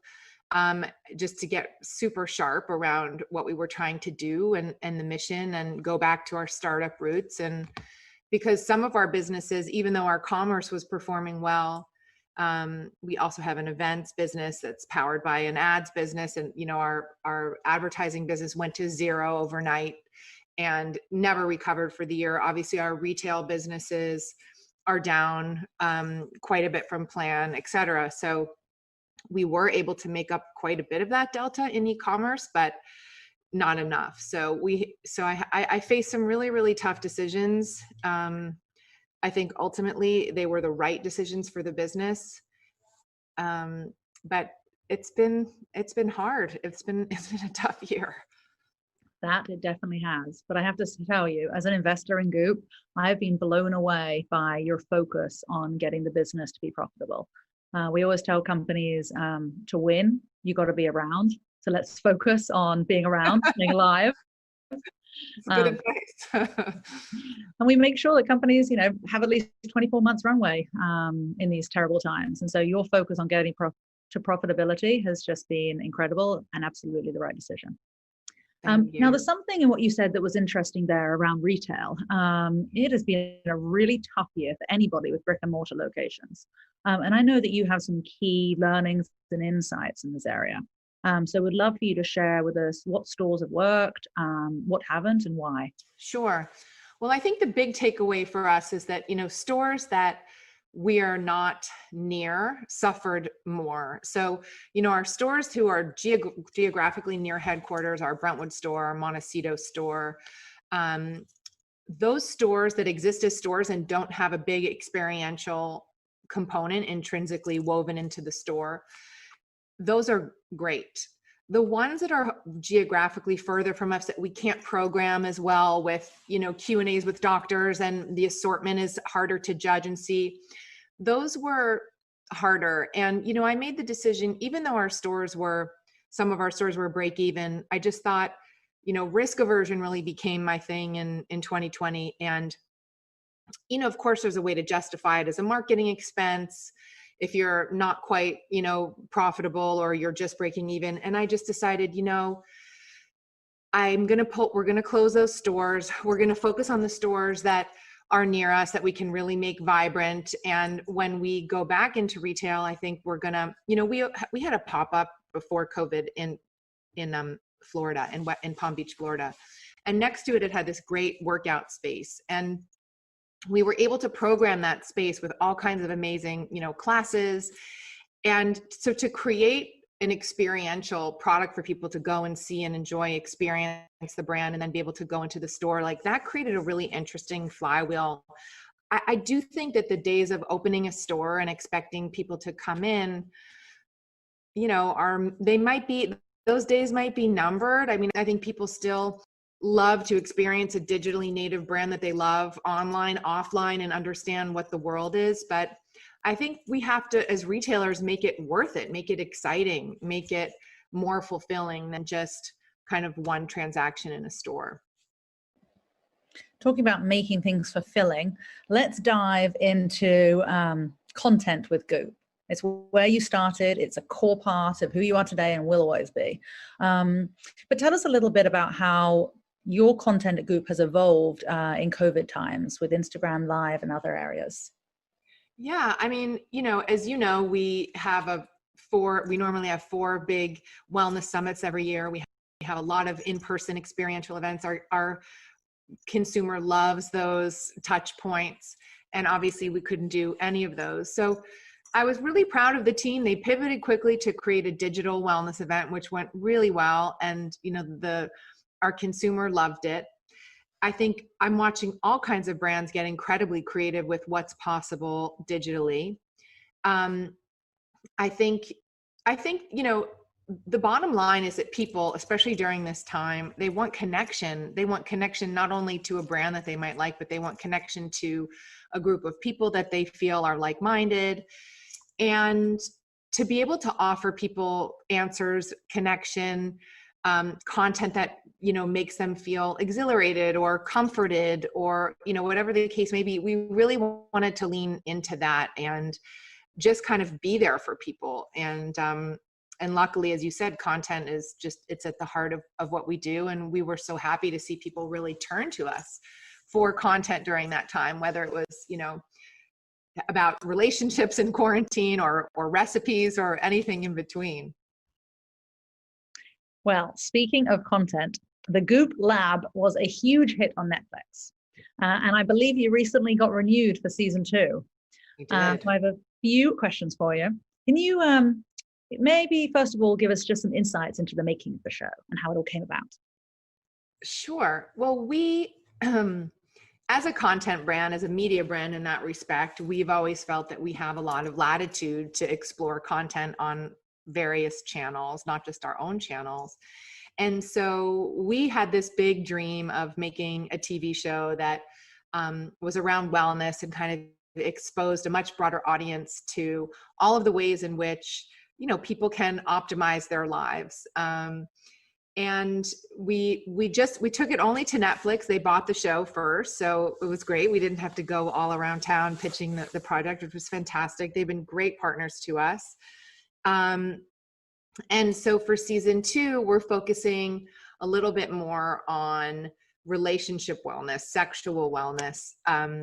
So that will be, it'll be a little bit more narrow. We're really excited to do it. We're starting next month. I don't know how it's gonna, how this COVID-friendly production is gonna go, but I'm excited for it. I really am. Now, I have to ask, how did the show impact the Goop business? You know, it was great. I mean, it gave us a great halo. We got a lot of new customers who came from the show. And I think we just felt very, I don't know, I'll speak for myself. I felt very grateful that as a commerce brand as well, that we were able to create a television show and have it on Netflix and really sort of start to fill out the Goop ecosystem with content that was reaching totally new demographics, much younger demographics, bringing them to the site. And we've seen that people who've come through the show have, you know, really stayed with us and are really qualified readers and shoppers. So that's been amazing. Wonderful. It was so good hearing the Goop voice come through. I'm excited for season 2. And listen, we have a lot of founders and influencers listening to this. And so what would your advice be to them if anyone's thinking about being on Netflix or being on one of the other streamers as a show of their own? I mean, I think it's, look, we obviously live in a world where the intersection of content and commerce is key. And, you know, people have been talking about this for a long time, and every brand makes content now. It's how you find your tribe, you know? So it doesn't necessarily have to be a TV show on Netflix, but, you know, which of course is great, or any other channel for that matter. But I do think that all founders need to think about ways to organically reach a potential customer, using values first, principles first. And when you get that kind of tribal feeling around what it is you're trying to put into the world, those people become proselytizers for you. They become cheerleaders for your brand. So content is a great way to do that. It's a great way to really resonate with that person. And I would recommend kind of really any channel that you have at your disposal to explore, and also to dream big, you know, like it doesn't hurt to call one of these streamers or a network and say, hey, you know, we have an idea for something. And there's so many channels and so many platforms that, you know, people are looking for great content. So true. I feel like a lot of brands these days are very reliant on Facebook. And so they're looking for other channels to diversify into. And if you can do a show and grow organically through that, then that's the way to do it. Never again, Facebook. I never buy a customer off Facebook again. Well, fortunately, you have a huge number of customers who are just organically coming to the website. So that's something that's very special for Goop. Now, talking of Goop and G-Label specifically, the apparel side of Goop, G-Label did a campaign where you guys actually used your mother and your daughter. So I wondered if this was a conscious decision to target both older and also younger demographics for Goop. You know, it was funny. We were in COVID times, we were all in our family pod on Long Island, and it really just was because we had no other choice. We had no one to come model the dress collection.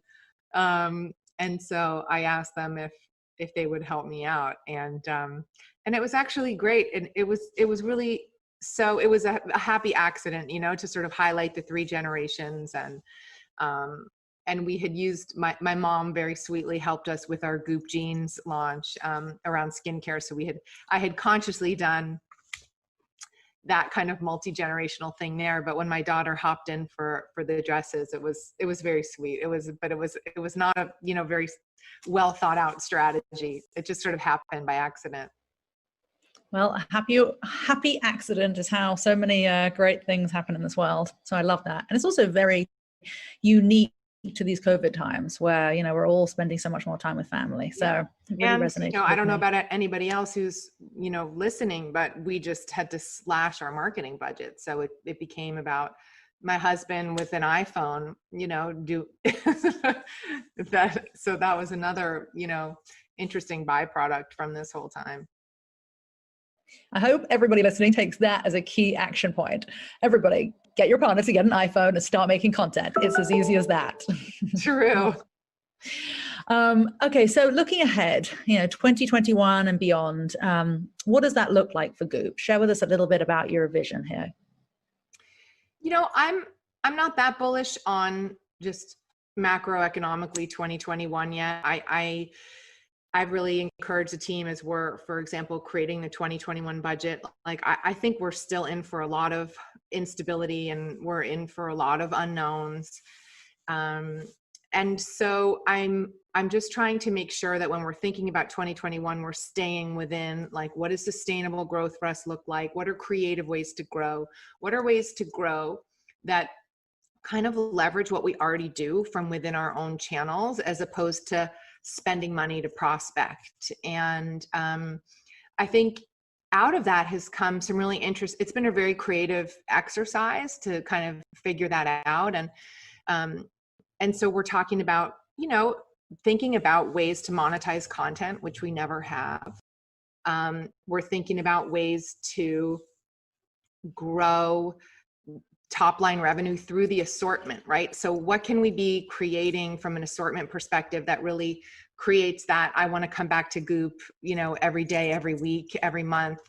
And also with a couple of new enterprises that we're looking at, we're really close to doing something in food, which again is, you know, within our wheelhouse, and it's a very strong pillar for us. So, but again, like, things that will not be intensive for us from a capital expenditure standpoint, and really like getting as creative as possible to bring people into the brand from within what we already do. That's wonderful. Now, I've got a fun question for you. I always love human behavior. And so getting an insight into what somebody's day is like in a very candid way. But wondered if you could share with us, like, what a typical Gwyneth Paltrow day was like pre-COVID and also post-COVID. Sure. Well, pre-COVID, it was pretty hectic. There are a lot of things that I hope we don't necessarily go back to, but, you know, early alarm, getting kids up, school, driving them to school, going straight to the gym, rushing to the office, you know, back to back to back, work, dinner, this, that, the other thing. I had sort of in the previous year before COVID started to be a little bit more mindful in terms of, you know, I think especially as women too, we really overextend ourselves with a ton of over responsibility, and, you know, we think we have to be everywhere for everyone at all times. So I'd already started making that shift a little bit and trying to be a little bit more cognizant of like what my thresholds were for running around. And post-COVID, you know, I mean, this has been obviously a crazy and very, very difficult time in a lot of ways for a lot of people. But the silver lining for me is how much my life has slowed down and how quiet it's gotten. And I don't think I've set an alarm in months. I mean, my kids aren't in school, so I'm not driving them to school. You know, we're not no going to the gym. It's like a lot of long family dinners, a lot of cooking. I definitely have Zoom fatigue. And I think that, you know, for certain aspects of our business, it's really hard, especially the creative parts, to not be in a room together. But I think, you know, it's kind of an amazing experiment how we all as human beings are adapting to this new temporary normal, and interesting to think about what we'll take with us into the new normal when, you know, when there's a vaccine. I love the fact you haven't set an alarm. I also have not set an alarm in a few months, but that's because I have a newborn, as you know, who wakes me up at the crack of dawn. Yeah, you got a few more years of that. They don't start really sleeping in until they're about 14 years old. So I'm sorry about that. Oh my gosh. Wow, 14 years. Very excited about this. And definitely hear you on being more mindful. You know, I think I go to sleep every night listening to a calm sleep story. I try to meditate with calm every day. So definitely hear you on that. I've been meditating too. That's one thing that I've brought into my routine since COVID. Every morning, my husband and I get up and we meditate before we do anything else. And it's been really unbelievable. I mean, I always, of course, love the benefits of meditation, but it was always the first thing to go. I was like, oh, I don't have time this morning. And now that we've made the time, I think it's critical. Like, I would never want to go back to not doing it. I love that. They say do the things that are most important to you first thing in the morning. So I'm glad you're prioritizing meditation. Now, we have 3 minutes left, so we're going to go into a quick fire round. Okay. GP, what are you currently watching on Netflix other than Goop Lab?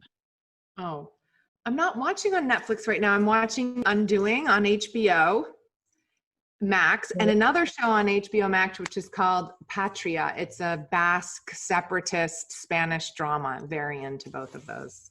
Ooh, interesting. Okay, favorite person or brand you follow on Instagram? Oh my goodness. I really like this one called, it's like someone impersonating Wes Anderson. I can't remember the name of it on Instagram. It's like pretending to be Wes Anderson or finding Wes Anderson. And it's as if Wes Anderson is posting on Instagram all these very cool inspirational shots of travel and all that kind of thing. Okay, that I'm checking out after this. Good. Other than the Goop podcast, the best podcast you've listened to this year? I'm very into Slow Burn. I just discovered it. I'm a little late to the party, but I've started on season 1, which is on Watergate, and I'm almost done with season 1. It's so good. I also really like murder podcasts, like Crime Junkie, and then I really like the Harvard Business Review Ideas Cast as well. Those are my 3 top ones at the moment. Ooh, great takeaways for everybody. What is the best advice you've ever received? Honestly, to thine own self be true. Because if you're really true to yourself, you're ruthlessly honest with yourself, that means you're in integrity. And if you're in integrity, you operate through the world in this unencumbered place where you can truly be who you are, and then amazing things, I think, come from that. I spent a lot of time not understanding that, and it wasn't until I was post 40 that I really got it. So, yeah. That gives me goosebumps. I've never heard you say that, and it's the advice my mother always told me growing up. Really? So, love that. So, last question. It's almost the holidays. So, what are the GP favorites, the must-buys from the Goop gift guide? Oh, wow. Oh my God, there's so many good things. Wow. Well, there's a set of pans that I really want. The Goop Jeans, I don't know if you've tried the Goop Jeans face cream or body butter, but they're like totally other level. Anyone would be so happy with them because the results are so good. And the thing that I wanted to get for Brad was it was a vintage video game, but it sold out. There was only one. So I'll have to go back to the drawing board there. Okay. Well, I feel like if anybody is listening, they should let you know that one. And there's definitely some amazing gifts for people. So check out the Goop gift guide for anybody who's missing that last minute Christmas present. GP, thank you. This was so much fun. Thank you, Nikki. You're the best. So good to see you. Thank you for having me. Very honored to have been invited to come and talk. Of course. See you soon. Bye. Bye. And that is a wrap on day one of Web Summit 2020. Attention, we will keep Mingle feature open for another hour for you to network with each other. Then get some rest for Web Summit day two with an all-star speaker lineup, including Reid Hoffman, Eric Yuan, Ariana Huffington, Gary Vaynerchuk, and the Chainsmokers. And trust me, you don't want to miss a thing. Thank you so much for being with us. Stay cool, stay safe. I will see you tomorrow.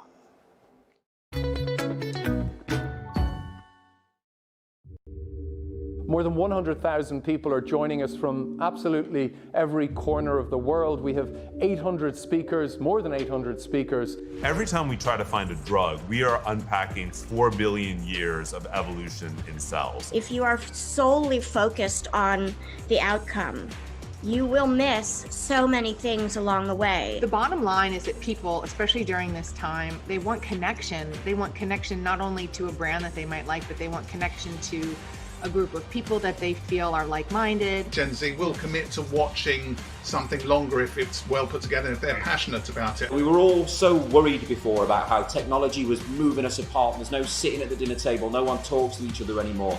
And I think it's so funny that in this COVID time, technology is the only thing that has brought us closer together. We all make a choice. It's either we stand in the fence and be identified as those who have chosen the side of the oppressor, or we join hands with our brothers and sisters oppressed